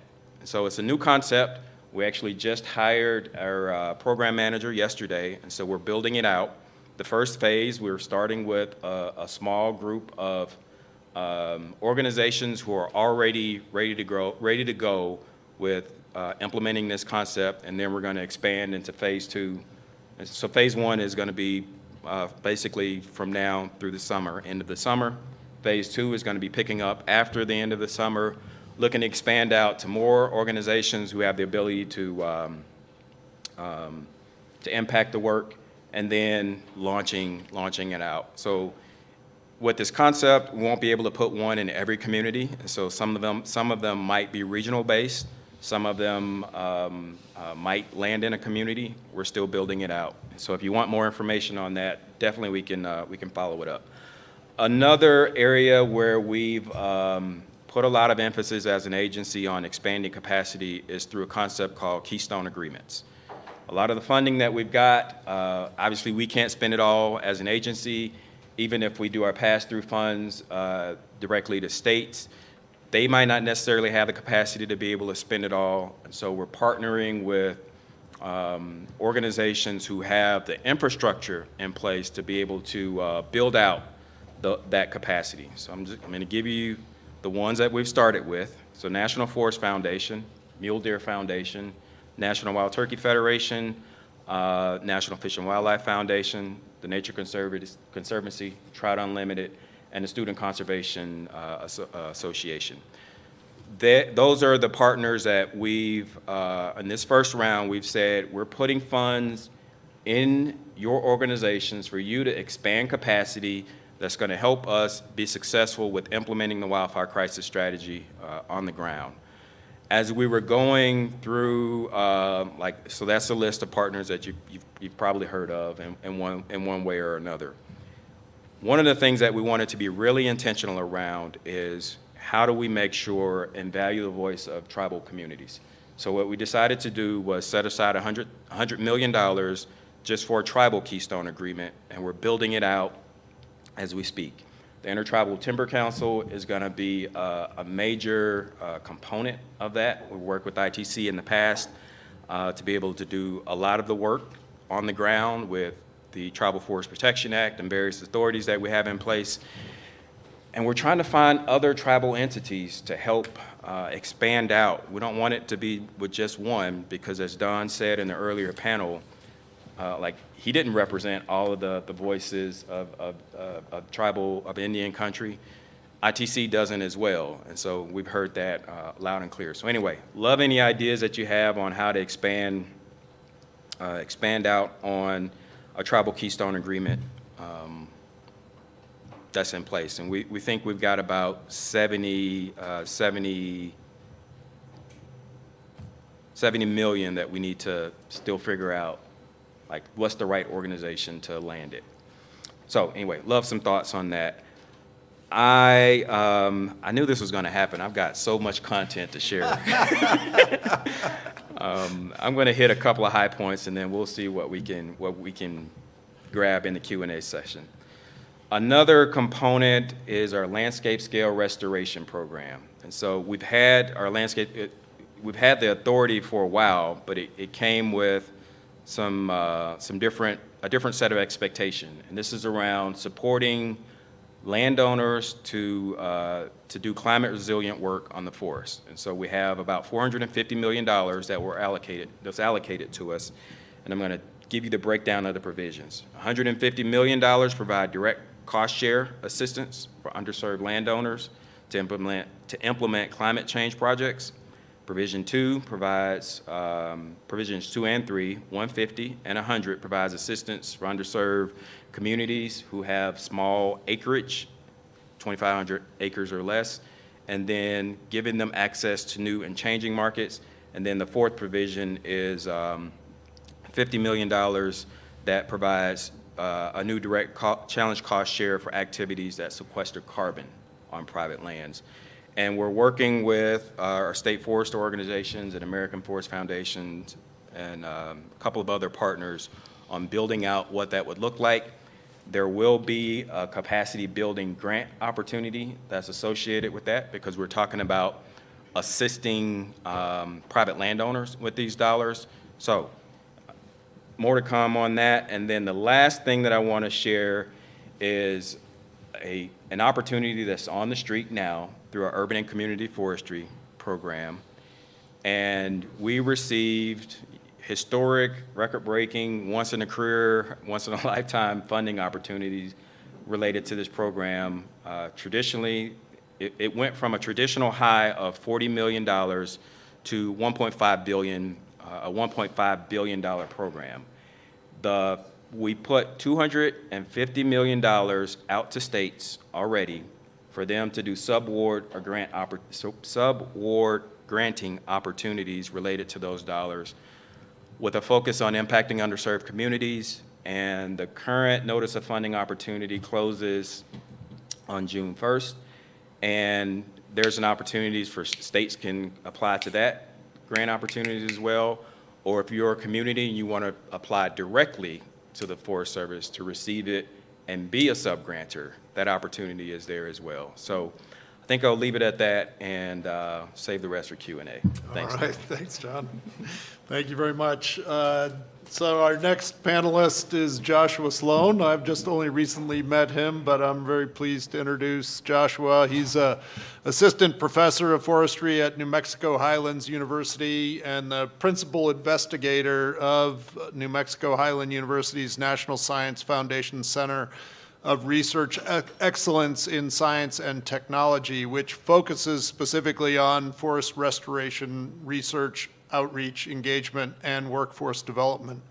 He also is as a founder of the New Mexico Reforestation Center, which is a partnership of the university with the state New Mexico Forestry Division. Real pleasure to have you here, and feel free to elaborate on your bio. Sure. All right. Well, thank you, Niels. So my full fancy title is the Associate Vice President of Academic Affairs for Forestry and the Reforestation Center. A little bit of context where I'm coming from in New Mexico and the relevance maybe for some other states and how you're thinking about tackling some of these challenges. In New Mexico, my institution, New Mexico Highlands University, houses the only forestry education program in the state.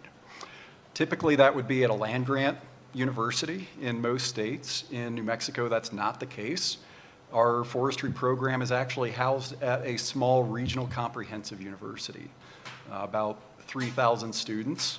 So, you know, about the size of actually some of our counties in New Mexico, but kind of on the small side. And I got there in 2017 in an interesting situation. So the university was basically on the verge of losing its forestry program, which, as I mentioned, was the only forestry program in the state. And so we're talking about all of these massive landscape level challenges to addressing our resource management issues in the West. And we have those on the ground, but we also have those challenges with regard to the institutions who are responsible for that workforce development. And I think a lot of times that's less visible to many folks, policymakers included. So I was recruited to address some of those challenges, which we did successfully. And in the process, we had the opportunity of really stepping back and looking at our challenges, looking at our opportunities, and looking at our responsibility to our state for serving in that capacity of workforce development with regards to forestry, with regards to natural resource management across the landscape. And what I can share from that, I guess, is a couple of interesting stories as to how we've approached that and how we've addressed some of these challenges and opportunities that John and Laurel have pointed out. Before I forget about it, so kind of interesting note, Siskiyou County, I was there last year, first time. We actually hosted the nation's first ever tree seed summit there last year, focusing on addressing tree seed collection challenges for reforestation nationwide. So a lot of pretty cool work coming out of that area even. Now, my background personally, like John, I'm a forester. So I got into this coming from an operational forest management background. I'm a certified forester with Society of American Foresters. So if anybody wants to like nerd out about kind of on the ground technicalities, we can go all night at the reception.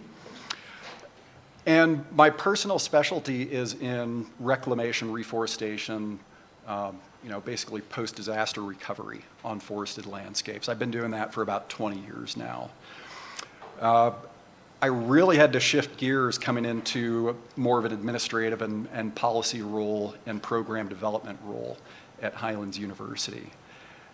And one of the first contacts I made there was State Forester Laura McCarthy, who came on with the state pretty shortly after I did.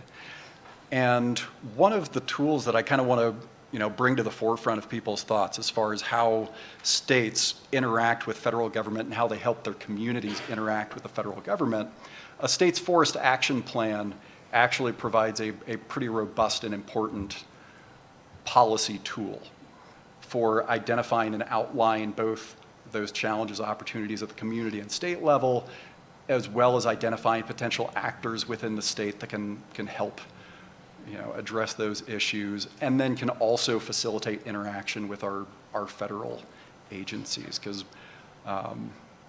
if anybody like John mentioned that, there are kind of silos within the Forest Service, and there are similar situations with silos in many federal agencies. And a lot of times at the community level, folks don't have that background. They don't have that knowledge or understanding of those internal silos within agencies, or which agencies are within which departments, and what the boundaries are there. And we can maybe get into some of that later in the Q&A. But when we were faced with kind of these workforce challenges combined with the need for programs to meet those workforce challenges, combined with the massive need for actual on-the-ground achievements, when we were looking at that in the ballpark of 2018, 2019, which also happened to coincide with the revision of New Mexico's Forest Action Plan, as the state's only forestry education institution, we were brought into that. And so we were able to work with our state forester in that case to develop a strategy to simultaneously pull in all these different players, different institutions across the state, including tribal governments, including the tribal natural resource management agencies, including private sector, and figure out really who should be doing what and who should be taking the lead on what. And I feel like a lot of times that's one of the places where these gaps happen, is in that kind of coordination. And I feel like states are in a rather unique position to try to address that, particularly state forestry and natural resource management organizations are in a good position to bridge those gaps. In our case, what came out of this was a couple of parallel endeavors with a lot of overlap, but kind of different scales and different areas of focus. One, like Niels mentioned in the introduction, is we came up with a plan and a proposal, and we put an application into the National Science Foundation. And that was for our institution, for our Department of Forestry at Highlands University, to become a Center for Research Excellence in Science and Technology. And we were successful in that. So we became the country's only NSF CREST Center focused on reforestation and forest restoration. What the architecture of that proposal basically entailed was a proposal to sort of develop an improved feedback model between our academic curriculum and our workforce development programs that would interact more intentionally with communities and agencies. So on the one hand, bringing employers into the conversation to provide them a mechanism for direct feedback into our workforce development programs. On the other hand, developing an intentional framework for our educational institution to go out into those communities and have a two-way conversation.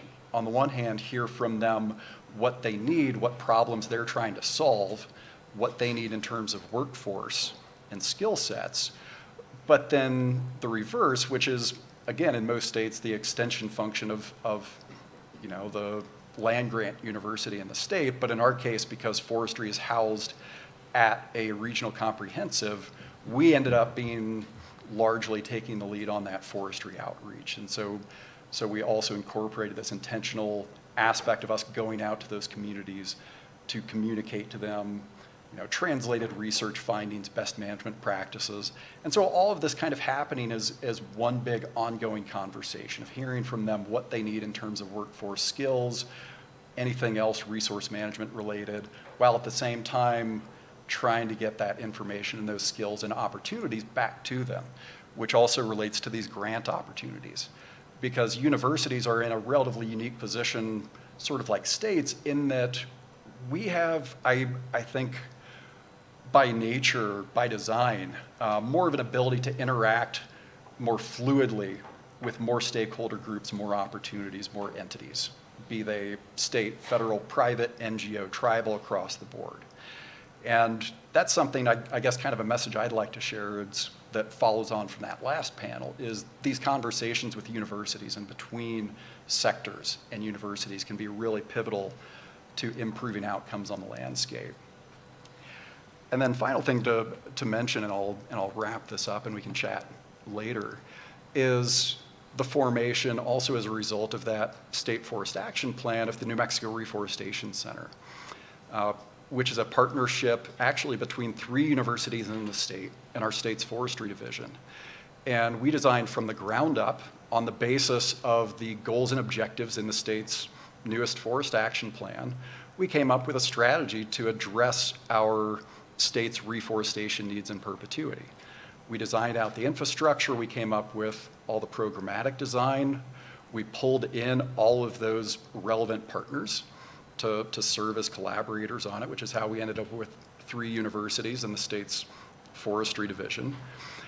And some of the lessons coming out of that I think a lot of our agencies and folks could benefit from is really looking past trying to establish organizational ownership over things, and really going back to that service, that public service mission that all of our institutions were founded on. And if that means that I need to partner with 2-year community colleges and hand over grants, delegate to them certain technical training programs, and then work with them to figure out how that articulates to us for a 4-year for those students for whom that makes sense. And then we articulate to maybe New Mexico State University or University of New Mexico, who can grant PhDs to get that higher level. And then at the same time, partnering with private sector to build those on-the-job, technical training programs we need. A mention came up of the need for firefighters, and that's one of the areas that we've developed programs in that we're working on. Really we kind of adopted this, everything and the kitchen sink approach to pulling in everybody we possibly can to develop those workforce development opportunities and figure out how we can use our institutions as a conduit for these federal resources to get out into the communities, including that grant management support.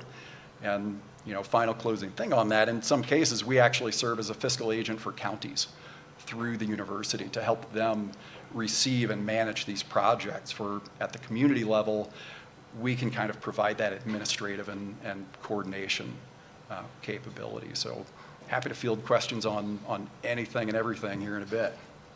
All right, thanks, Josh. Sure. And building on that theme of the important role that universities and states play in working directly with rural communities, we've got Autumn Coleman here, the Bureau Chief with the Montana Department of Natural Resources. In that capacity, she works with all the staff across the Resource Development Bureau to provide grants and loans to communities and private citizens to reclaim, conserve, and develop Montana's natural resources.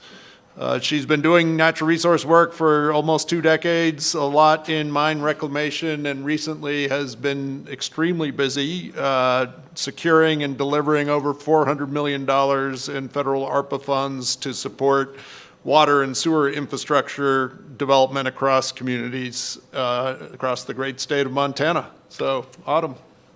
Thank you so much, and thanks for having me. And I'm not going to talk a lot about forestry, but I hope when I talk about this unprecedented investment in water and sewer infrastructure, you'll be able to find the corollary or the common language between me rambling on about infrastructure and some of the themes that you guys are looking for. So My name again is Autumn Coleman, and I work for the Department of Natural Resources and Conservation in Montana, which is one of those state organizations that does receive the federal funds from U.S. Forest Service to implement those on-the-ground projects. So DNRC is a pretty diverse agency. We have the water resources folks that do water rights and floodplain, amongst many other things.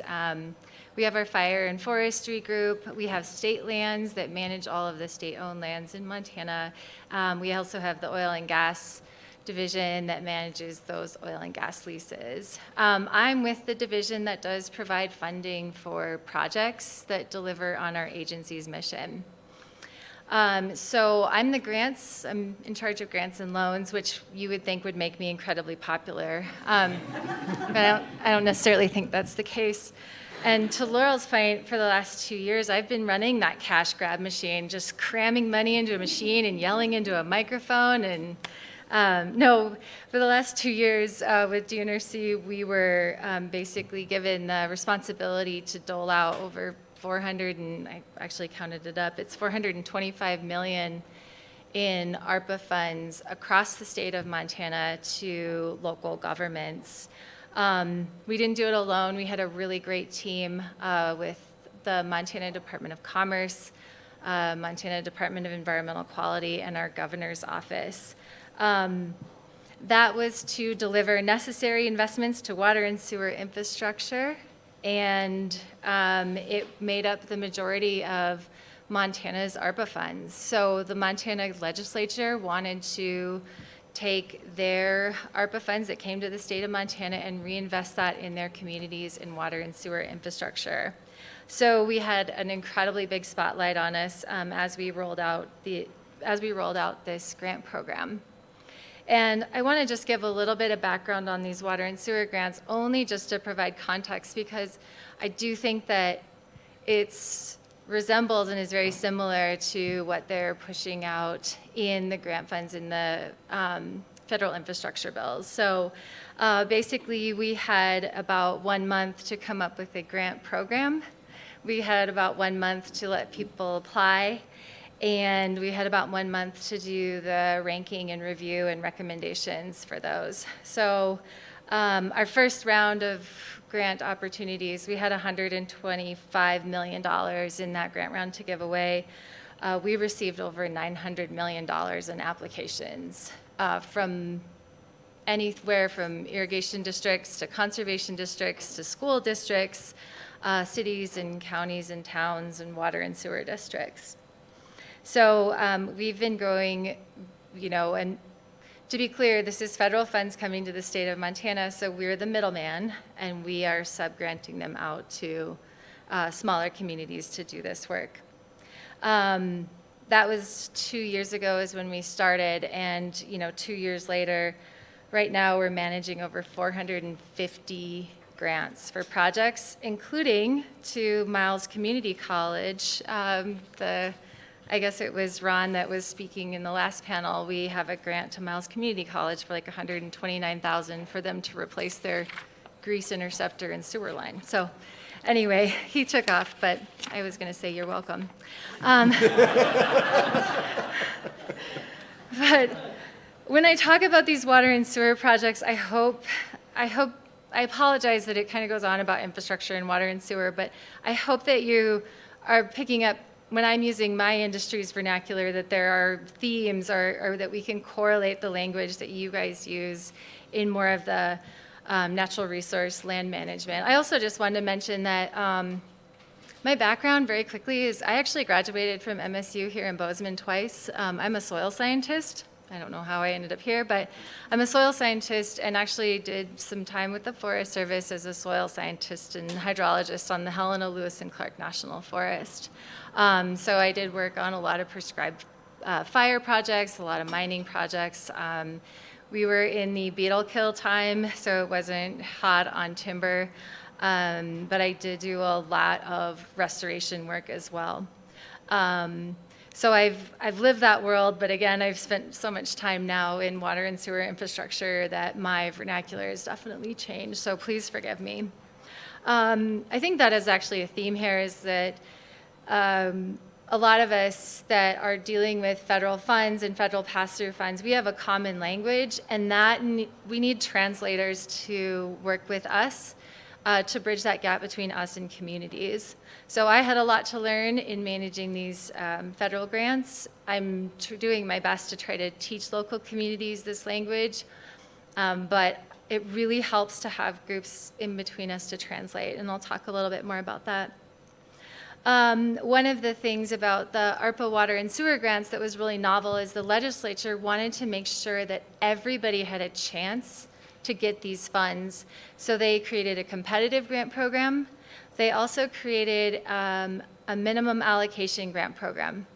So basically what they did is they took $150 million and they divvied it up between the cities, towns, and counties based on size and population and the amount of roads. So they still had to apply to us so we could make sure it was eligible, but they didn't have to compete. That meant that, well, what that means now is that literally every town on the map has to talk to me about their grant all the time. So we have been educating, small town clerks and county commissioners and county clerks on what it means, what it means to incorporate federal procurement, things like that.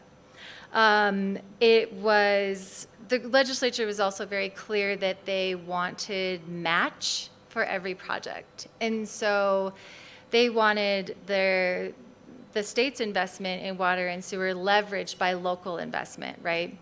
And so I understand that that's a big deal with federal grants as well. So that match, I spend so much time talking about match, it's like I have an obsession with it. I will just put in a plug here that projects that were very well planned, that had really good planning documents and had gone through that public vetting, public scoping process, those went very well.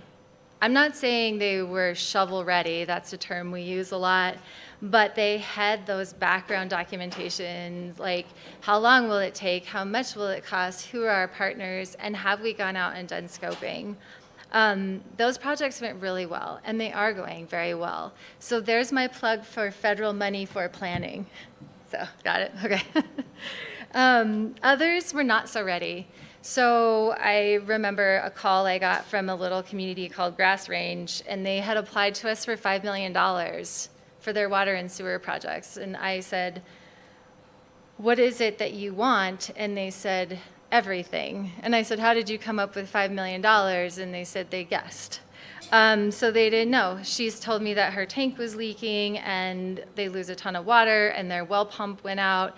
And not only that, but their lagoon has problems and so on and so forth. And so I said, well, you need to quantify that a little bit better. And she said, I don't even know where to start. I was talking to the clerk from Grass Range, who's also, I think, the vice principal of the school. Anyway, so I said, you need to contact an engineer and get some engineering estimates. And she said, do you know an engineer? And so I thought, we've got a long ways to go with some of these communities. What was really great about what the legislature put together in how they wanted to dole out these ARPA funds is they set aside some money, $750,000, for Department of Commerce to provide technical assistance. This is really novel for us, but I was really relieved to hear John mention it in community navigators. But what they did is they hired staff, and those staff went out and worked with communities. They went to commission meetings, they went to council meetings, and they worked with communities to help explain the grant program, help encourage them to apply. And it was hugely successful. So that $150 million that I told you guys about, only $1.2 million was not applied for and not eligible at the end of the day. So really incredible job. The other thing they did is they contracted engineers to go out and work with those communities to help them apply. So Department of Commerce paid the engineers to go out and work with those communities to help them fill out applications.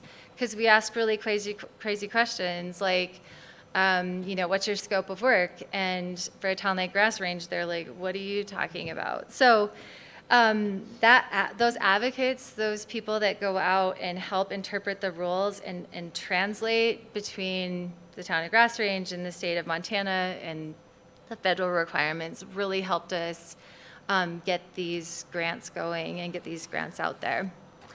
And then I have a bunch of more stories, but I'll save them for later. Now what we need help with, though, is grant administration. So our applications are done, our awards are made. Now we're dealing with the grant administration piece. So federal funds, regardless of which agency they go to, we have to incorporate these basic rules. And then as they flow through a different federal agency, they pick up more rules. And so by the time they get to those local communities, you're dealing with stacks of rules and terms that are really kind of hard and confusing. And then you stack on the intent of those funds and whatever competitive process you went through those requirements. So those grant administration requirements really do stack up quickly. Just for example, I was sitting in the back preparing for an audit, reading through an 18-page compliance checklist, using terms that are they're really hard to translate. I have seen 3 models in these ARPA grants and these projects that I would like to just share with you. This is outside of us training every individual county clerk or city clerk or school district administrator's secretary on how federal grants and reporting works. That is definitely one of the models, but not one of the 3 that I want to just touch on. One of the other things about federal grants that's really huge that I've learned is that basically the recipients of this federal money, they must demonstrate that they have the technical, managerial, and financial capacity to manage federal funds appropriately or within compliance of those federal laws. That's huge. So small groups that don't have that, what do? Walk away from these federal funds? I don't think so. I think there's other ways. So one of the first ones that we've seen, and I actually think this is just an incredible result of these ARPA funds, is that a lot of these groups have partnered with counties, cities, or conservation districts as like the fiscal agents or the sponsors of these projects. And I think that's a really good model. It's a really good opportunity. The counties, the cities, the conservation districts, those, they have the established framework. They have the internal controls. They have the accounting, everything you need to manage these federal funds in compliance with the feds and with the state and everything else. But they have a project partner on the ground doing the project. Custer County, for example, sponsored a grant for an irrigation district project. The project went great, went like that. Custer County knew exactly what to do with federal funds, how to code them, how to make payments, how to follow procurement. We have other examples, the city of Billings sponsoring a irrigation grant as well. And then here in the Gallatin, with Gallatin Conservation District, they partnered with irrigators across the valley to do ARPA projects with the county as well. So it's actually this really cool conservation district, county, and the irrigators working together. The one thing that we have the opportunity for in water and sewer infrastructure is they can hire those pieces out. So another model is that they hire engineering firms, accountants, everything they need to have that administrative structure that they need, do that grant administration. I will say it does take a chunk out of your project funds, right?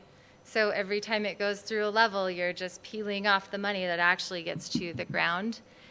I don't know another way to do this where that dollar figure goes down. And then finally, the one thing that I would like to see, and this is the thing that I think in like 2 more years, I'll be able to look back at this whole ARPA experiment and have some, really great vision of what happened and lessons learned. But for now, one of the things that I wish we had and was a better relationship with our regional associations. So Water and Sewer World, we would have the Economic Development Associations, Montana Rural Water, the Montana Watershed Coordination Council, Montana Association of Conservation Districts, many more organizations like the one that Laurel has, that we could provide direct funds to that organization to go out and help communities administer their grants, so that they would be receive funds from us to help those groups administer those grants. I know there's like a million more things, but I think we're moving to Q&A time, but I would just like to thank you guys again for giving me the opportunity to come talk to you. So. Thanks. We don't have a lot of time left, so I would invite questions from the audience, if you have any. Got some in the back.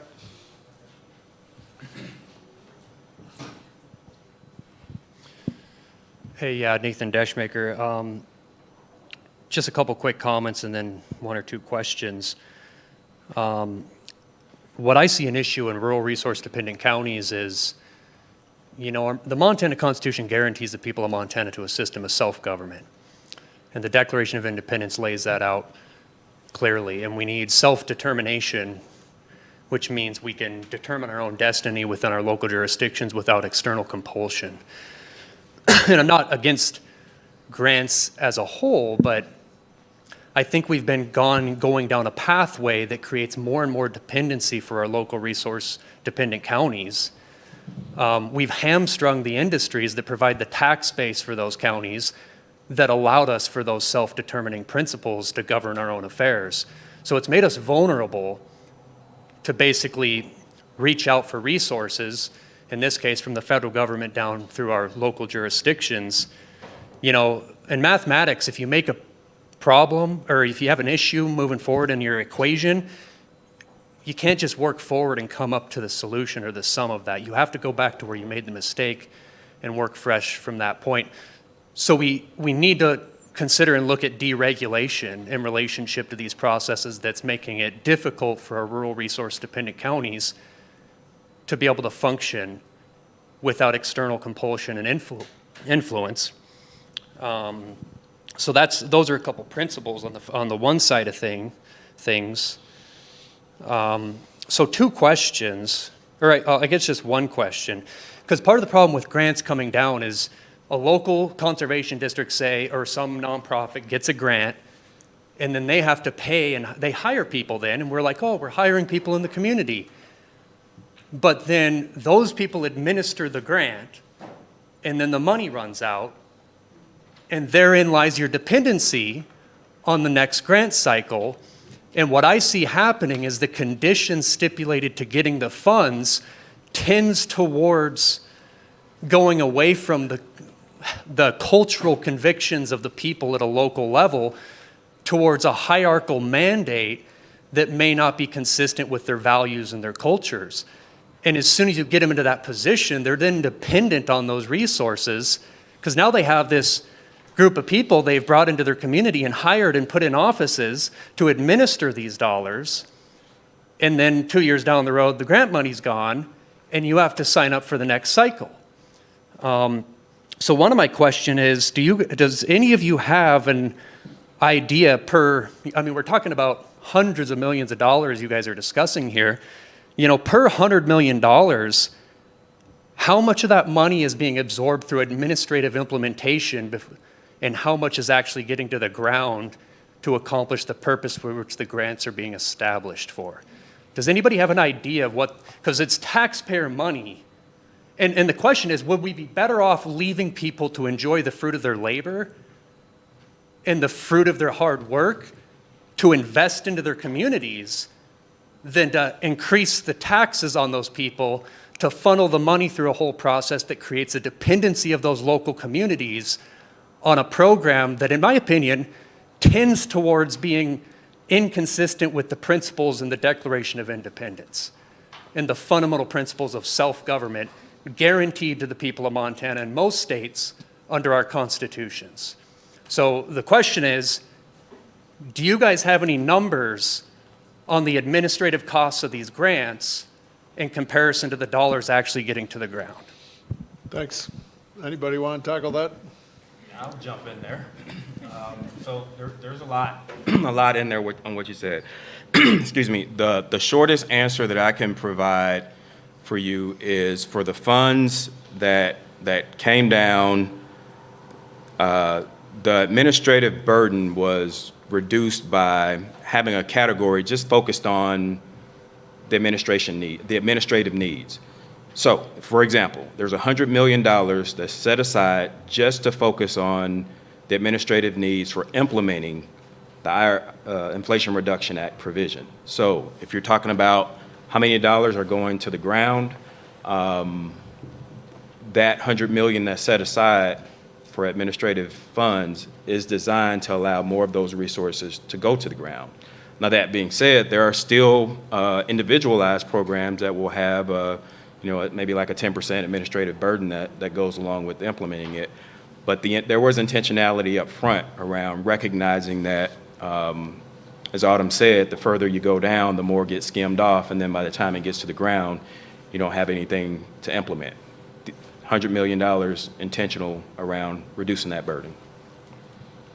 I can follow up with some slightly harder numbers real quick, Sure. if you'd like. So just to add to what John mentioned, speaking on behalf of an institution that serves in this role, administering a lot of these funds, the quick answer is it depends. So the 10% he mentioned is the de minimis administrative cost rate for entities that do not have a negotiated indirect cost rate with the federal government. For an entity that has a negotiated indirect cost rate agreement, we refer to as a NICRA, the rate schedule would vary depending on the nature of the activities that are being undertaken in a particular agreement, but the overhead could range anywhere from 10 to about 55%. Gets pretty obscene at the high end, and a lot of times that, if that is the rate agreement in place, a lot of times those institutions that are serving as the recipient or pass-through will push for the highest administrative rate that they can get. In my case, typically, my standard or how I approach that on a project-by-project basis, even though we have a NICRA. So, for example, my NICRA will allow me to take 48.5% of every federal dollar that passes through my university. But typically that's far more than what we would actually need for legitimate project management costs. And so my practice has been to sit down and let's say I'm serving as the fiscal agent for a project that the county needs our help with. I'm going to look at what my realistic costs are going to be to manage that and to help them and do what I need to do.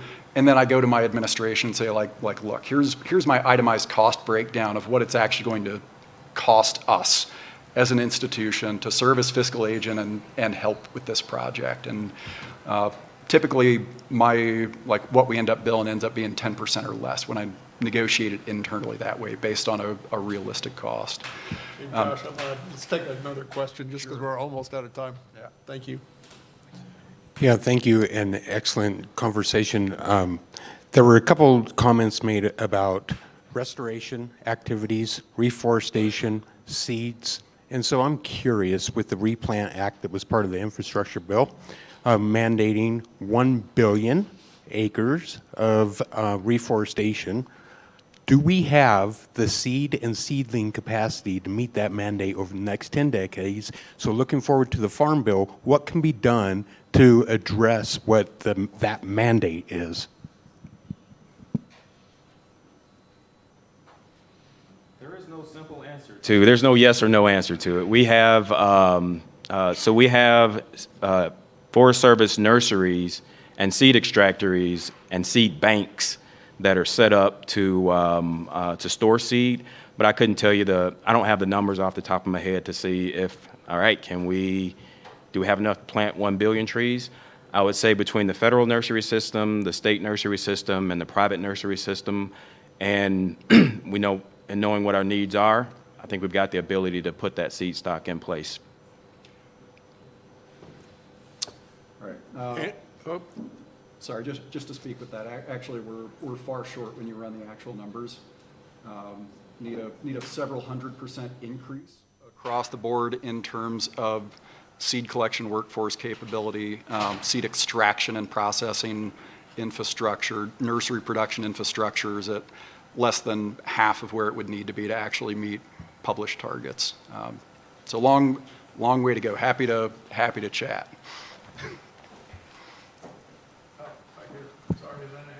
I think we're done. Not really a question, Okay. just one piece of information and then a request.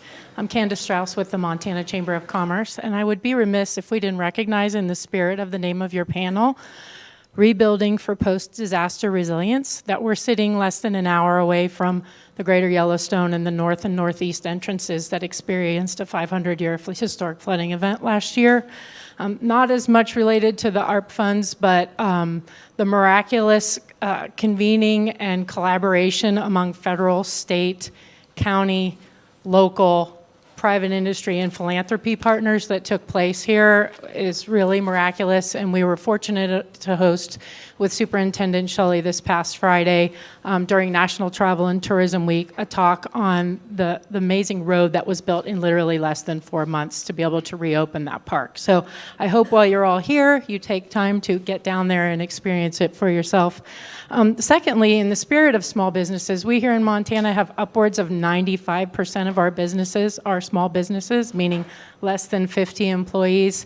And having lived here and experienced the disasters here, also coming from Sedona, which 48% of Sedona, Arizona City is Coconino National Forest, and being there for the first full forest closure of that forest in summer of 2021. Our small businesses oftentimes get left out of this complex patchwork of public lands and municipal partners. Sedona straddles 2 counties. It's an unincorporated and city entity. Big Sky, which is a gateway community, is the same thing. 2 counties, no incorporated city. Gardner's unincorporated at the entrance to Yellowstone National Park. And it makes it very difficult to get these funding mechanisms to work for those communities and for small business owners who are there and making their living many times in 1, maybe 2 seasons. And so if as we move forward, we can put our thinking caps on how we can incorporate those entities as well in this mix, I would greatly appreciate it. Thank you all for your service. I really appreciate that. That's been a big push, I think, for a lot of us in the West, is how do we get those small businesses that are still in our communities the opportunity to benefit from and grow from these opportunities. And you're going to close us out, I think. I really liked her question and her comments about it, and mine do somewhat touch on it. I think because of the influx of money from so many different pieces of legislation, and back to his comment about meeting your mandatory accomplishments in all of these different ones, I look at the state level, I look at state forest action plans to have some of those key things that are being tracked for accomplishment, reporting in grants, regardless of the source. But what I'm seeing is that there's a very big disconnect in communication on where that grant money is being put. I know there's CFLRP and others that have funding that has already been identified for a few years. But yet, when you have Bill or Ira come down, the different other pots of money, you're overlapping those same treatment areas. And I understand you need sometimes 2 or 3 treatments in an area, get that. But there's not necessarily, I believe, a clear tracking mechanism to help communities identify where that money is coming. You may know, being a Forest Service person sitting in a regional office or a local district office, but does the local state forestry people know 2 years out? So can you address, is that at least being discussed on how to help communities get ahead of that? Yeah, so real quick, the short answer is yes, it's being discussed with the National Association of State Foresters and both internally as well.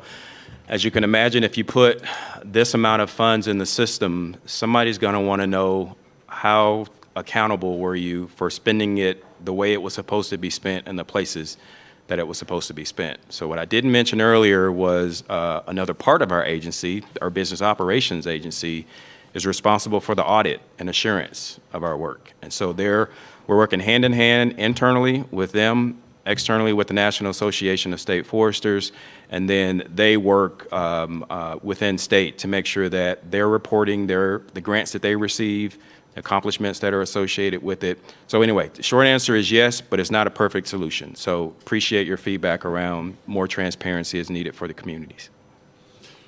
Thanks, everybody. I think we're all going to be at the reception, so feel free to come up and ask more questions. Really appreciate your time with us here today. Are you sticking around?